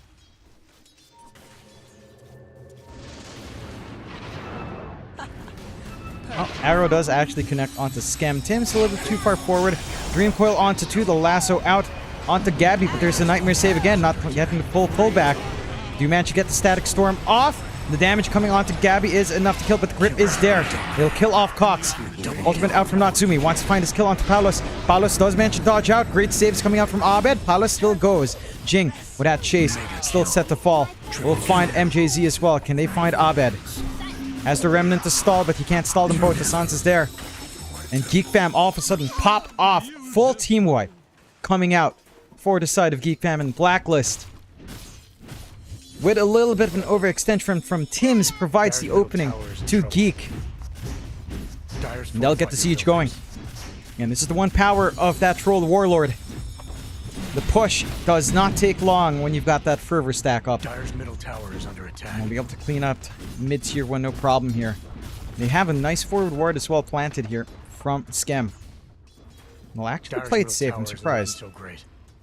Figured you'd take that tower, start invading triangle, dig into that jungle a little bit more, but they played safe. Not going to do Dire's middle so. tower is in trouble. Skem sends Palos home. The prize is mine. Palos does dodge with Manta. And he will hold. They didn't take that opportunity to push. Played cautiously. Geek Fam, back to farm. Back to that build-up. Natsumi looking for the BKB. 2 parts away. Some forward vision being taken away by Tim's. For the hunt. Natsumi left with less in the camps because of that disruptive Murana. But again, overall, a great job catching back up Jing. He does have the blink ready.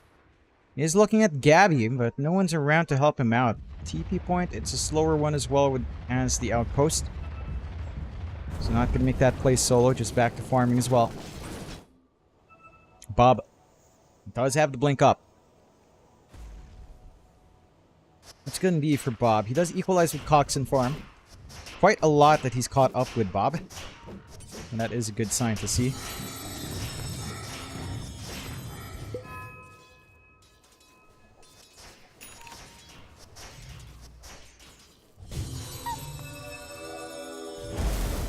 Just gonna play it safe. Blacklist as well. Get this farm going. BKB for Palos. Gonna be a big timing. And we'll go for the Tormentor. No problem here.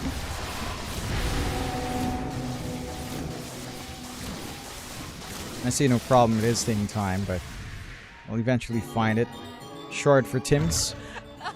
Extra leap charge. Always nice to have. Cox. Going for the blink now. Has the shard. So he hits like a truck. All that pure damage coming in is going to feel good. 9-9. Abed. Kai Sanj up. Ags, 2 parts away. About, what, 1,500 gold off? Not too far. Smoke out. Blacklist. Grouped up as 4. Only Abed, the one not to show. Geek Fam in a 3-man smoke as well. Shadows, take us. BKB up and Gabby. Could be a tough one to take. Jing, if they find Gabby first, no, they can't. Jing does get taken down. Grip instantly out onto Pops. Clips up as well. No save. Dream Coil catches 4, but that doesn't matter at all. Radiant's bottom tower isn't looking so MJZ finds the angle again. These grips onto the Omni Knight. Takes away the bite of Geek Fam. Cox. It can't be him. It just can't. He can't afford to get grip. He needs to be able to use that repel. Just falls flat.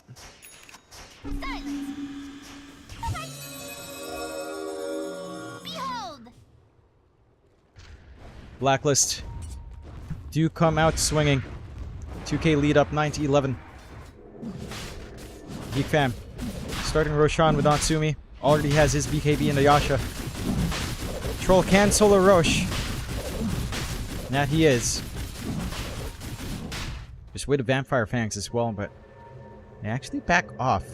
We'll go for the smoke play. Dire's middle tower isn't looking so great. Dire's lost their Get the lasso. MJZ. I don't know if that was worth interrupting Roche. Now they know Roshan's happening. They won't be able to intercept Natsumi. Should be able to find us.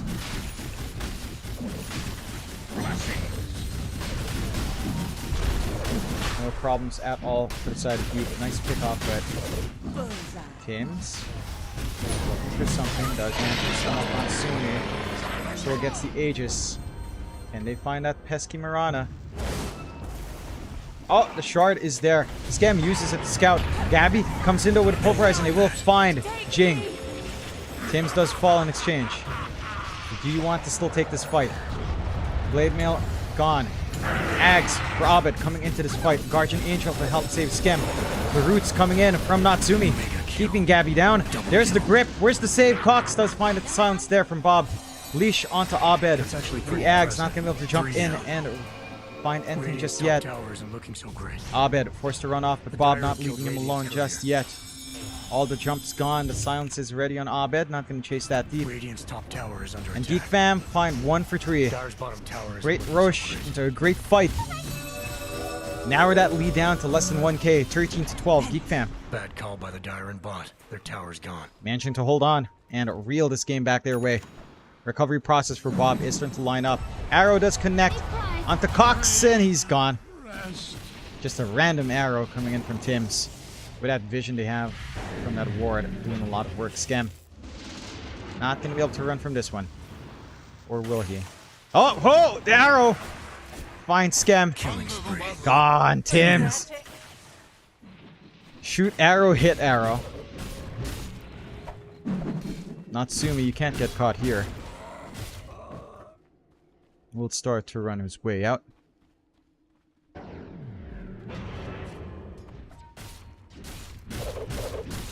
And Blacklist with some good punish. Natsumi's still here. Does he hope to pin down Tim's? He has a leap, so no. Everyone else is backing him up too. Good forward vision again from Blacklist to watch over this tier 2 area. Set up for a little bit of a push. Geek Fam not really set for their own push. Bob will cut the creep waves. Here comes the TPs though. Abed wants to find us. Not going to be able to get the jump of the silence though. Just go for the clear. Bob, gonna be fine. Kai Sanj is the pickup. Side of Blacklist. And Paolo's going back for the Conda, so we tend to see on the Luna. Gabby going for the Shivas. Again, not too strange for the Primal Beast. Aether Lens for MJZ, which I like to see. Just, again, reach out with a grip. Bob, he's got the haste. He does want Abed, but not going to find it. Just going to go for a little bit of a push. Clear out the wave, get the Sanj.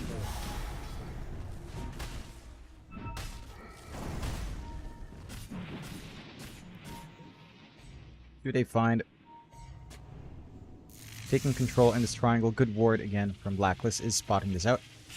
Radiant's middle tower is under attack. Open. They have vision here.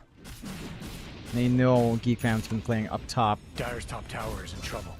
Natsumi will get to town on the push though. With fervor. Again, doesn't take too long here. Smoke out behind Natsumi. Try to get the wraparound while they leave their troll alone. That might have been spotted by this ward. Wasn't entirely sure. I'm guessing it did. They're still drawing the right lines though. Could find Tim's on the way out and they will. Not the big target you want.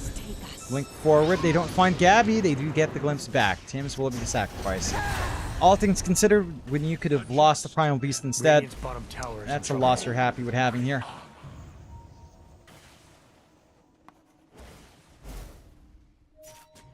Radiant's bottom tower is under attack. Top tier 2 does fall. Natsumi looking like he wants mid-minute left on Aegis. Not that much time left, so might as well maximize it for some objectives. Dire buildings are fortified. We'll use the fort straight up here on Blacklist. Pink's coming out top. They want Abed. Trying to work onto the Wind Dire's Wafer. middle tower is in trouble. Blink Lasso still ready. Jing. Jing. No, he got the lasso. They've got the damage static storm as well to ensure this kill comes out. Abed is gone. Sweet revenge for Geek Fam. Natsumi though. Nightmared up. 30 seconds left on Aegis. Not too bad. Can still go for the mid. With no protection any longer for this troll. Gabby just trying to cut the waves. Will BKB and Onslaught away, but Jing not letting him go for free. Does have to blink away. Jing. Not going to be able to jump forward. That was BKB popped by Gabby. Down to 6 seconds, but doesn't really matter as long as you can find an opening there.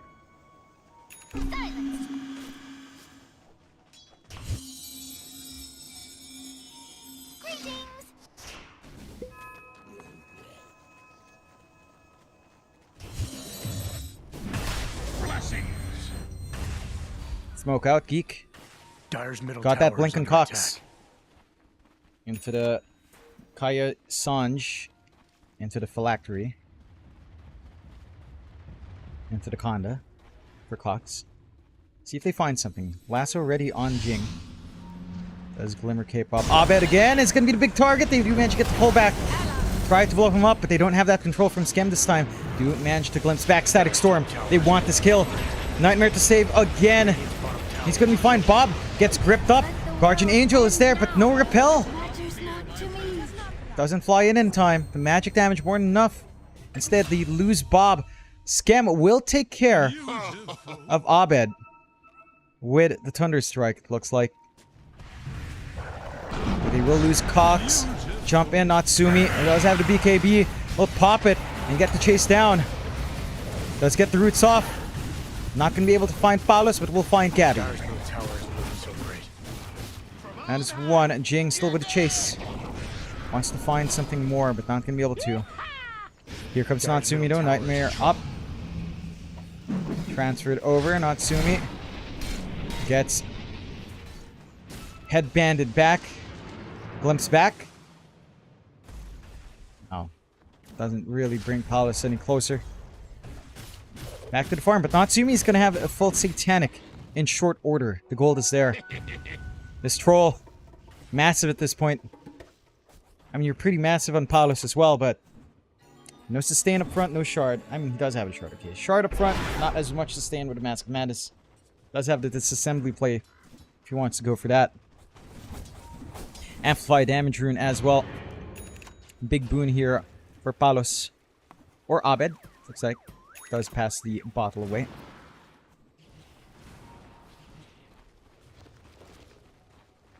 Get some more stacks going. Natsumi. Pull Satanic up. It's pretty open. Could try for the Basher if you wanted to, I guess. I don't know if a Mjolnir is really necessary. Assault Curious wouldn't be too bad as well, I suppose, or a Butterfly. Maybe an MKB preemptively. Who knows? Fairly open. Ags is also not too bad. Again, the spells are nice. We'll get going on that Tormentor. Natsumi will get free shards, which is massive. So a little bit more bouncing around for Radiant's extra bottom attacks. tower is under attack. It's actually pretty good. And increased fervor stacks as well, so even more attack speed there for Natsumi. Smoke out.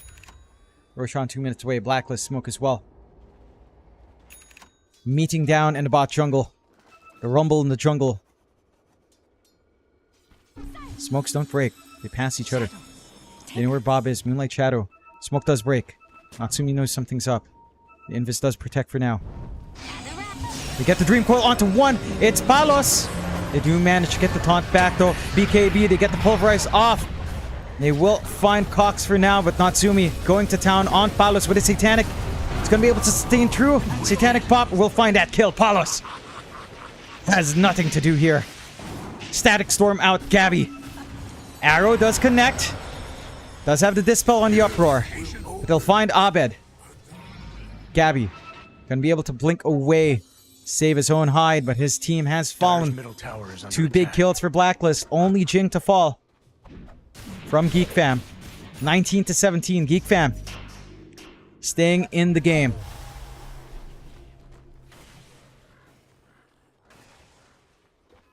Roshan in a minute. Gonna be daytime Rosh for 1 minute. More than enough time for Natsumi to clear it out.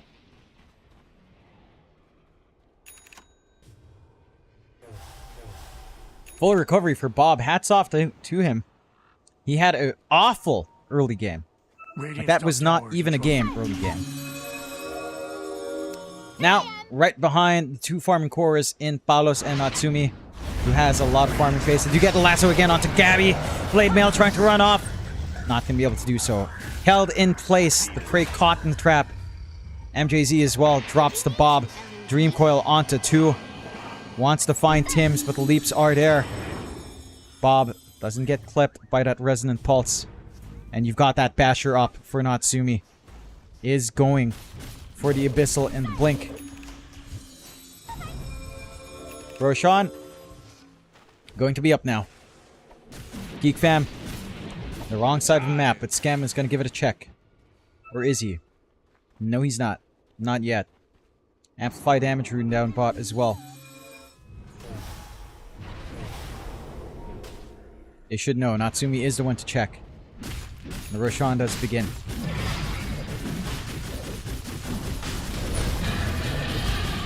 Roar of Retribution is out.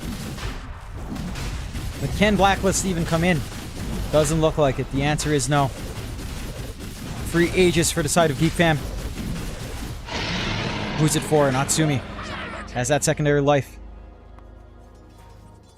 Has basically 3 lives, if you want to count the usage of the ult, which can bail you out quite hard.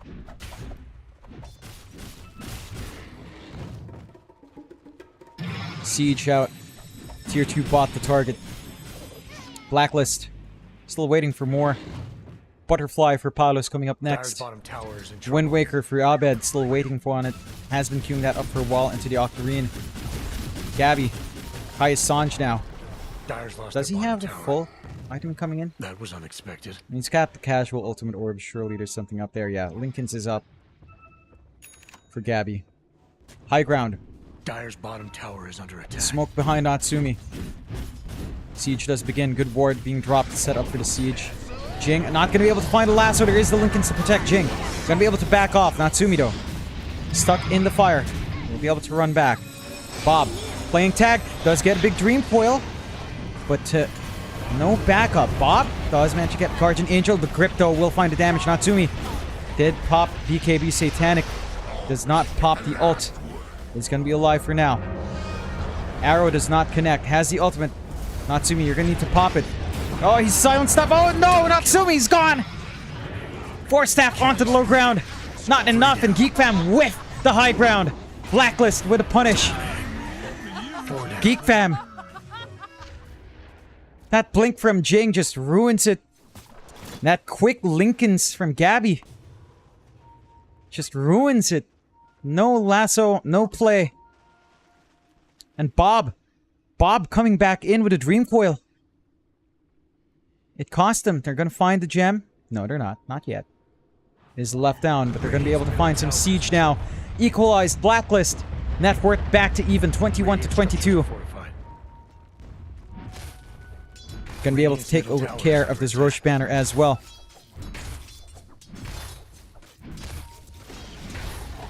Siege onto the tier 2 mid.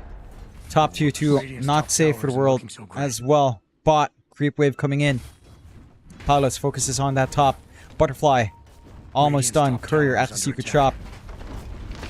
Geek Fam. Oh, Geek Fam. The high ground once again stumps them. Butterfly for Paulus is up. All delivered out. Just being delivered by the courier now. And they can set up for next rush. 5 minutes to hold that. Wind Waker up for Abed. Massive saves here for the Void Spirit. Yules as well for Gabby. Into his own Wind Waker. Really abusing how busted that item can be. Smoke. Blacklist. Trying to look for a wrap. They caught Geek Fam by heavy surprise. This should not catch Geek Fam by surprise again. They cannot allow themselves to be held back by 1 Lincolns. Jing needs to find more. Holding a good position in the jungle here, Blacklist. Geek Fam, not gonna walk that way. Start to alleviate the pressure on bot. Radiant's courier is down, boss. Natsumi, courier does die. Would have been his full abyssal, but has access into that secret shop bot. Radiant's middle tower is in trouble. Should find it. Blacklist just playing up top. Well, I wonder where Palos goes from here. He has a Satanic Swell. He has an Axe that could be really decent. Really lovely tier 4 item as well in the Ancient Guardian.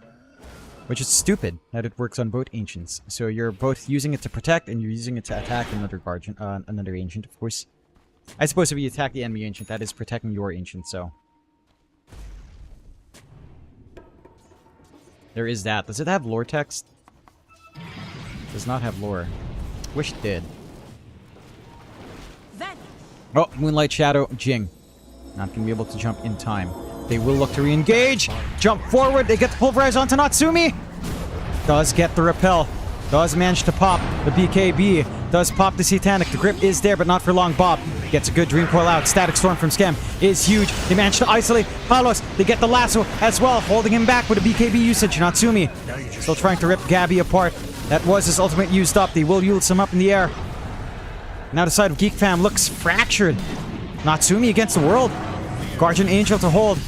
Does Natsumi have enough? Abyssal Blade did come true. But does get bashed up.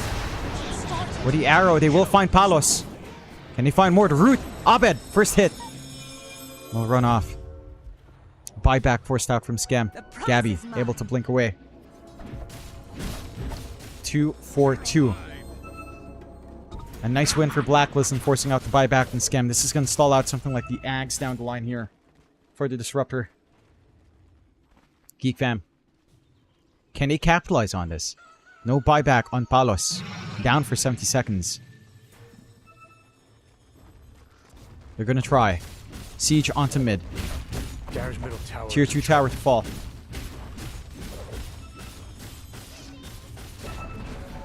Dire's middle tower is gone. Siege onto the high ground now. Everything back up for Natsumi. Save for the BKB. Temporary invulnerability. Fortify to stall. Fortify to keep that creep wave alive. Jing. Doesn't manage to get the lasso. Lotus Orb is there as well. Gabby can be able to charge away. Glimpse back. Still not going to be able to find it. Still the mid-racks. Dream Coil, massive coming out there from Bob, but Wind Waker from Abed will save. They only find the range racks for now. Melee racks set to go. 20 seconds until Palos is back up. 2 siege creeps still stand. Fortify is enough. Geek Fam, play it cautiously, play it safe. We'll pull back. Roshan, a minute and a half away anyway. Can look to find that first. MKB coming out for Natsumi next. Deal with that evasion that you have on Palos. What do you have on Bob? Has the Aeon Disc. Survived through these fights. Wondering if he's going to go for damage for like utility, Octarine, or Ags. Natsumi. Again, keeping the farm game up. What does he have for the tier 4, I wonder? MKB, not too far off now. Jing. Travels for staff. Lots of movement for the pullback. Scam, again. Did buy back. Not going to have enough gold for something like the Ags just yet. And Cox, again, still trying to go for the Conda into the Lincolns. They need some Lincoln spam here. Blacklist for their part. They're pretty much fully slotted up in Palos. Just sell boots into Swift Blink. Abed as well. Almost fully slotted up. Well, you could dump the Bracer and the Bottle, so probably able to dump both. Smoke out. Geek Fam. Invisibility. Can they find this opening? Roshan. See that respawn timer soon. Can they sneak away with this one? Is it going to come out in their favor? Is it a fast one? A longer respawn. 2.5 minutes here for Geek Fam.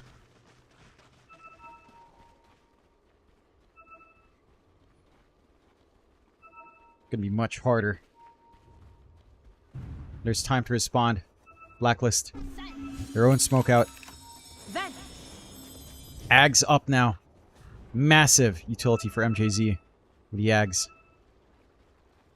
Multiple grips. Gonna be so hard to cancel it off. Gabby!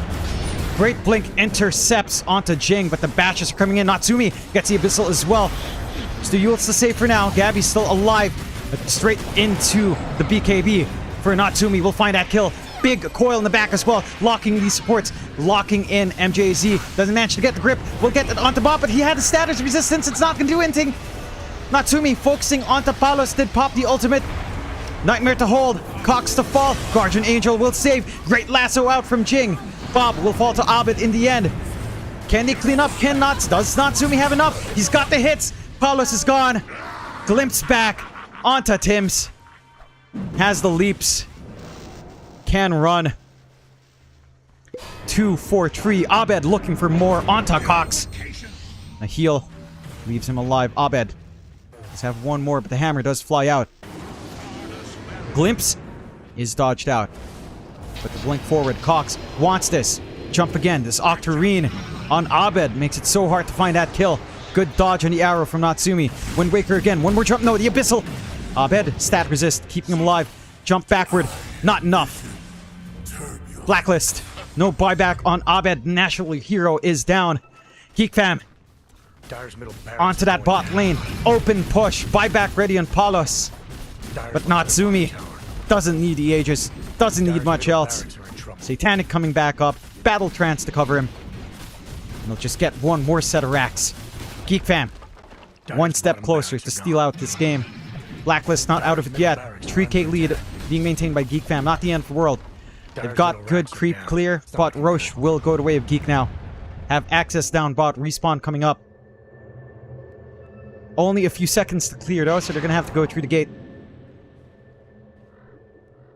And it does spawn, and we'll head top. This is a big one. Free Ags. They're going to see it as well with Cox coming up. No, actually they don't. They don't see it. Okay, Natsumi will. So it's Ags and cheese for Natsumi. Troll Ags. That Dispel can save. Roar of Retribution is out. Can they make it in time though on Blacklist? Abed's still down for 30 seconds. Doesn't look like it. Natsumi will be able to find us. Give the Aegis over to Natsumi. The Ags is sitting free. Goes on to Cox. One extra Guardian Angel. Global cast range. Gonna be massive. Ags out on Scam as well. Did manage to buy it out. This is the turning point. Geek Fam. This is when the team fight gets even tougher for the side of Blacklist. Go across the gate again. Alright. We've seen a lot of gate crossers like this. Alright. That's fine.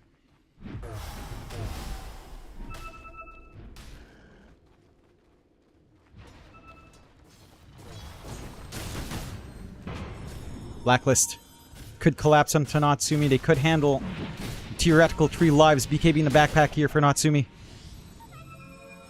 They've got the forward vision as well. They know Gabby. He sees him. He wants him. Can he find him? Arrow does not connect. Blink is out. Abed gets the initial stun on Natsumi, but he's got that ascetic hat.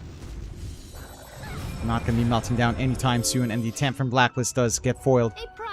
Dire's top towers. Ward gets taken away. One last lane of racks for Blacklist to defend. One last lane of racks for Geek Fam to get the advantage in this best of 3. Palos. Blink up into that Swift Link, so fully slotted up. Next step. You know, honestly, I'd stop here and go for Ags into Blessing. I would actually do that. I think if you hold out, wait for these BKBs to fade, you don't want to necessarily put yourself in the teamfight position. You want to throw more on top when Abed jumps in right now, and then come to clean up. That's my opinion. But the Swift Link does make sense. It's a good amount of Agi. It's a good amount of attack speed. Covers your lack of move speed as well. So you can't fault him.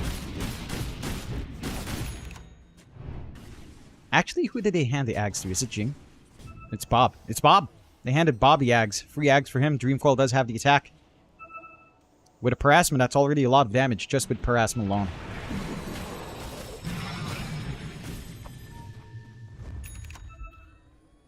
Geek Fam. You need to solve that puzzle of the last lane of racks. How to pierce the high ground. They've done it once before. 2 minutes 40 on the Aegis. Tier 3. Preemptive Repel. Not going to be able to find Natsumi. Wards are down. Sentry is there from Blacklist. Mid lane is shoving in. Top lane is shoving in. Bob Going for the overwhelming blink. Does have the Octarine, alright. Free Ags into the Octarine. He's going to be a very slippery boy here. Uptime on Dream Coil is massive. Amplify damage as well. Natsumi again taking point. The Setix cap just makes it so hard to even pin down this troll. Nightmare instantly pop into the next one. Just the chain stuns, but Natsumi's still healthy. Repel again to save. Does Enfeeble not get dispelled? It is dispellable. I suppose Repel does not dispel. Just grants debuff immunity, so there is that. Technically. The cross defenders from Abed. Ping-ponging Natsumi back and forth. Here comes a Dream Coil from Bob. Look at that damage. Just from one hero alone. They do manage to get grip, but the Aeon Disc pops. Not the target you want there. Guardian Angel to save. They'll find Cox left behind, but they can't get the control. Eclipse is out. Natsumi's up front. Does pop the Satanic, copying all this damage by himself, but he's got the bashes. Satanic will leave him alive for now. Aegis, still a minute left. Still not able to find him. The siege does get pulled off. BKBs were popped for this. Bob playing tag again. Charge across from Gabby. Natsumi sustaining true, just getting ping-ponged around on the high ground. Blacklist, Wild Ride. Fortify does come in. The last line of defense. Not going to have that left for the next one. Looking for the rock throw, does land on Jing. They know where the backline's waiting. Jing gets a lasso, it's on to Palos. Nightmare's there to save for a little bit, but not long enough. Palos stuck in the middle, does have the Satanic, life-sealing true. Natsumi might lose the Aegis, does still fight. Satanic's back up, and he's got the timing. Can they find us though? Pulverize out, disrupting the middle of the team fight. Cox alive, they find it. Cheese eaten, buyback out from Palos. Geek Fam, the execution. Keeping them in this. Natsumi, a Setix cap again. Going to be a massive issue. Can they kill him off? Aegis only has a few seconds. Natsumi, they know it's going to expire. They need to save him. They need to get him out. Natsumi, not like this. Aegis expires. Oh, he's not going to regen with the Yules. Oh, Natsumi. No, the Aegis. It's going to cost him, but no, the life steal's more than enough to pulverize. Is there any save? Someone needs to stop it. No one's there. Natsumi's gone. Gabby gonna be able to Wind Waker out. Cox not gonna be able to stay safely. The damage there from Tim's. The timing, Blacklist. They wait, they bait, and they knock Natsumi down. Courier just got put down. The patience to watch that Aegis tick away. The pain for Natsumi. Not having anything. No battle trance, no nothing to try to play with it, and the Yules to cancel off that regen. Outstanding from Blacklist. Just one Rax, Geek Fam. But the side of Blacklist are not willing to give it away. They fight back. Buyback still ready here for Geek Fam. Blacklist running out of options for their own. Cooldowns for Palos. No gold for Abed, but not too far off for Abed and Gabi, to be fair. Can they force high ground? Roshan still a minute and a half away until we see that timer. They've managed to equalize mid and bot. Bottom tower is under attack. Beautiful. Pings out for the tier 2. Natsumi does pick up the nullifier, but what does he swap in? Swaps out the Battle Fury. It serves its purpose. Tier 2 false. Radiant's bottom tower is gone. These Wind Wakers have been causing so many issues for the side of Geek Fam. They've got the solution. They just need Natsumi back up. Bob. Radiant's bottom tower is in trouble. Behold!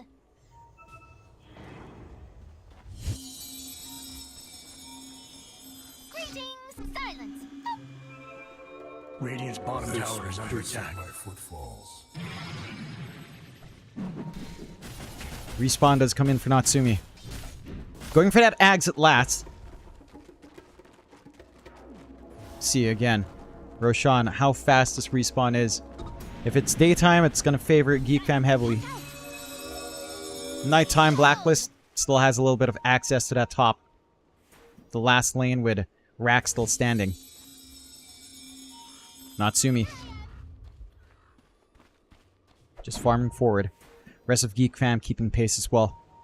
Jing has done such a fantastic job of finding these lassos back. BKB up for Cox. It's not going to be as easy to pin down. Could go for the harpoon. Just more ways to get some relocation here.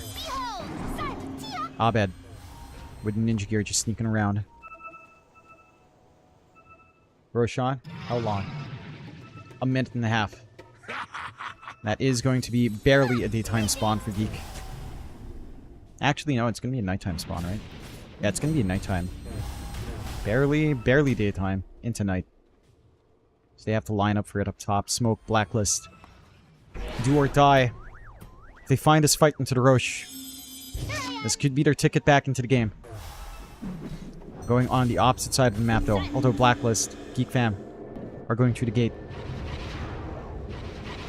Roshan not quite up. Blacklist, did he manage to use this as at least his warding run? Not quite. Have only one forward ward outside on that triangle. Palos would be a juicy target, but the rest of the team is there. Geek Fam, go across the gate again. What in the hell are they doing? What are they actually doing? I don't understand. Do get across into the gate, jump out, Bob. Clearing out the creeps. Natsumi shows. Half a minute until Roshan. Blacklist. Do or die. There. Oh, Natsumi got left! Going to the gate? What the hell are they doing? Natsumi! Pop that BKB! Get the damage off, get some batches, see what happens. Wind Waker away, doesn't manage to use the nullifier. Dream Coil out though. Does manage to trap MJZ. Abed trying to jump forward, they will lose the Bane. No buyback on him. Can they find more? Bob does manage to get the Guardian Angel. There's the Static Storm from Skem with the Ags. Trapping Abed. Is still fine. No. Lasso keeps him in place. Abed has the buyback ready. Tim's forced to run. Silence not allowing him to leap.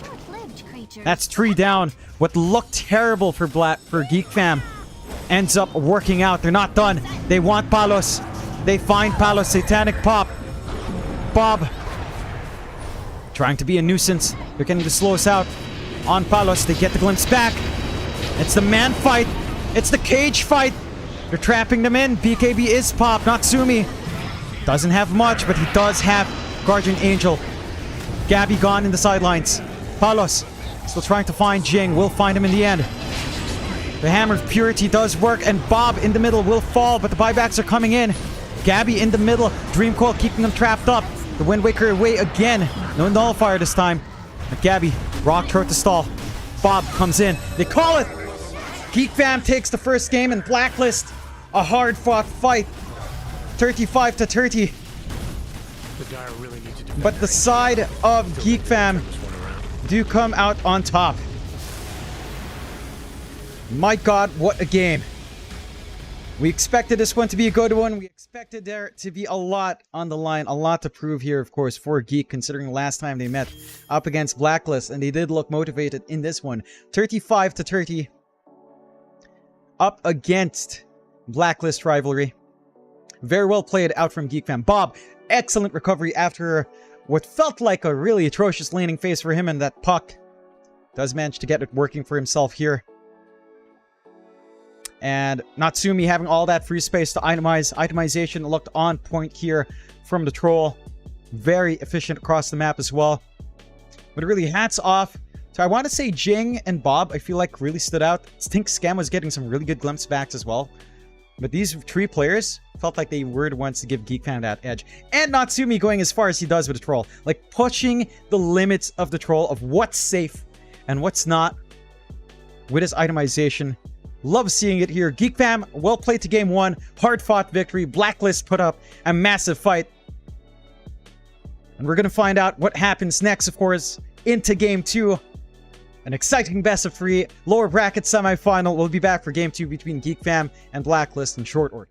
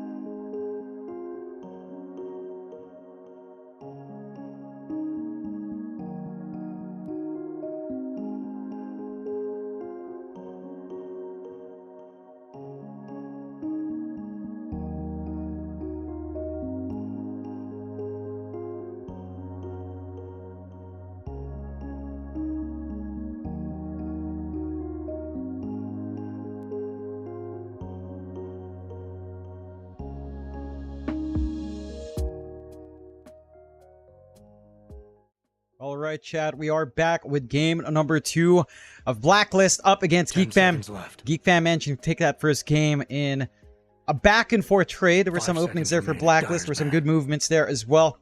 But Geek Fam does rally in Radiant's the end. took the Natsumi fearless in his charge onto the high ground. And Jing and Bob finding these good coils and lassos. Managing to do a great job. Still into game 2 draft we go. And do see the openers already. Blacklist picking up the Centaur. Geek Fam picking up that Shadow Demon themselves. Blacklist taking out 10 Leshrak, seconds left. Kunkka, Nagasiren, and the Lifestealer. Geek Fam, for their part, taking care of the 5 seconds Timbersaw, left. DK, Terrorblade, Disruptor, and the Hoodwink. So, gonna be curious what they pick up. I do love Radiant's seeing choice. the Shadow Demon come in. I think the Shadow Demon is one of the best supports right now. It's a little bit underrated. Great in stacking, really good damage in lane, really hard to trade up against if you do manage to just Shadow Poison and no one can kind of come in and stop you. 10 seconds remaining. And the saves from Disruption is massive. The utility of Demonic Purge going into the late game is huge. 5 Demonic seconds Cleanse is remaining. great as well. Dyer's pick. So there's a lot coming out there. Blacklist will pick up the Grimstroke in conjunction with the Centaur. So they've got a really good combination coming out there. They've got a lot of damage flying out, a lot of good control coming out there as well. 10 seconds left. What's the response from Geek Fam? 5 I'm already seconds with a left. Shadow Demon is pretty nice. Mars is still an option. No, it's not. No Mars. No Timbersaw. You don't have the straightforward Shadow Demon stun lanes, but that might not be necessary anyway. I'm wondering what they want here for Cox. No Kunkka. Was taken out early.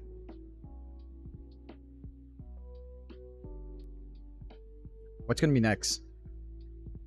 I'm wondering. I don't know. Geek Fam's going to think about it. It's still a relatively open draft. They could consider the Bob hero, perhaps. They could consider Jing's hero. Maybe just Dyer's straight up choice. pick the off lane. We go to Techies. I like seeing this, Geek Fam. The Techies makes it near impossible to start going... what am I seeing? The Techies makes it impossible to start going around in smokes. Prox Mines just ruins that sort of movement out, so... 10 I've seen the seconds utility of remaining. Techies be massive here. And all throughout the day, I feel like the 5 Techies and seconds TA left. traps have been one of the highlights in kind of breaking up this map movement. No other heroes kind of do that for you. There's maybe the same kind of thing somewhat happening with, say, Thunderstrike with Shard. That is something we've seen a couple of times. There is that.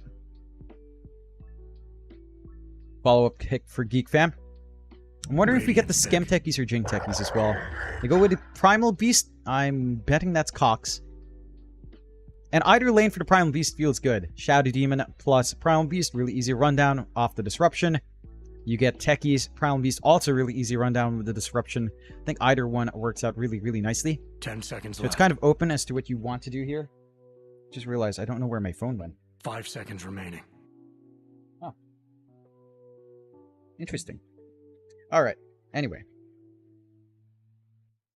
I like the Primal Beast. Again, it does a lot of work, Dito. Why am I'm reading chat at the same time. I have chat here on my screen. And when I just spoke to Ashley. I don't know why.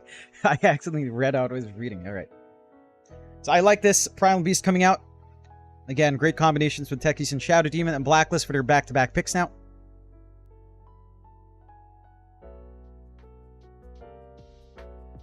Curious what they'll pick up. With a Grimstroke, it feels like Sven is a pretty good answer, straight up. The Centaur Sven is nice. Sven into Primal Beast lane, it's not too bad as well. So you do have those options. What's it going to be here for the side of a Blacklist?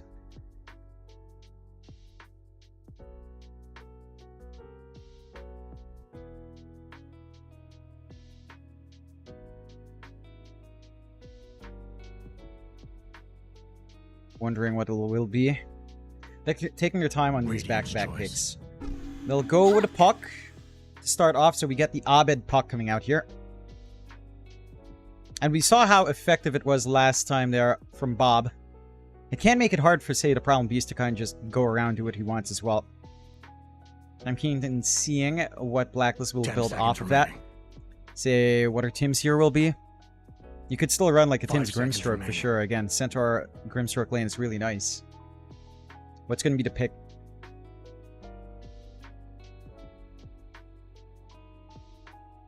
Dyer's pick. Crystal Maiden. We'll go to Crystal Maiden. So the MJZ Crystal Maiden comes out. Dyer's What options are there? There's Terrorblade, it's not banned. Well, it was banned out. TA comes out from Geek Fam.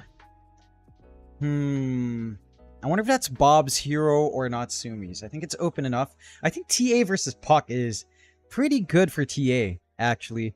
Puck has no easy way of clearing down Refraction. Level 1 to 2 is probably your worst time there as a TA. Once you hit level 3, it should be fairly steady. You're probably not looking for Melt Strike there as well. You're going to be looking for basically a 301 at level 3 for the TA. Radiance ban. Let's see what the plan is. Faces Void being banned out by Geek. Blacklist. What did they read? Did they read this as Bob Hero, or did they read it as a Natsumi Hero, I wonder?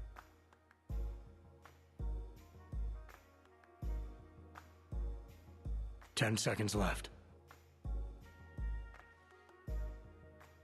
5 seconds, boss.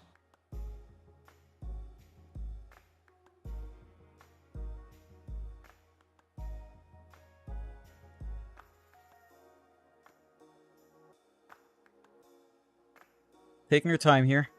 What mids are left? Ember kind of does well against Puck. There's a Quap that doesn't care too much about your stuns. Also does well against Puck. If you are looking for Natsumi TA, but you're probably looking for the Natsumi hero in the last pick here for Geek. There's the Monkey King that they tend to ban out in Blacklist. I feel like that's been a good read every single time. Monkey King to Central Lane is pretty good as well. Monkey King Shadow Demon's pretty nice. You take care of the troll.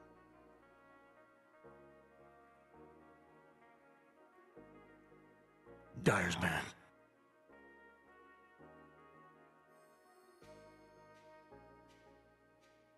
And yeah, they'll take care of the Monkey King. Alright, Troll Monkey King out. So what do you have? Luna, you have Sven.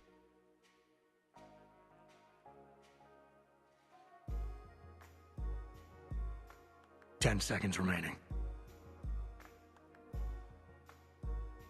5 seconds remaining. What's going to be next here?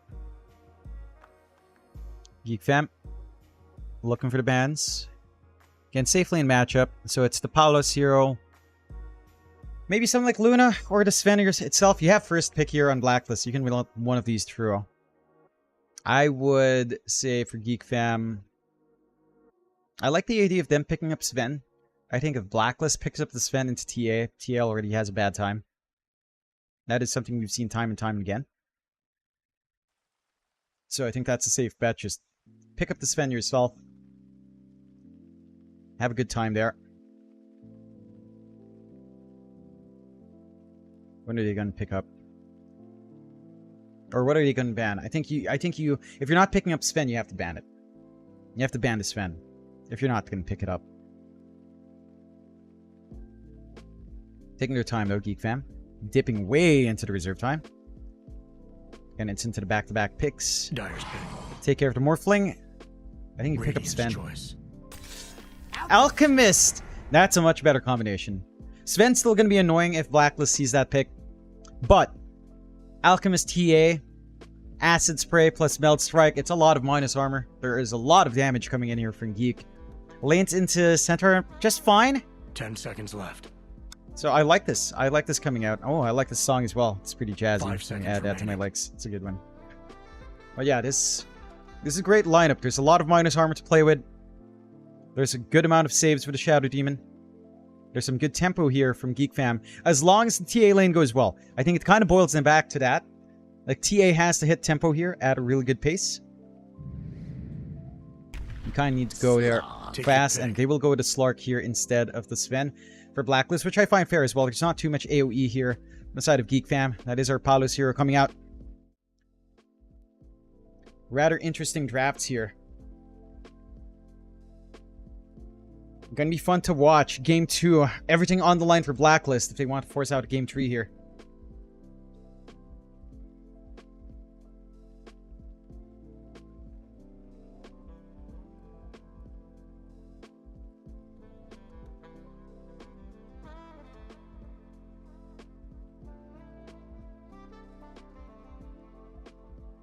I feel like, again, yeah, this really boils down to how well Bob's lane goes. Like, mid-TA versus Puck.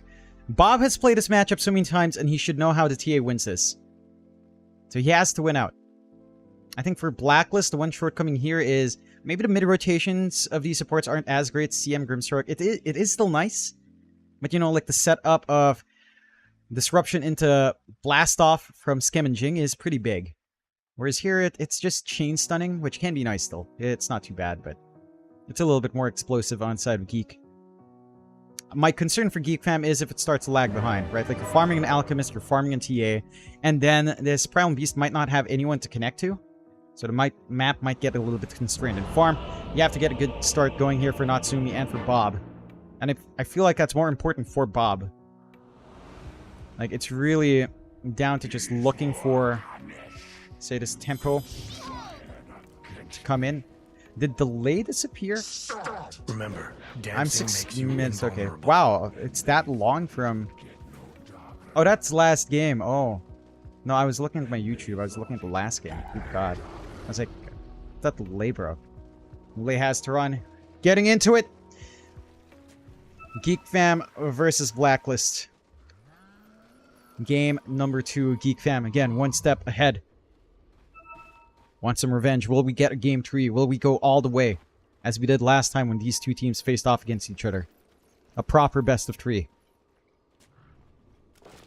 And we'll find out. Geek Fam. It does feel like their early clump up here is pretty strong. If they can find it.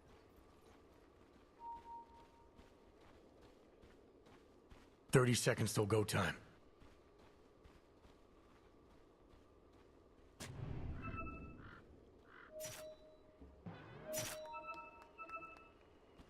Wards are spotting. Both have wards, so they see these positions. A little bit better for Blacklist, maybe to try to make a play. Level 1 is good on both sides. Maybe a tad bit better for the side of Blacklist. See if it's forced out. It doesn't look to be. Skem will just pick up. Or is it? They will get the Hoof Stomp off, and Skem might be the sacrifice. Sticky Bomb was leveled up. No Blast Off for him, and Skem. Disruption to stall. Someone's always got to go first. Is First Blood for Abed. First blood, it shall That be is going to duly be noted. a 2 for 2. They will find the Obs ward as well. And Blacklist off, running through the races so far. Running out of the gate. Take a look at this mid lane matchup with that First Blood for Abed. Quick bottle coming up. That's going to be a big difference maker here as well. Again, Not a bad lane for the TA. Not a very stable lane for Puck. Constant harassment with side blades is going to be key here for Bob. See if he finds it. Does get the refraction up now, so level 2, ready to go.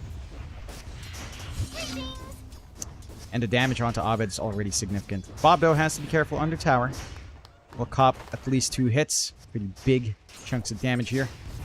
But has refraction again. And Bob, again, he knows how to work this TA matchup. Level 3 is when this should pop online a little bit more. Shall see. Abba doing a great job of getting some damage off, though, with a Waning Rift. Take a look at the side lanes. Up top, Natsumi on that Alchemist, along with Skem on the Techies, up against Gabby and Tims on that Centaur Grimstroke lane. And this lane is pretty nice. Hoof Stomp, Inkswell. Very simple, very straightforward. It is a little bit painful, though, to walk into the Alchemist. Acid Spray, you can maximize it here. -3 armor, level 1. Centaur only has the 3 armor with the stats. So it drops you at 0, amps up the right click of Skem for his harassment. Harassment of Natsumi back as well. And of course, amps up this. They chain the stun to get the blast off, not under the effect of the acid spray, unfortunately, with the concoction with Gabby still dropping low. Not low enough. Might be preferable to actually keep him alive. Now he's going to have to try to keep resetting with these tangos. He's going to have to waste resources. You're more than happy to find that here.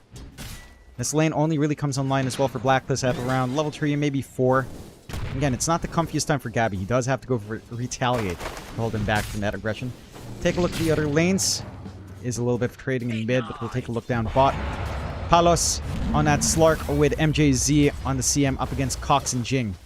Get a good Frostbite off on Cox. Get the leash off as well, and Cox looks like he's just going to be first blood, but no, the Disruption's there to save. The Blood Grenade not going to tick out, and Cox does barely stay alive. Back, a little bit of a chase onto MJZ. He's the first to go. Jing does go down. Palos now coming out. The Uproar does give some good armor for trading for Cox. He's going to be fine. Fully reset. Love the branch start as well. Knows there's going to be some good spell spam. The wand's going to be high value if it flies out here. Which I do believe it... it's the brown boots. Alright, the stats are nice. And guys start, but that death of MJZ does allow a refill for Abed. And now they'll make that move onto Bob. All off the back of that pickoff. Bob? No, not going to be able to find it. The damage is there on Abed. Bob falls apart. So kill in the side lane leads into a kill into the mid lane. And Abed going to be laughing himself to the bank. Has the bounty in as well to top up again. Nice trades for Blacklist so far. A prize. Geek fam.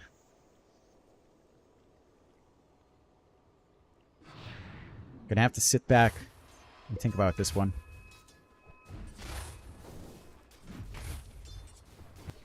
They are still finding some decent farm. Like, Natsumi's not being stopped too hard. Again, they are getting some good damage onto Gabby, but he is fairly beefy. Not something you're really gonna look to kill off. With double bracers, this doesn't even feel like a kill. Tim's keeping some proper distancing as well. We'll find a pulse, but Natsumi's more than happy to farm some pulse anyway. With acid spray. So he's just looking to maximize his farm. Does find one. Find more. Finding all of them so far. No denies as well. No. One more. Okay. No. No, not quite.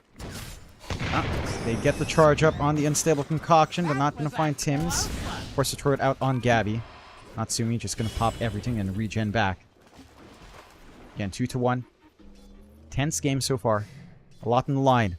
Blacklist again. Need this win.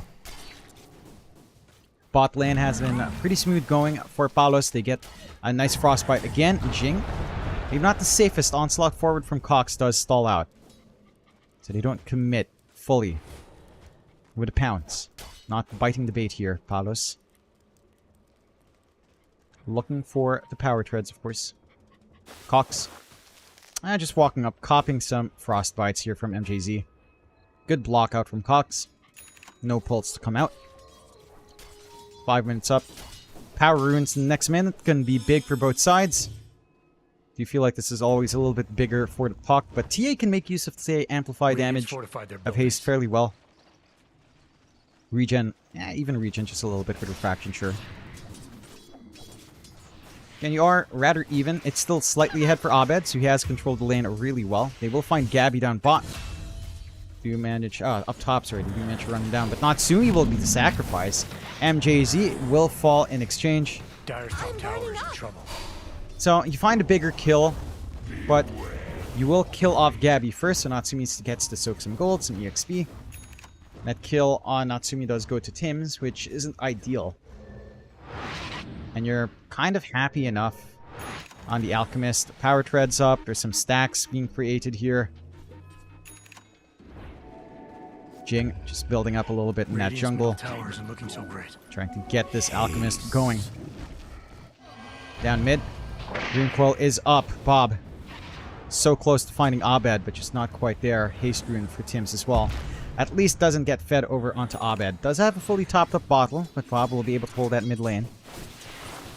Frostbite, such an annoying spell. The range, pretty long. The disarm effect, pretty annoying.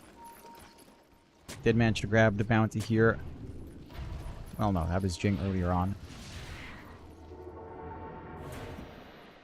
So nothing to steal. No stacks just yet for the side of Blacklist, so no recovery plan laid out. Not that they're the best in clearing out stacks anyhow, especially Ancients. Cox already cutting in the back. Might get punished. Palos and MJZ are here. And will get punished. Not just a might, but will. Won't be able to charge away. Does have salve. Is he going to be able to TP out? He looks like he will. Don't manage to find him in the tree line. Tip out from Cox. Feeling confident now. Onto Solap. Dire's top tower is in trouble. Tree to tree. Game stays even. You are starting to pull ahead on Natsumi, but that's to be expected with the Alchemist. In fact, it's not that far ahead enough on the Alch right now. Should be the slow ramp up. Wondering if it's the Maelstrom build-up here for the Alki. Down bot. Looking at Cox again. They've got more heroes to catch out this time with a silence. And the stuns look to be enough. Disruption to save. Can he onslaught out in time? Cox will. Just more than enough space to get away. Stampede to chase. He will be able to find Jing in exchange. But Cox does stay alive. And that's fine. Bobby doesn't manage to get the Invis Rune. Abed couldn't get another top up here, but Bob has been farming nicely. I say that, but he is lagging about 700 gold behind in comparison to Abed. So again, the lanes looking like overall has come out better for Blacklist. Outside of Natsumi's lane, Cox and Bob off to a slower start.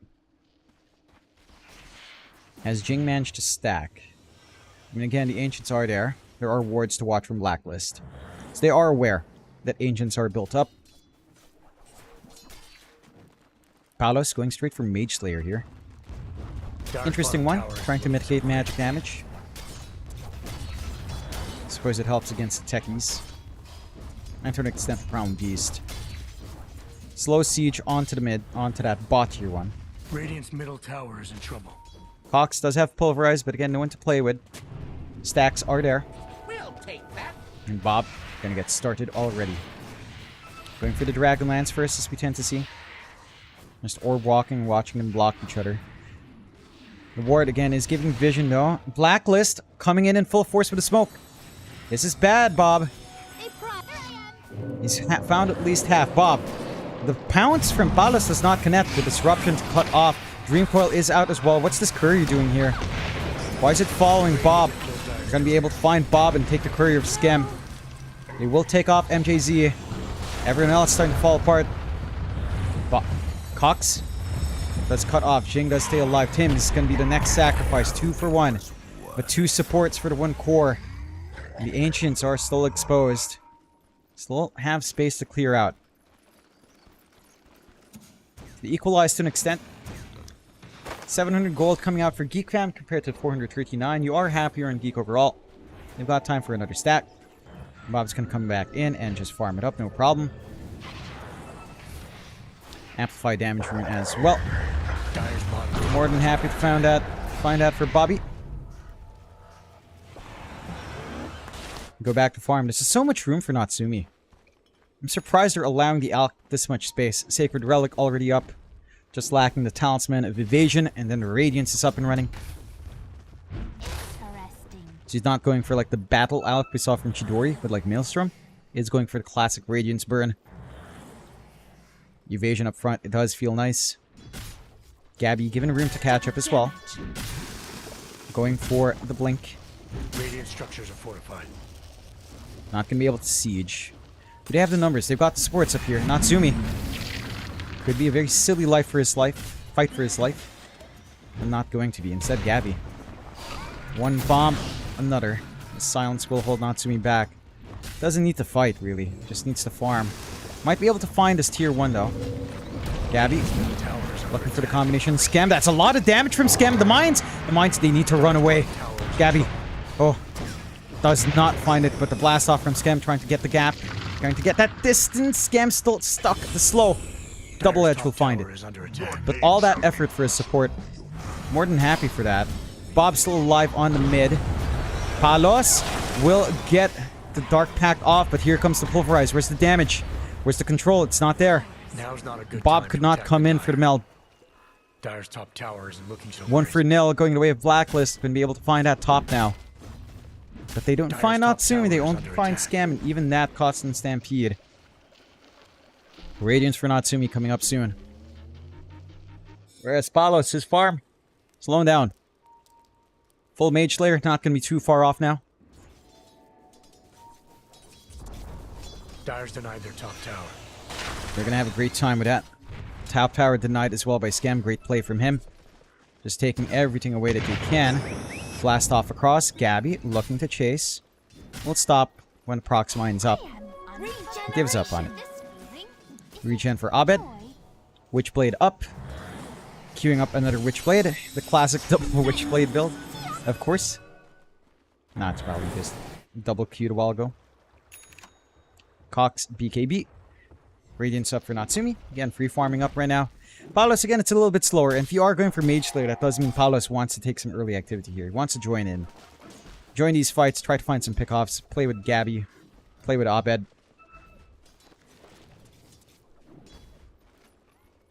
Let's see if that is something they're considering here. More stacks being built up by Scam. More stacks for Natsumi to clear. BKB Rush wants to be active as well on that Elk. Dire's bottom tower isn't looking so great. Yeah, a moment to relax. Dire's It's a bottom pretty tower is important in moment to trouble. kind of build up for him, though. Like, the BKBs for Geek Fam are big. Whereas on the side of Blacklist, we're not going to be seeing BKBs anytime soon. It's a Blink for Gabby. It's that full Mage Slayer for Palos, which, again, I'm finding rather interesting. Mage Slayer start this game. It doesn't feel like the biggest Mage Slayer game. Dire buildings are Fortify to fortified. just stall out on that farm of Palos. Just to be annoying, I suppose. Dire's middle tower is in trouble. Doesn't really matter too much. Mage Slayer is there for Palos.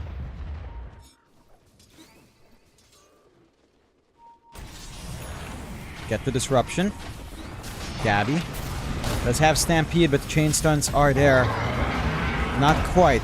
He will still blow up. Scam finds it. Very nice. Abed tries to save. Not gonna find it. Radiant's middle tower is in trouble. Natsumi back to the farm. Down bot, Palos will find a tier 1. Cox can't really do too much about that. We'll just let it go. Still 6-6, 1k lead, Geek Fam. Slight advantage, but they are playing with the Alk. That's to be expected right now with how much space Natsumi has. The question is whether or not it will pay off. It does feel like they need to start finding more as we start to approach the 20-minute mark.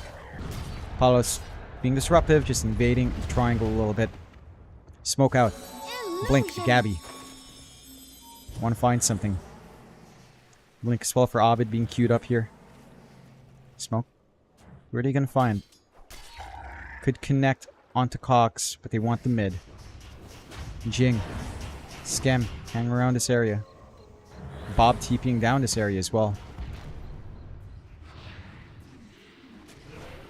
Sticking to the campsite.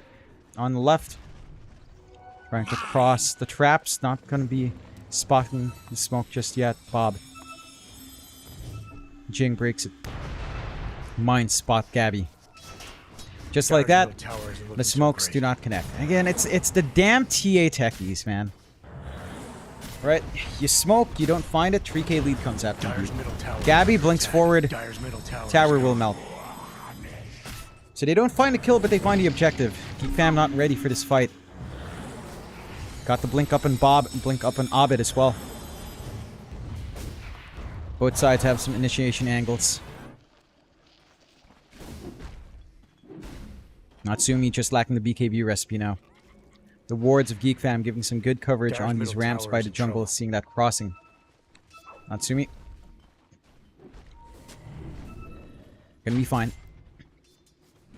Gabby. Scan. Does Dyer's allow him to middle back tower off. is under attack. And the all chat should give the signal away. So again, very cautious game. Geek Fam are pulling ahead. Network advantage for Natsumi is about 3k, which is good. Ideally 4k, but 3k is still fine. And BKB is going to be flying in. Theoretically, you can play now. Palos, Inkswell, jump forward. Cox. Silent chain stun. Abed following through as well. One more kill for Palos. Bob will find it. Instead, Natsumi tries to find a stun, but a little bit too short of charge. Abed still able to jaunt away. Oh, good angle. MJZ traps up Bob. They get the silence and the pounce. Disruption to save. They can't find MJZ on the CM. They'll get the chase down for more. Great stomp in from Gabby with the blink. Stun onto 2. Natsumi forced to BKB and run as his team falls apart. And Blacklist Dyer's bottom tower is get under control attack. back in this game. 9-6. MJZ, the singer in the field, Dyer's bottom tower isn't looking so great. stands his ground and finds a sneaky spot. Jing, not long for this world now either. Disruption to stall. Natsumi wanting to back him up, but not able to jump on. Wait. And be satisfied. 1k lead for Blacklist up against the Alchemist. That feels like you're 3k behind now Dyer's on top Geek tower Fam. isn't looking so great.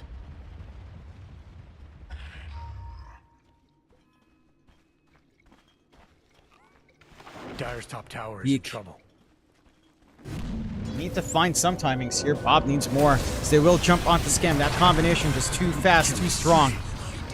Gabby starting to drop low, but can they chase? Abed cutting off the back line. Gabby still alive. Bob looking for damage. Not quite there.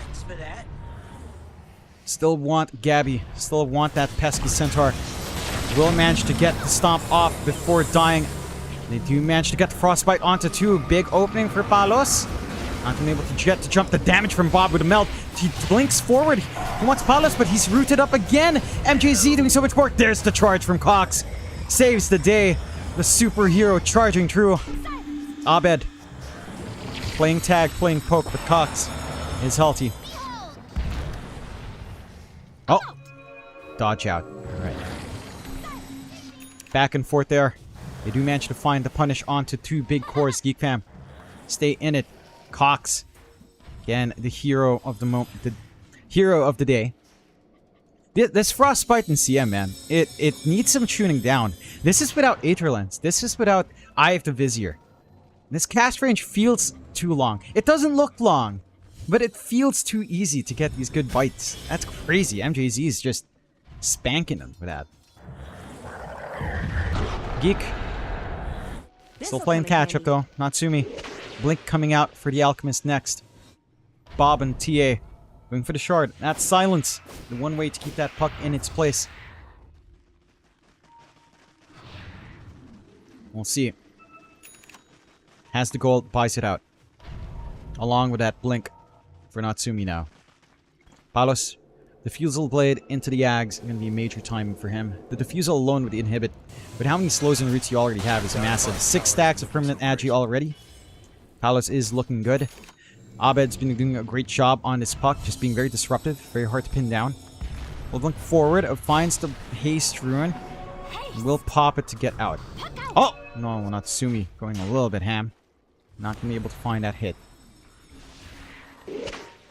But they forced the haste at the very least, so no threat of Abed having haste in the next fight. Geek Fam now smoking his 4 without Cox. There's the Inkswell They're looking for an angle. Triangle is empty. Scan. Finds nothing as well. No joy. Which way do they go? They want to show this blink. Natsumi. Gabby. Could be the prime target. Shows himself to the siege creep. Abed hanging back. Smokes break. They drop the bombs. They charge up. Inkswell only onto one. The Stampede is there to escape, and the chain stun is not enough. In the back line, though, Abed does manage to find Bob, but Bob is still fine.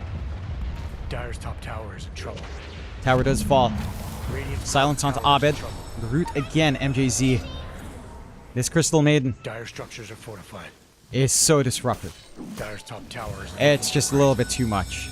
Radiant's These top roots towers are looking so holding them back. Abed now, Dream Coil onto 2. Snaps on 2. No follow through, though. Just a warning shot sent out. I'm finding some farm top. 10 to 8. Calculated risks from both sides. Blacklist managing to dodge out nicely, though. I'll take that.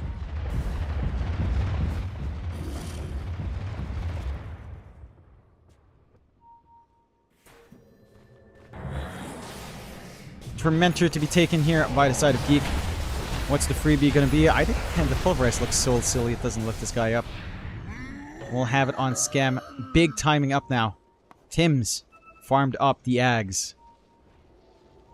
Getting that clone of Alchemist with a Radiance at this point in the game. Very impactful for Tim's.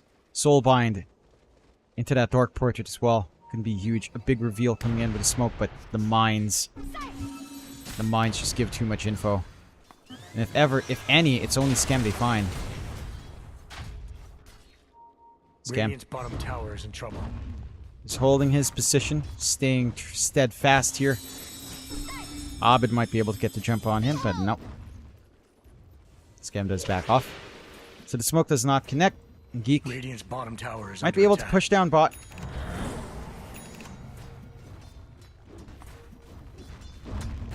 Get that siege going here. Radiant's bottom tower isn't looking so great. They will get that done. Dire's top tower is under Tier 1 attack. tower taken. Response. Blacklist starting to TP down. Might be able to find top in exchange anyway. Abed has room. No one there to defend. Dire's top tower There's a is big in timing now for Blacklist. Ags for Palos. 2 pounces. Long range pounces to reach out. Geek. Still maintaining 3k lead. Dire's top tower is But that's under all attack. in Dire's top on tower is Natsumi. gone. He has to pay these dividends back. This has to be worthwhile for the team. Orchid being the item Natsumi's going for. Just more ways to pin Abed down.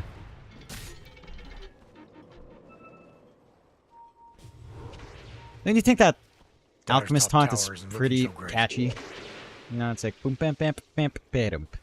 It's fun. Boom bam bam bam bam. It gets stuck in my head. I hate it. Every time I see an alch with Adam, just boom bam bam bam bam. Ah, brain cells are dying. Smoke out, Geek Fam. Orchid reveal for Natsumi. Will this one pan out? Forward vision for Geek. It's just lacking. They've got these mid wards. They've got the river ward. We'll try to cross the river again. Invis. Gabby. Does grab it. Natsumi. Yeah, okay. Have the taser as well, which is kind of nice, I guess.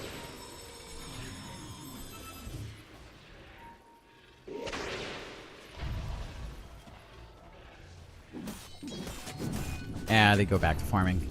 Blacklist, and they've got such good control of the map, despite being 2k behind. Again, with an alch, 2k just doesn't sound right. You want that to be 4k. You want that to be 6k. At this point, you want that to be 8k at around 25. That's how you know you're winning an alch game. When you're at 2k, you're dangerously close to even. And an alch close to even with the enemy team just isn't winning as Alchemist. Your biggest tool as alch is your hyper farm with Grievel's Greed. That is conceptually why you are strong. Because you have an item advantage. You destroy the economy. You're Dire's printing top money tower like the is Federal under Reserve. You know, you're having Radiant's another bottom quant, tower is as under they attack. say. And it's not quite the money printer here for Natsumi yet. I mean, he is maintaining 4k above one major item above everyone else. But that's not trickling down to his team. That's not giving them space. This gold is just gold for gold's sake. For now. Not able to really translate that into a feasible map advantage just yet.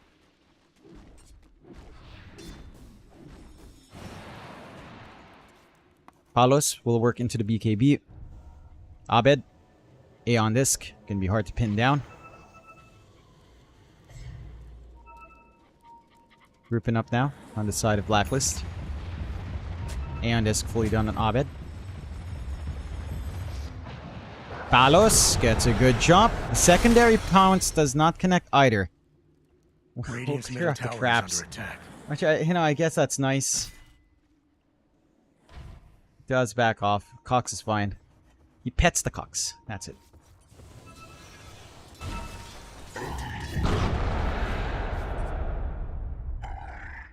Chilling out. I know. I know what. At what point does Natsumi become unstoppable? Is my question, and I don't see it. And that's my issue here, right? You think about a hyper carry, which is the Alchemist. You think about all these item advantages he should have. He only has one major item, right? It's gonna be that Bloodthorn. They find Gabby. Disruption to stall him out. There goes the drop from Natsumi. Look at his HP. Nelto! He's not getting anything done. Soulbind onto 2. MJZ cutting them off. Dark Portrait doesn't quite fly out yet. They do manage to force staff out, but Natsumi in this prolonged fight. Good blast off from Skem. Can they get the Pulverize out? Onto Palos. He's in the middle of nowhere. Will pop the Depth Shroud. Run away. Amplify damage on Bob. Trying to get some Melt Strikes in. No blink yet, though. And the Stampede allowing the reset from Blacklist. The team fight control of Geekfam just not there. At the least, with Blacklist, you've got Dream Coil, you've got Freezing Field, you've got the Hoof Stomp even. Heck, even Inkswell. Geekfam, AoE stun is like Pulverize, Blast Off. Maybe a really good Unstable. If they're clumped up. Which they shouldn't be. Blacklist, diving into high ground. They do find Cox. Disruption's there to save. That's the problem with Shadow Demon. Guess what? Disruption. Haha. Not even an Aether Lens on Jing yet. Not even a blink on Jing. He's just able to walk up and disrupt. And that's a smoke on. So we're back to equilibrium here.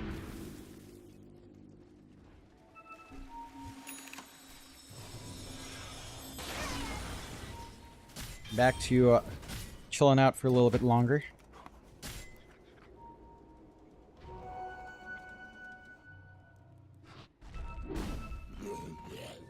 Geek. Looks like they want to plump up. They could think about Roshan, honestly, at this point. Natsumi, Bloodtorn. Blindly done.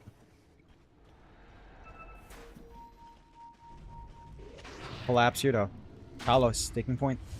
Trap will spot him. I'll take Does that. deward it again. Where the hell are these sentries? Doesn't have a gem, does he? No, he is carrying a gem. Alright. Clump them together. They find the supports. Cox, this is the opener that you'd want. Keep Tim's down. Killed him off, but no, the Stampede's there to save. Instead, it's Skem. Caught out. The blast is there from Natsumi. The save again. The disruption from Jing.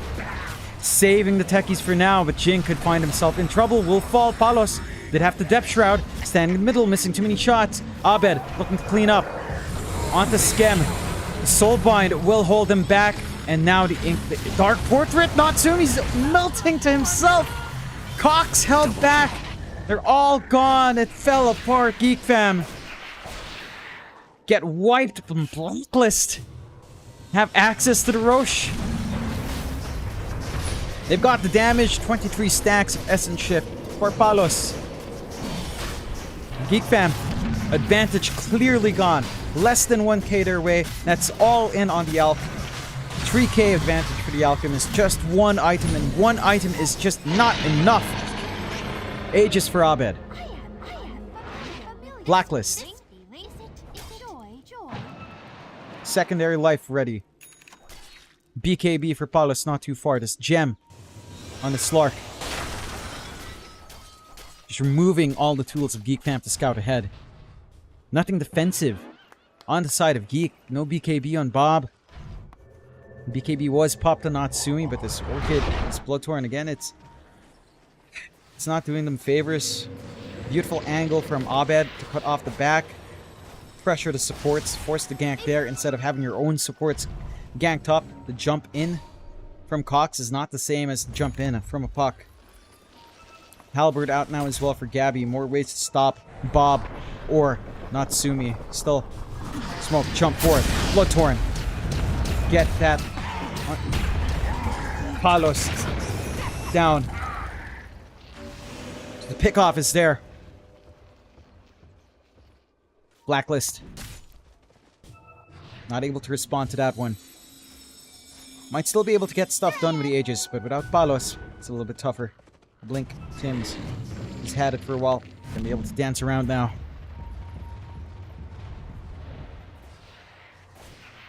Blacklist. They're not gonna lose any tier 2 towers off of this, are they? Creeps are starting to shove in a little bit, but they're still a ways off. Bob, this Thesso has been dry. Need some kills. Fortify the stall.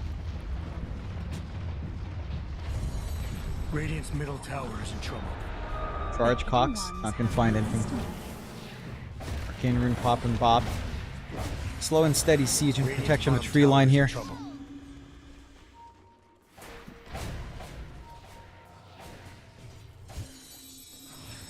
Now we play it safe. Dire's top tower is in trouble. Blacklist, Palos almost up. Gabby taking point. And Geek Fam do pull back. Keep that farm game going. 3K lead back up, but again, at 32 minutes in, 3K just doesn't feel impressive anymore. It doesn't feel substantial. It doesn't feel meaningful. Which is exactly the problem of Blacklist of Geek Fam right now. This lead does not equate to anything just yet.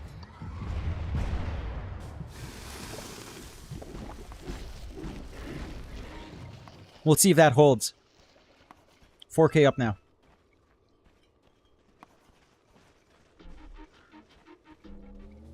Geek Fam. 14-9. Lagging a little bit behind these fights. So messy for them.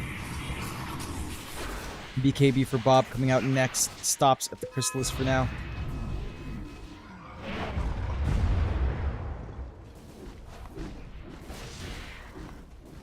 Basher Abyssal coming out next for Natsumi.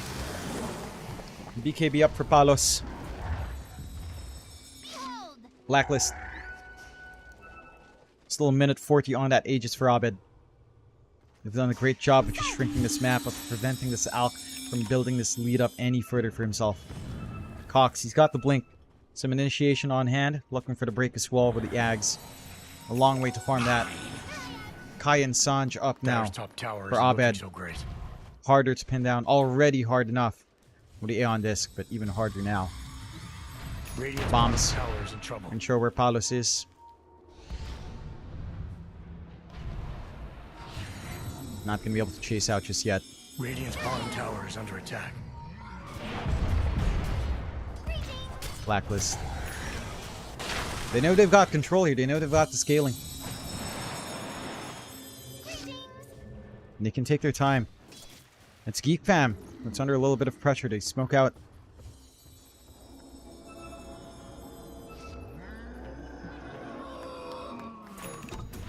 Where'll they go?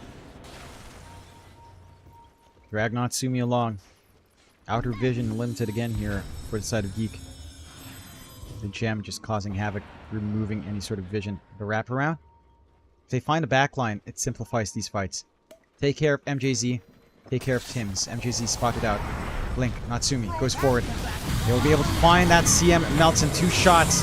There's a Soulbind though. Along with that Dark Portrait trying to rip apart these supports. Get the Stampede as well. They get the Pulverize. Abed stuck in the middle. Gabby as well. Cox. Good position to get that damage. Great blast off from Skem. Abed still alive. Palos ripping through Jing. Gabby though set fall, but Inkswell to save. Skem still falls. Gem on the ground. Picked up by Palos again. Blink. Natsumi not going to be able to make it. Buyback from Skem. 2 for 2. Can they find? No. The TP's out. 2 for 2 with a buyback from Geek Fam. A bit costly for Geek with Scam coming back in. But Geek Fam does find a fight. Do only lose their supports for a support core. They need levels. That's where Geek Fam's falling down. They need a longer duration pulverize. It has to be the level 25 of Cox. I do not see anything else that allows them to play. Maybe an Ags on scam just to stop them from stampeding? Legitimately, this might actually be a case where Ags on Techies is not a meme. Because they have just been running away. It's good damage. It makes them think twice, or it forces them to pop the BKB on the retreat and allows you to re-engage. Could be one way to go down the line. Maybe once Natsumi's fully slotted up, could think about these Ags. I honestly don't think it's bad. Is it a priority over, say, TA Ags? Jumping around all over the map with a projection? Maybe not. The charge Sunjing? Maybe not. But it has utility. Pause out. The classic. PH versus PH pause. Gonna be holding out a little bit more.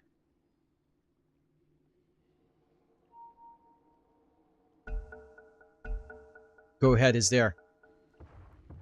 Geek Fam. Still starved on Cox. Bob. Honestly not too bad, just within 1k of Abed, so he's matching parity right now. I'll take that. Daedalus to come out next. Abed going for the Octarine. And massive nuisance in the puck. Has been causing issues. That lack of hard lockdown right now for Geek Fam haunting them. The gem on Palos just makes it so easy to, again, remove information. And information is key in Dota 2.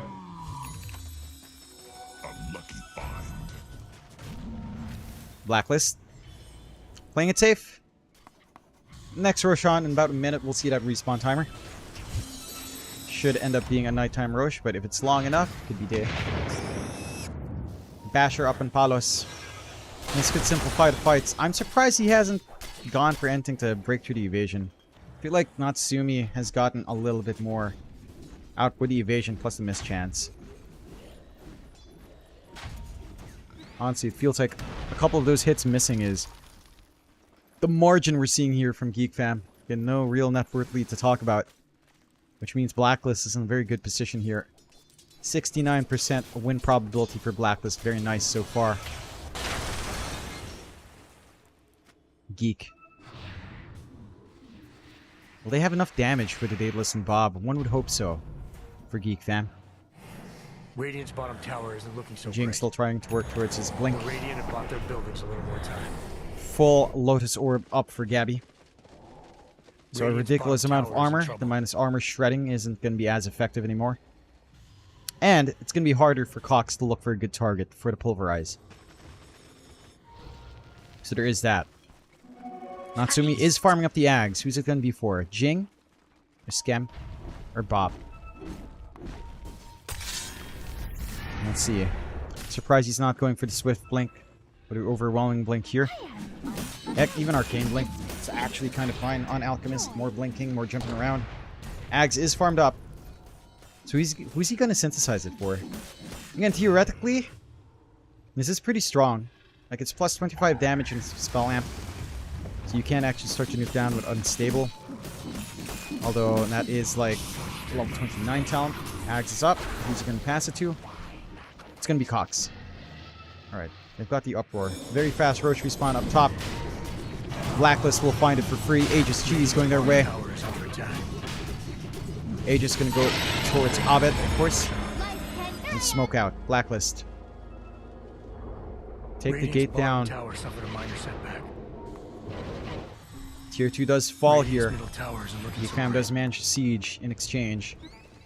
The Mines does give information out.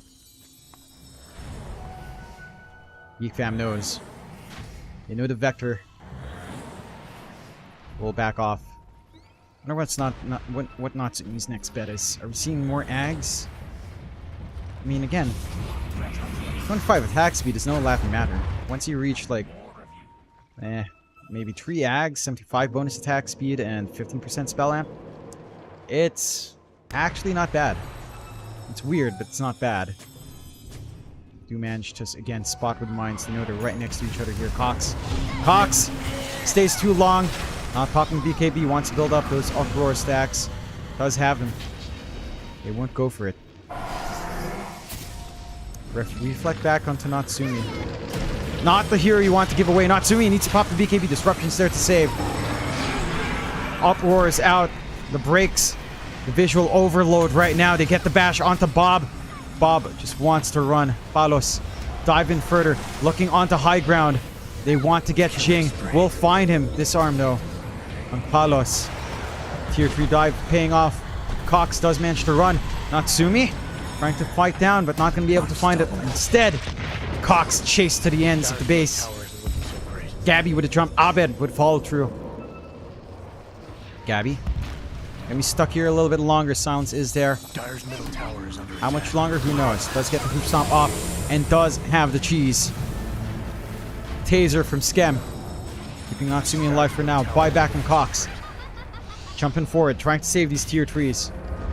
Aegis does pop a little bit early and a little bit late for the blast off and the onslaught. And now the Dream Coil. Oh, Natsumi, no buyback. This could be the end. Blacklist could bring us to that game tree.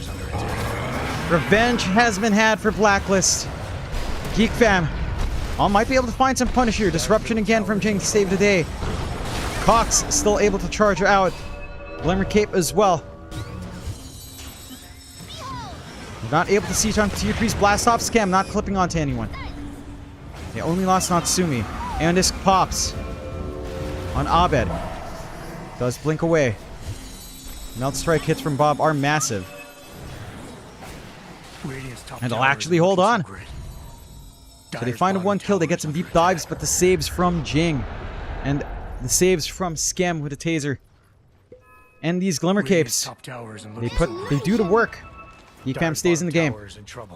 Live to tell the tale for another fight. But how many more fights can they take? How much left in the tank here for Geek? Smoke out. Pulverized instantaneously. Onto Palos. The blast off as well. Everything perfect with the BKB. The Shadow Dance. Oh, they managed to kill off MJZ. Collateral damage already there. Saves again coming out here from Jing. But Scam will fall. Cox still looking for more. Said Bob is gone. Does have a buyback. That's a dieback for Cox.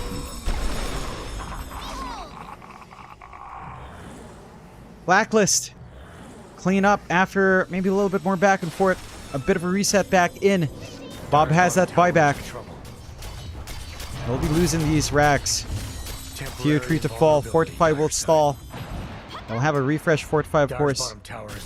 They haven't lost any tier 3s yet, surprisingly enough. Geek. Looking for a re-wrap around. If they find Tim's, they just need a supports buyback on Bob. No, they don't find it! Tim's, the quick reaction, gets a Dark Portrait off as well. Natsumi forced to BKB. Bashed up. Natsumi stuck between a rock and a hard place. The Force Staff is there from Bob. And he's slow with a trap. Pounce does not connect, but it connects onto Bob instead. This could be a dieback. Bobby does manage to get away. They lose Cox again. They lose Skem. Jing buys back. Racks will fall.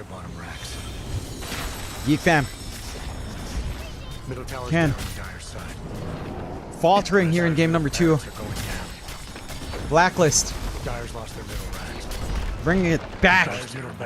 Bring back that life. Getting control. Abed. Looking to poke and prod again. His Ags.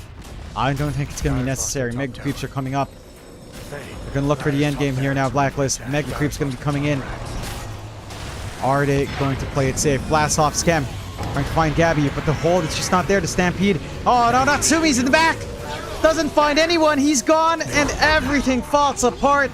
Geek Fam have to look at game 3 because this one's over. GG is called.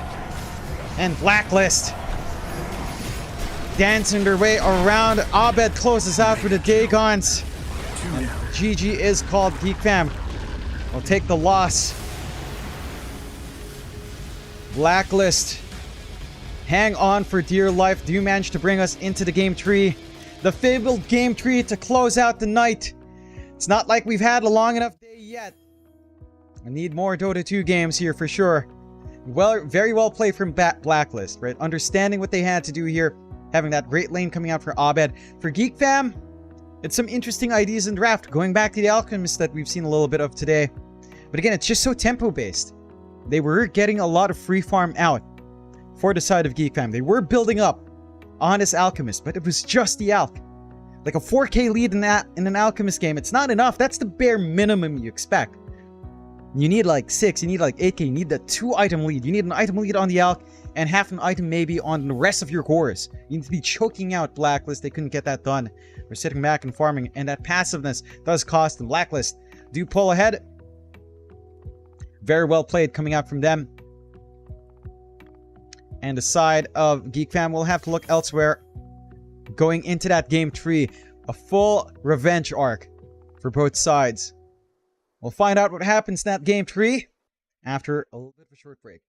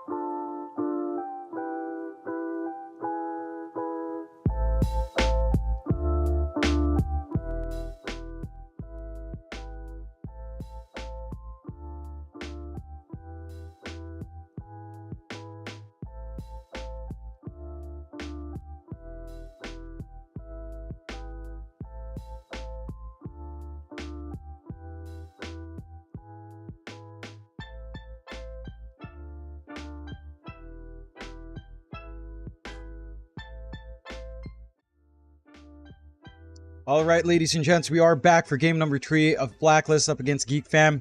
The last game of the day. The last game that I will cover here in these closed qualifiers.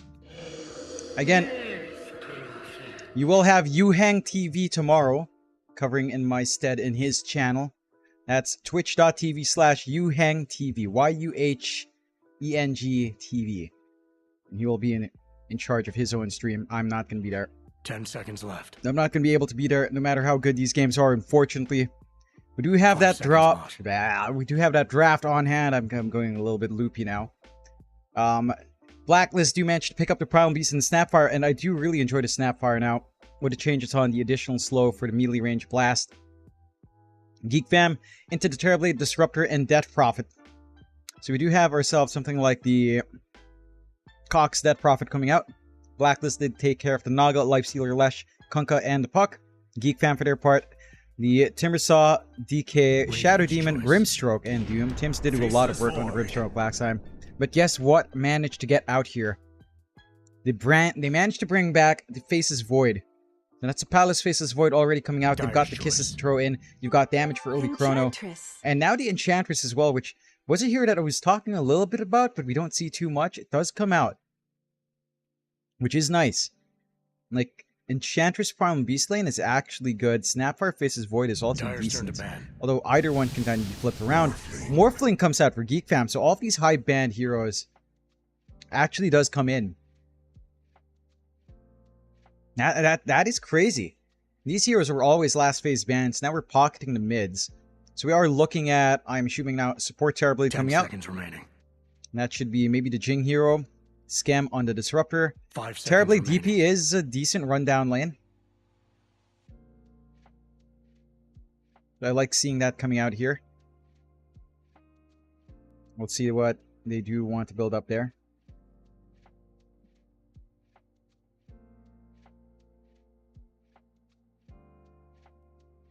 What'll the bans be? It should be a bunch of mids, Abed and Bob heroes. Is TA still a ban? I don't think so. Radiant's turn to Void ban. Spirit, I think, deserves a respect ban. Abed did a lot of work on that. It's fairly annoying. Puck already out of the picture. Zeus as well.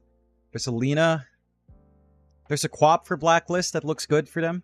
Just some damage in Chrono. Abed did 10 play that seconds last time remaining. as well. 5 seconds remaining.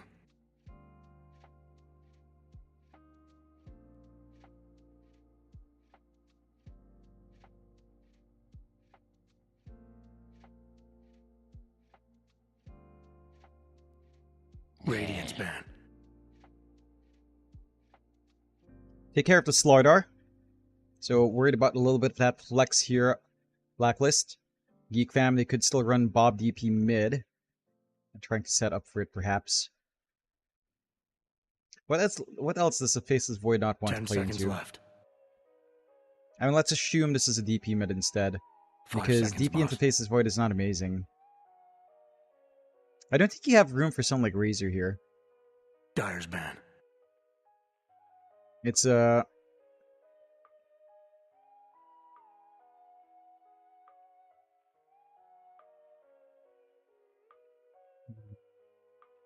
Centaur ban, so they do expect Cox here to be last and Bob to play the DP mid. 10 seconds remaining.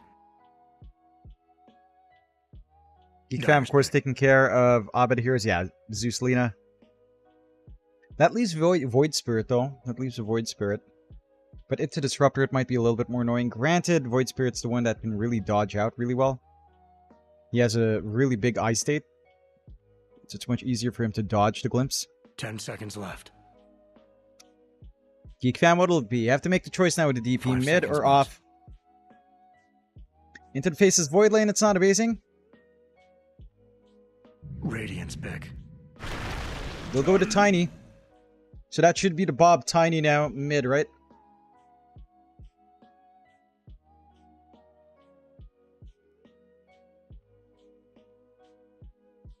Yeah, it should be the Bob Tiny mid. And you're going to go with Cox DP. 10 seconds remaining. Again, DP into Faces Void's not that bad. I think that is somewhat playable. 5 It's not seconds the worst thing in remaining. the world. So they should be able to get quite a lot there. We'll find out what Blacklist want to do here.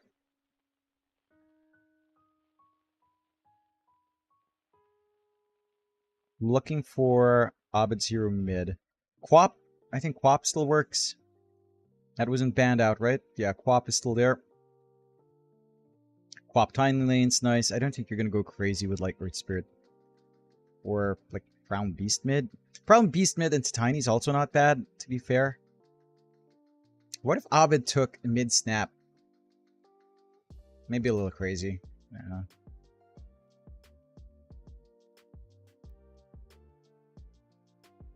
What's going to be Blacklist? They have a lot reserved. They're going to start digging in now.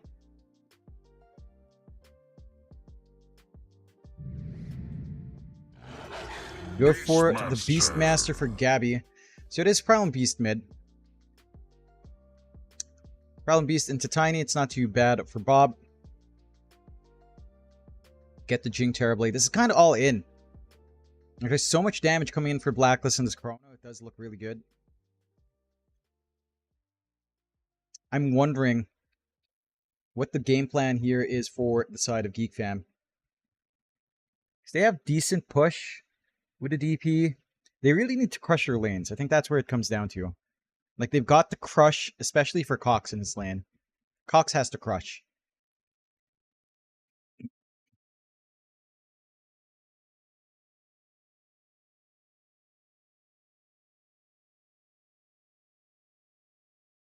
Yeah, we need to see the lanes get crushed, right? Like, Jing has to run down with Cox. They need to slow down Palos as much as possible. They need to prevent the bleed out.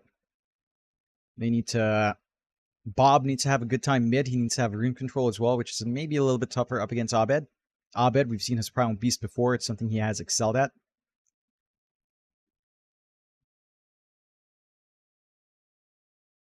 What are they going to do? No. It's going to be a fun game tree. That's all I know. There's damage in Chrono here.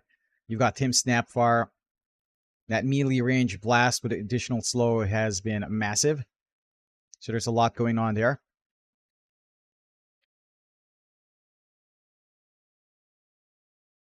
And the side of Geek Fam, well, they've got the Natsumi Morphling. They fall back to this. The special coming out.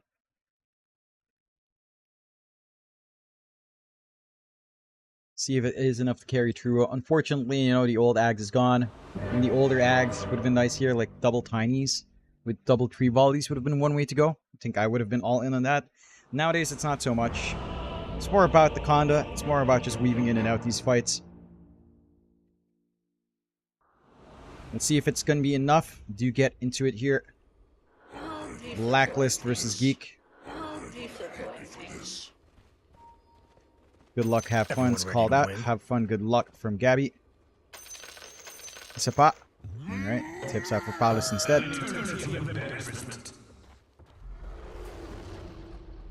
See how well this goes. Geek Fam. I'm ecstatic. Bob. Breaks the smoke, walks back. They're trying to kill me. No ward to drop.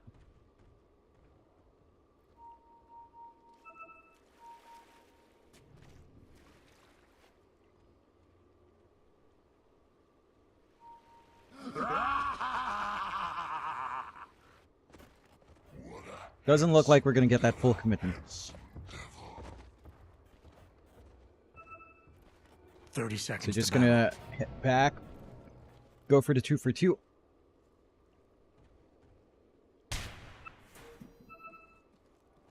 Nothing too crazy here.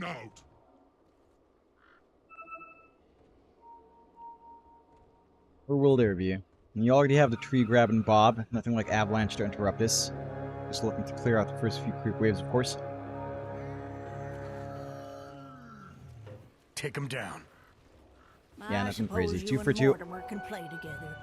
Nothing wild. Look at these lanes break out. Of course, down bot, you've got Palos. On that faces Void. Also got MJZ. On that Ench. Jing has a reflection. And again, that's been nerfed a little bit since last time, but this support Terrorblade can still feel powerful, especially with Sunder as a saving tool. Along with a chase down from Spirit Siphon, this can be a pretty nice lane for Cox if he can find his timing. Pilot shouldn't be under too much pressure, to be fair. I think MJZ can find the zoning he'd want. Palos, as long as he plays with the timeout well, is okay. They're forced to level the heal on MJZ. Damage from the initial reflection's already high, but the regen's there, so you can kind of just trade spell usage here, which is rather funny. It's a longer cooldown, though, for the Nature's Attendant, so Jing should look to just instantly pop it again. On the reflection. Just maximize his downtime and heal, and he will. Dropping MJZ as low as possible, which is nice. You managed to block off the camp in the end, although it is a bit delayed. And again, Paulus is not going to be zoned out too hard, although once you do have Spirit Siphon, there can be a threat. Maybe Value Point in the Silence can be big as well. We'll take a look at the other lanes, though. Up top, you've got Tim's on that Snap. You've got Gabby on the Beastmaster up against Skem on that Disruptor, and Natsumi on the Morph. This lane is pretty annoying for the Morphling. You've got a good cookie combination down the line. Again, Scatterblast does a lot of work now when it's up in the, what is that? The point blank range. So longer slow, longer duration. It is fairly annoying. Makes it harder to escape. And then down the line, of course, you've got the cookie chase down with the boars. So there's a lot to play with. See if that's something they can get working here for the side of Blacklist, as there is some good initial timings there. Mid lane, of course, you've got the Primal Beast versus the Tiny lane, and Bob having a good time in the Tiny so far. 10-4. Abed not finding as much. Mind you, Tree Grab is pretty strong. You can't just onslaught in. You can't just trample around here as well for Abed. At least not in terms of harassment. Good micro out from Gabby. Clears out the Water Rune as well, giving Abed every little advantage he can find. Bob, no top-up. Very mana-intensive, the Tiny is, so I'm going to be feeling that effect for a while. And Abed just going to go for the pull, maybe go into the camps. Just have a good time farming up. He's going to camp that Bounty Rune. And he's going to clear it out. He's finding everything, Abed. There's not much Bob can do. And Abed, this is his way of just catching up. It's a little bit early for that, actually. But yeah, it's all of a sudden number one. Bob will still get the bounty, though. He will manage to get the Avalanche toss up along with the Thunder Strike. Abed did commit the onslaught. There is no mana left on Bob. Glimpse back, though, for more damage. Abed will just TP. A little bit of a mistake. Not having the follow-up stun. It's a little bit rough. And Abed's just back to farming. Still has his own bounty rune to go back to.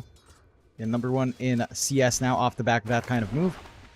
Abed just showing us why he's one of the better Primal Beasts. You know, I would rate him maybe right... I don't know if I'd rate him right next to Noob, but somewhere up there. We shall see. A steady start for both sides. Nothing too major breaking out just yet.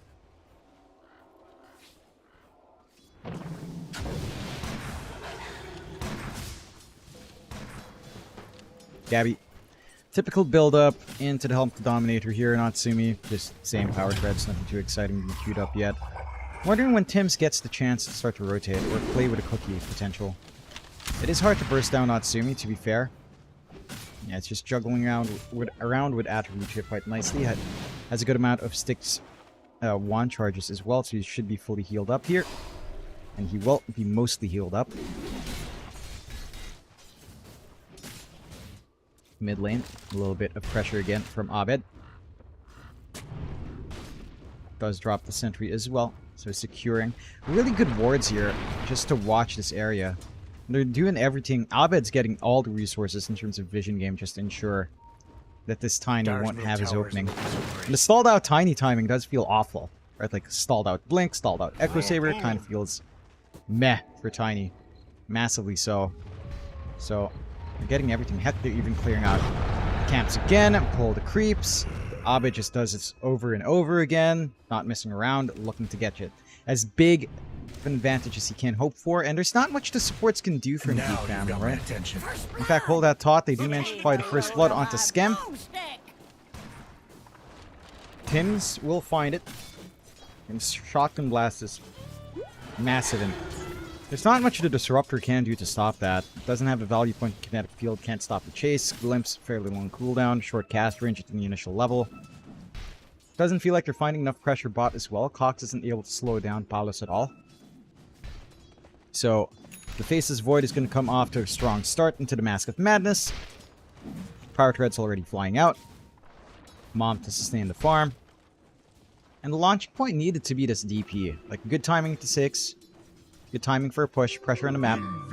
Cox going to miss out on the Lotus as well by a fraction of a second.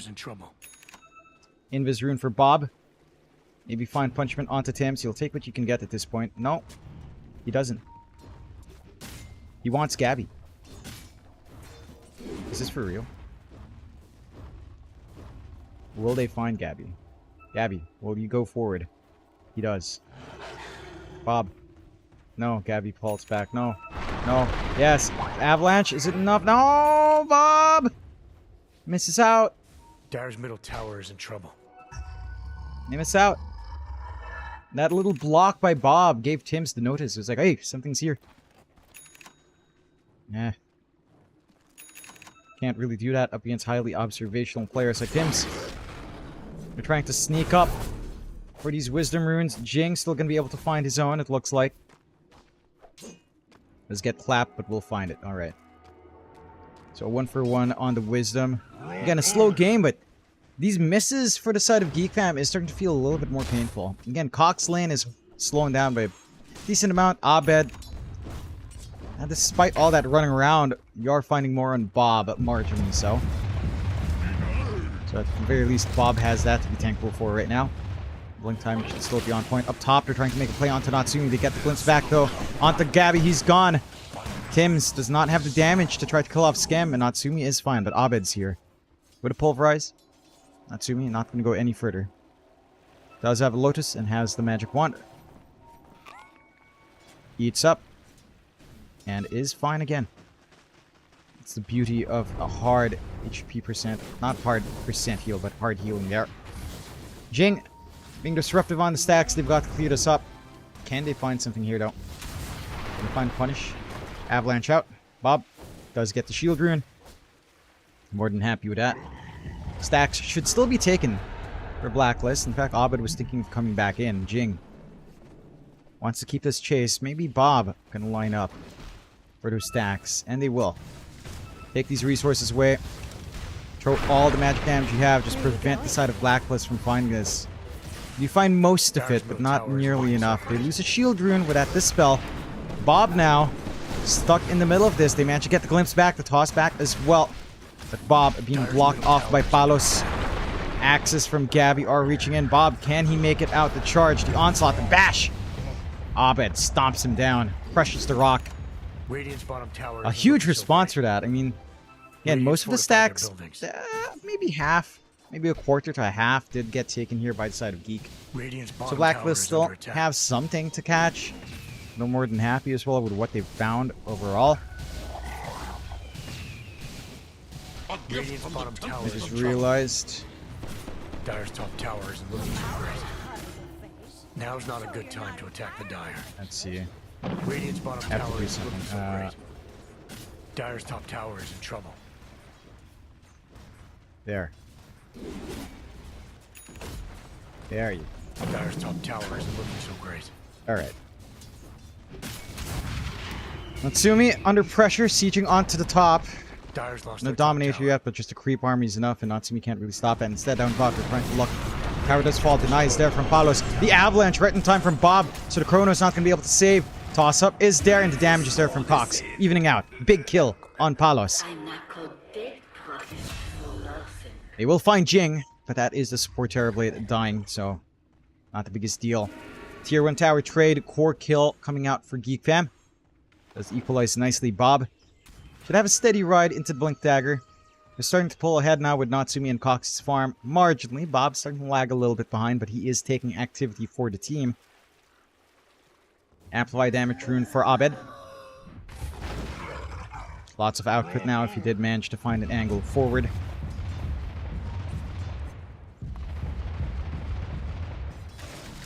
Down mid. MJZ with a rotation. Cookie forward, but Bob with the Avalanche has managed to distance himself out. Radiant's bottom tower. Yeah, another siege coming out. I mean, they've got the siege army, although they've got the pulverize and Bob. Do they have the damage, though? Not quite. Jing instead coming in. They get the glimpse back. Well, they have the reflection as well. Damage. The toss back. Bob finds Abed. Jing with a right clicks on the metamorphosis. MJZ next to go. And that siege falls flat. Good timing for the rotation here from Cox and from Jing to help out Bob. Does pan out. Now they can think about their own siege. Metamorphosis still running. They've got damage. Exorcism not quite up, but might not even be necessary. They see Tim's.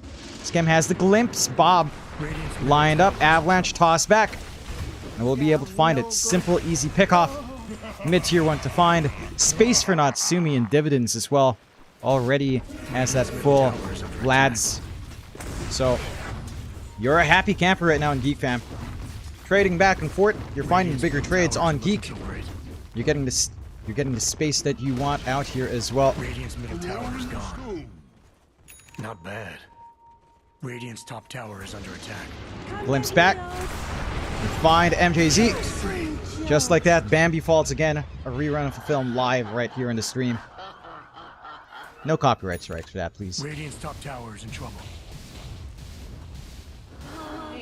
I mean, at the very least, Paulus is not getting pressured. He's got a free lane bot, but all these tier 1 towers falling is actually huge for Geek Fam. And so it allows them forward control of the triangle. They spot out these stacks again. They've got the forward wards. Bob's going to be able to clear them out. Now you've got a safety net for Natsumi. There's further teleportation points to be aggressive up top. He's got areas to play there. The triangle's a little bit safer as well. We've got the blink up now for Bob. So he's going to be able to make these plays for the team. Jing, I like the build-up as well. Into the Spirit Vessel. Skem playing poke and tag with Abed, but not going to be able to look for any glimpse back plays. It's kind of sad that Thunderstrike is dispellable. Smoke out. Blacklist. They've got the Kisses. Kisses pulverizes there. Abed. Blade Mail up as well. More durability coming in here. If they find Natsumi, and be some sweet revenge, but the scan does come true. Geek Fam. Get a good read. I'm not sure if that smoke was completely under the ward. Maybe a portion of it. Ping still coming out. Natsumi still not safe. Abed still hunting. Has the ward. Can he jump Natsumi? Staying for the camp. Not quite under vision though. They know though. They must have seen this by now. Natsumi walks back up and he's gonna be fine. Alright. Missed smoke opportunity. Geek Fam with a 3k lead. Bob would love to show off his fresh blink. With both sides again being cautious. This has been a running team for the first few minutes of the game. It's all about caution. It's all about playing it safe.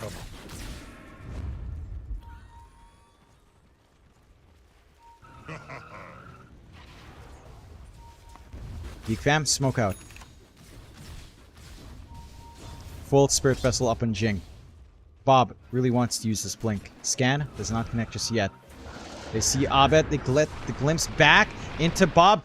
Gets the avalanche off. Toss back does not lead anywhere. Pulverize does come in. They've got the roar follow-up here. Jingo. Gonna be able to cut them off. Roar out onto Skem. Tried to melt him. Kronos out as well. Kiss is coming in. Perfection from Blacklist. They'll find 3 for their trouble.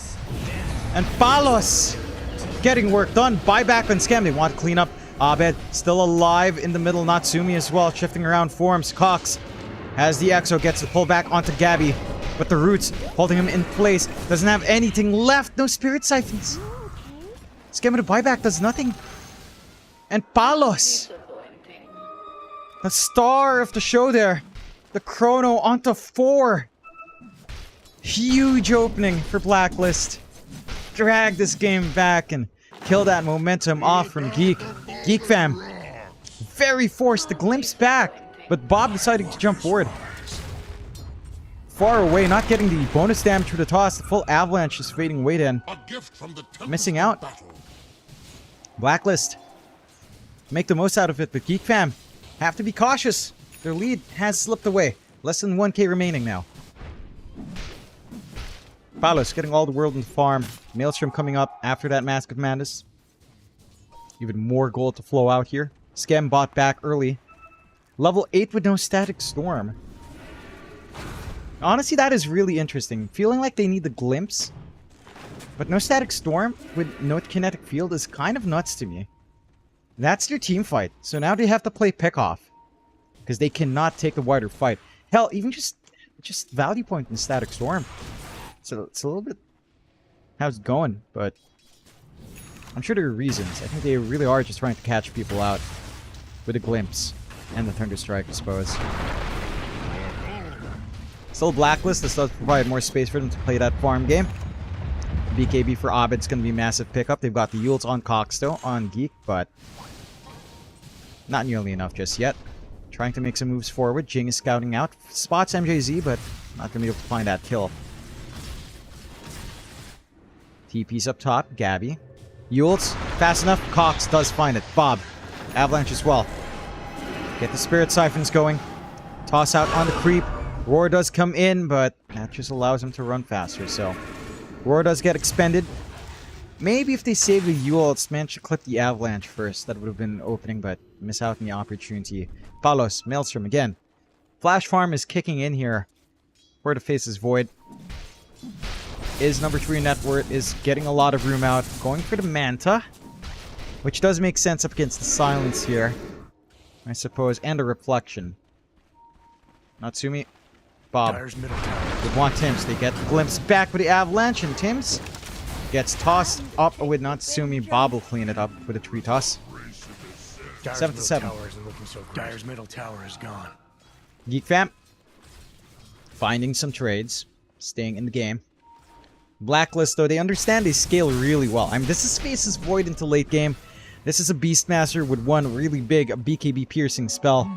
They know they've got scaling here on the side of Blacklist, so maybe not as much pressure coming out here. Bob still working onto that Equisaver. Are they going to look for a jump? Abed's right around the corner. This could go end very badly for Bob. Does blink away, plays cautiously. Manta up now for Natsumi. He's got his own protection on hand. Going into the Shard. He wants to be able to shift around here safely. Bobby. And just pick up ruins. Look out for fallen rock. They thinking about Roshan? It's a little bit early for that, but we'll go across the gate. Is this going across as well? No. Little Kobold stays behind with the aura, but could look for a pick-off into Roche. Gabby dodges out. They've got the value point from the Static Storm. Palos? No. Doesn't manage to jump away. Gabby still hanging around at Scam. Melting to these boars. Will TP away. Right back into the outpost. Or all the way back to the base, actually. Smoke. Blacklist. This could be their chance. Bob. TP's out as well. They could go they could go Roshan. Blacklist. They sneak this one in. It was Geek Fam looking to play forward, but they miss out. Good game sense again from Blacklist. And now Roche to go their way. Massive boon for Blacklist here in Game 3. Geek miss out on that opportunity. Secondary life. Who's it going to head down to? Palos, perhaps? That will be. Faces Void. 2 lives up. Geek Fam. What a waste. All TPing out, not quite ready to go. They went across the gate together, but really not much. Just a team building activity, perhaps. Cox, Scam, eyeing Gabby. Thunderstrike is only on the creep, trying to slow down this push. Tims does have kisses. Roar kisses is available. Radiant's bottom tower is good forward ward. Spotting a little bit into this Heidi spot. Play it safe. Smoke was under vision. Geek Fam knows. Should be able to dodge. Echo Saber up and Bob. A little bit more damage coming in. Wrap around into the triangle. Blacklist not going to find anything. Geek Fam have seeded the area.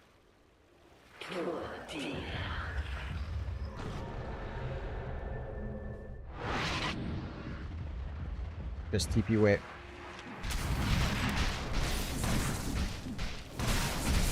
No dodge. Still a lot of time in the Aegis, so no pressure here for Blacklist. Geek Fam just using this time while they can to find farm. Cox going for that Veil. Oh, well, not the Veil, for the full Shivas coming through.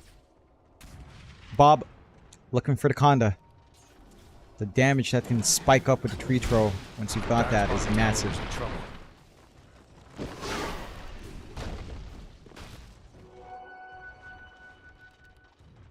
Dire's bottom tower is under attack. Bot tier 1 will just go for free.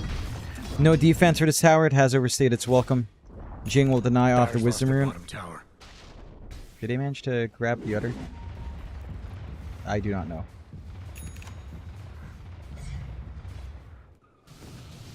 And they're farming. Phylactery up from Natsumi. Conda next. It doesn't feel like the be-all end-all just yet, right? Like, I get it's a lot of damage throwing out the adaptive strike with a full Conda, but middle tower is in trouble. I don't know if that's your issue right now. Radiant's top tower is in trouble. Feels like you're issuing Geek Fam's team fight. Dire's middle tower is Blacklist under has so attack. much more. They have Chrono Kisses, Radiant's they have top the tower Roar, is they have the looking so Pulverize, they have Sustain. Dire structures are fortified.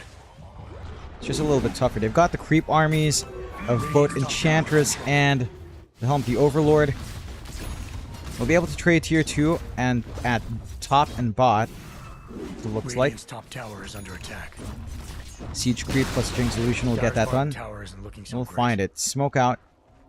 Geek Fam. Try to play the game now. Wrapping around Dire's slowly. bottom tower is under attack. Have to watch that chrono. Bad 2 call minutes by the left on Dire Aegis. bot. Their tower's gone. Power does fall. Can they fully collapse on the rear? There's no wards. Bob blinked already. Misses the avalanche entirely. This is bad. Backing off Palos. He's looking for that opportunity for a chrono. They've all split apart. That damage though was massive from Natsumi. Just with the phylactery, but not quite there. Palos again. Wants to play. Wants them so badly to come up into this tight area, but they will not. Geek Fam. Smoke does not align. Can Bob? Not able to get the avalanche. It's still hanging around the area. The dragon creep is finding them. Bob is spotted out. Will take that goal themselves. And back to the races they go, Blacklist. Back to farm, back to a steady pace. This really has been the story of these games. Like, all they're doing is just kind of relaxing when we reach this point. All just kind of chilling up. Not really finding openings. Temporary invulnerability, Radiant side. Gabby working towards a blink. Radiant's bottom tower. Tim's already having his own. Good timings to meet there.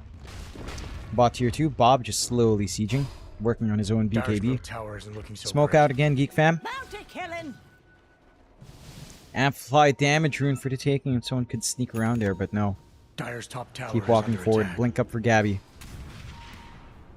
Can they find a flank here? Gabby would be a nice here to start on. They do manage to watch him.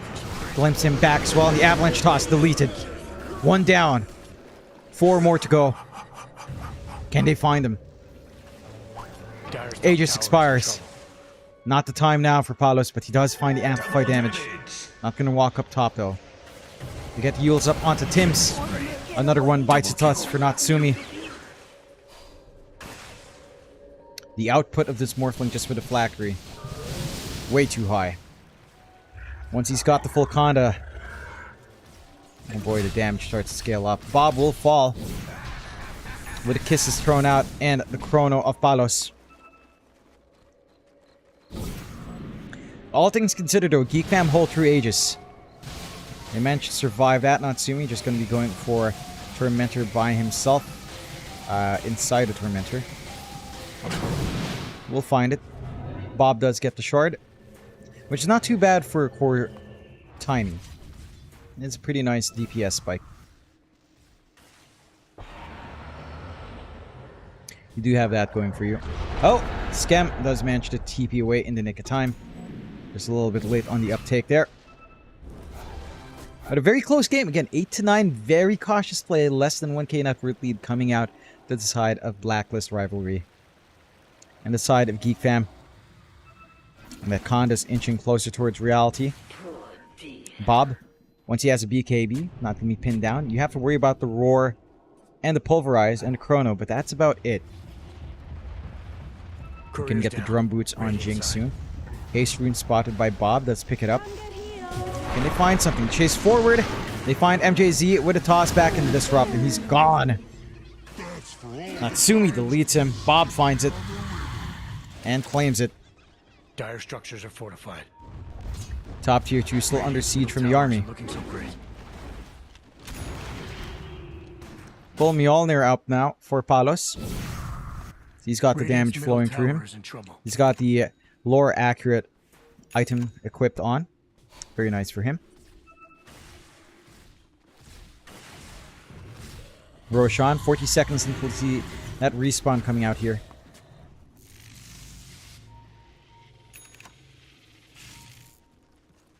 Where are we going?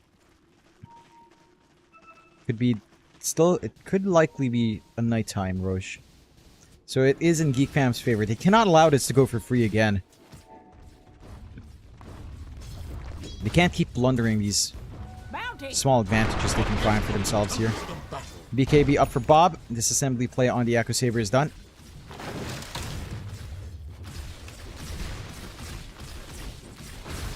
He's going to be safe in the front line now. Let's see what he gets as well in the tier 3. Roshan in a second. How long? A minute and a half. Blacklist. Big smoke. They have everything back up. Cox is the one to stand forward. It's not the one to get caught. Do manage to glimpse back, but Jing is set to fall. They won't like that. Just the support terribly gone, but Tim's already deleted by Natsumi with a full Kanda. Retoss. Abed.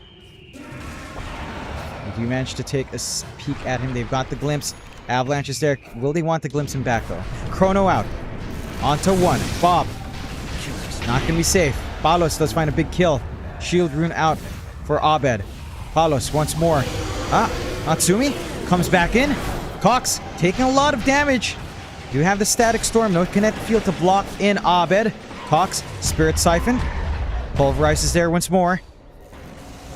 And Abed just kind of stuck here. Kinetic field does keep him trapped in place. Meanwhile, Natsumi looking for soft targets. Oh, the chain stun. Oh, Natsumi! A step too far. Blacklist. They find a punishment. It only cost them a buyback in Tim's. Geek Fam. This couldn't have come at a worse time. Roshan 20 seconds away.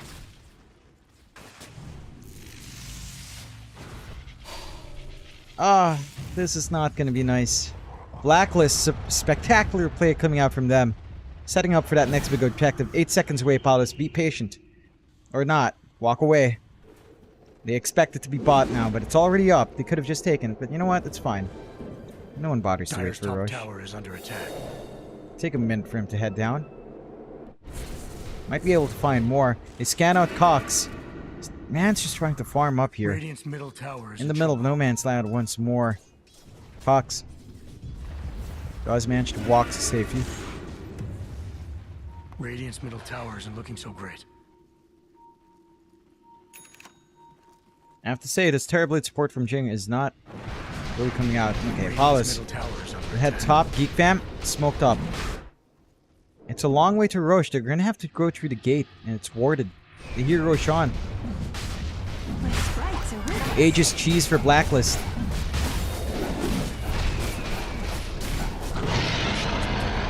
Secondary life for Palos. Geek Fam, again, missing out. Just the timing's not lining up. And Blacklist starting to have a chokehold on the game. Mind you, again, not a major net worth advantage yet. Palos and Natsumi neck to neck.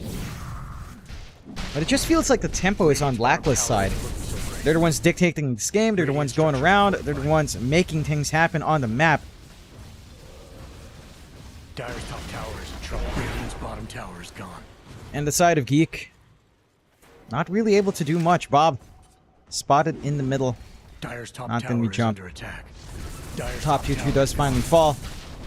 Damn. How do they stop Palos? That's the Radiant's question bottom here for tower Geek is in Fam. trouble. Because they've got to stop this Faceless Void. No BKB. Maybe they can just avalanche toss in the back, but they're not finding Palos first. From what we've seen. Bumps back onto Palos. But not really going to achieve much without the scam. Dire's middle tower isn't looking so great.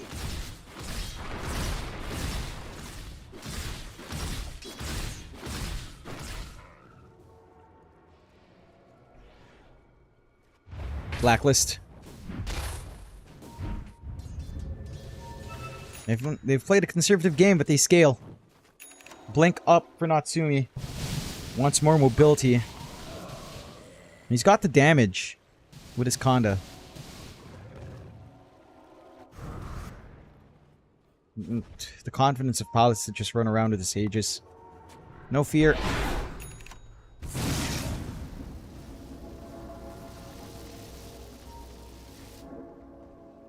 Geek. All they can do is try farming. I always feel like they've missed tempo. Down mid, maybe a little bit of an engage to get the glimpse back. Stalling out. BKB now up for Palos. But yeah, it just feels like you didn't find this early timing where Bob's blowing people apart. You didn't find this early timing where Exorcism push came in. At very least, you did find 2 tier 2s.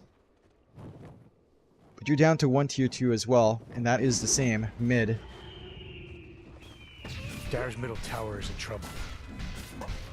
Palos onto the objective.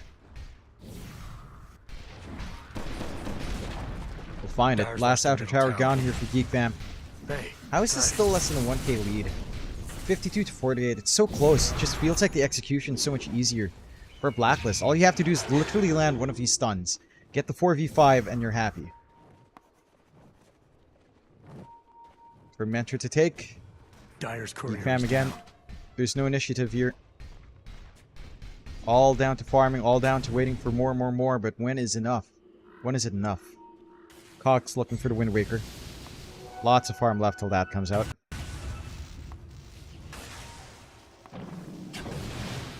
Scotty next for Natsumi. Meanwhile for Blacklist, again, full BKB already up in Palos. Scotty for him. Sacrifice coming out for Gabby. Abed. Looking for the Shiva's Guard as well. Radiant's bottom tower This game is doesn't under get easier attack. for Geek Fam when they scale. As they scale on. That goes later. This actually doesn't simplify. It's a lot of BKB Pierce. It's a lack of Linkens. It's this Chrono. It's damage output.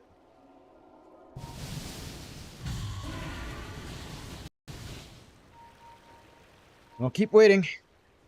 Keep farming up. Blacklist. It's do or die for these guys, of course. Smoke out, though. As for Palos, frontline bait. Scouting around, does spot scam. Might be able to find a good angle here with Abed. Running with the pack. Arcane Rune will fade. Dire's middle tower is under attack. Trying to move forward. Just cut Radiant's the top cube tower base. is under attack. Geek Fam, play it safe. Hug your high ground. What timing can we look at here? There is maybe down the line an Ags for Scam. If there's a reality where Scam can find the Ags, then that's a good reality for Geek Fam. Almost enough for the ultimate orb here for Natsumi. Smoke does eventually fade away. Bob is still looking for the Conda.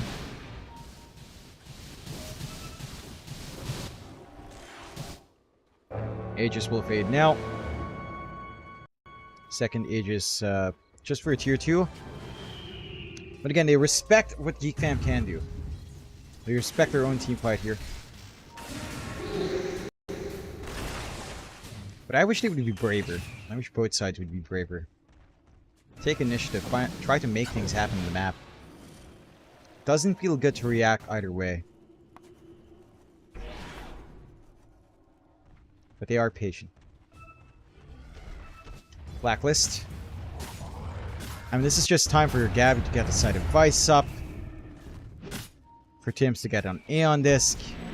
For MJZ to get the Moon Shard going. Natsumi is in a very bad spot. Natsumi is in a terrible spot. Natsumi is asking to die. Oh, Natsumi's still asking to die. There's the pulverize. There's the jump in. Rip back, though. Natsumi's gonna be fine. Chrono. The damage is there. Palos. Oh, one kiss only.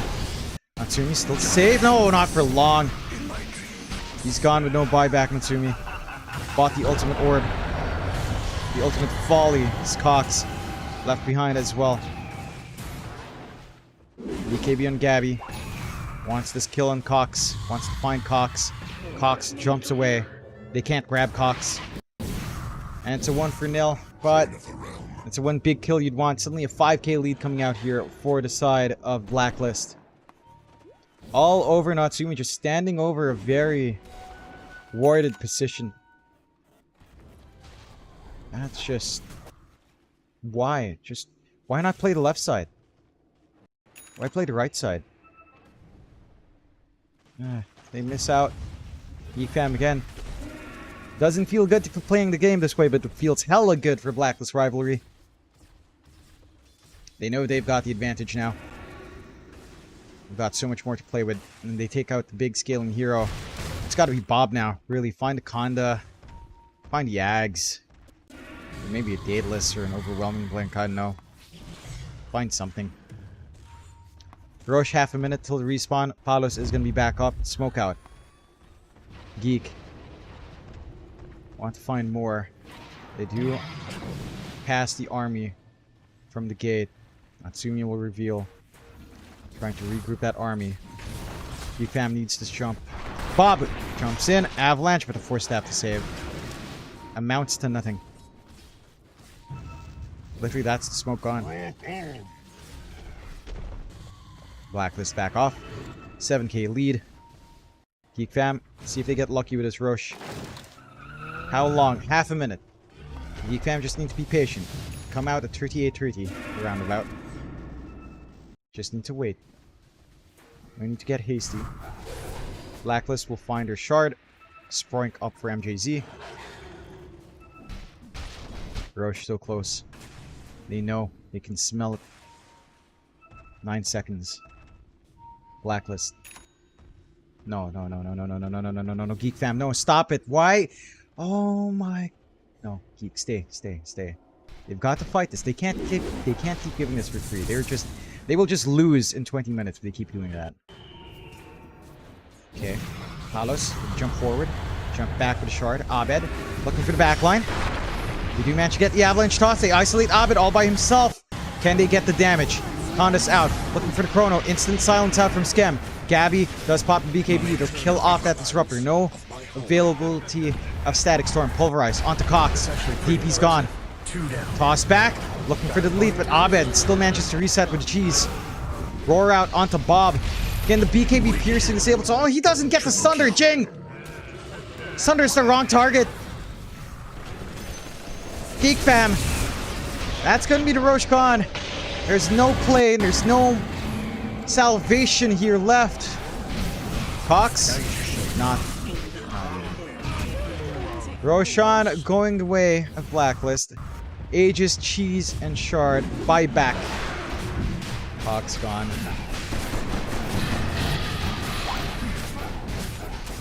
Scotty up on pallets. I don't know what the comeback now is for Geek Fam. It needed to be this Roche. They lose the position. Pallets jumps in and out. And the draft just has no presence. Aegis up, free Ags. Palos can now bash as he jumps in. 21k net worth lead off the back of that. Huge injection with the Ags. They've got the Lincoln to Natsumi instead of the Scotty now. Going defensive. Blacklist. Looks like they might be able to make it through. They find Jing. Now you're just showing off. Radiant's middle That tower is under it attack. just faltered, man. The Sunder doesn't go off. Again, the BKB piercing disabled are there. The roar to pulverize the Chrono. You have nothing to match that in Geek Fam. You have pick-off potential. You have a sustained teamfight boost with a Death Prophet, but I don't know how you actually find these teamfights. You jump in, you avalanche toss, 4 stabs are there. Dire's middle tower is under Palos attack. just gets started on the high ground. Not a care in the world. BKB Chrono ready. Age is still up for 4 minutes. Dire's middle tower isn't looking so great. Scam being chased down. No Static Storm again. Dire's fortified. No TP, and he's just dead. Should have blade mail. The Radiant have bought their buildings. Buyback is ready. Dire's middle tower Fortify in is trouble. out. Natsumi Dire's lost their trying to do middle what he tower. can, but the tower That will was fall. unexpected. Can Natsumi find a pick off in the rear? Buyback and Scam. Cox is back up, trying to defend. Need to hold back from the creeps. Natsumi does manage to pop the Aeon Disc. That's all he's gonna get. See the Morphling. You see the Morphling. Natsumi. Chrono's out. Kisses as well. All the damage in the world. It's his. No buyback. Thanks for trying. No buyback. That's.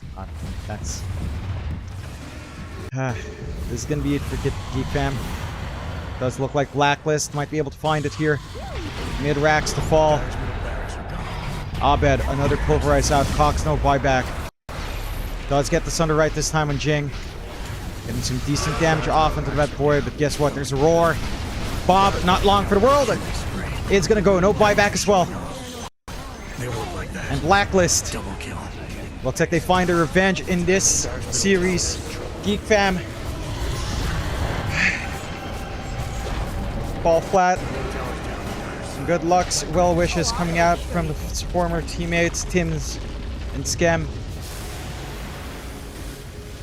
Geek Fam. Once again. So close yet so far. Just never quite enough. I'm not sure why. Let me ask Palos. I'll try Palos if he wants an interview. I want to close this out.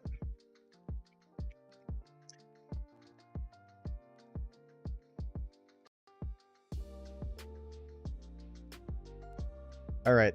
Very well played to Blacklist, of course. Very calculated game. But it just felt like Geek Fam, again, could not play to their strengths, right? Like, they couldn't try to find his timing, play around with Exorcism, try to find an early push, and build off of that. Nothing lined up. And Blacklist will be able to move on. Again, very patient from them. They have a great time with the Abed Primal Beast. And they run off side of Geek Fam. It's another qualifier that's not there. Just always so close. It's heartbreaking. It's heartbreaking for Geek. It's heartbreaking to watch. It's heartbreaking to know that they could be so much better and they know they aren't meeting that expectation. They know they're falling a little bit flat, but that's the reality.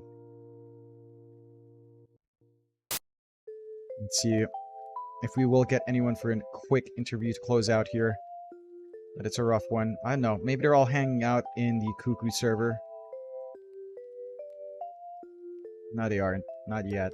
So, it looks like they are splitting off. Let me try asking their manager, but what a series, what a long day. I feel like our best game was game 1. Definitely was game 1 between these two teams, and the side of Geek Fam, again, it falls short.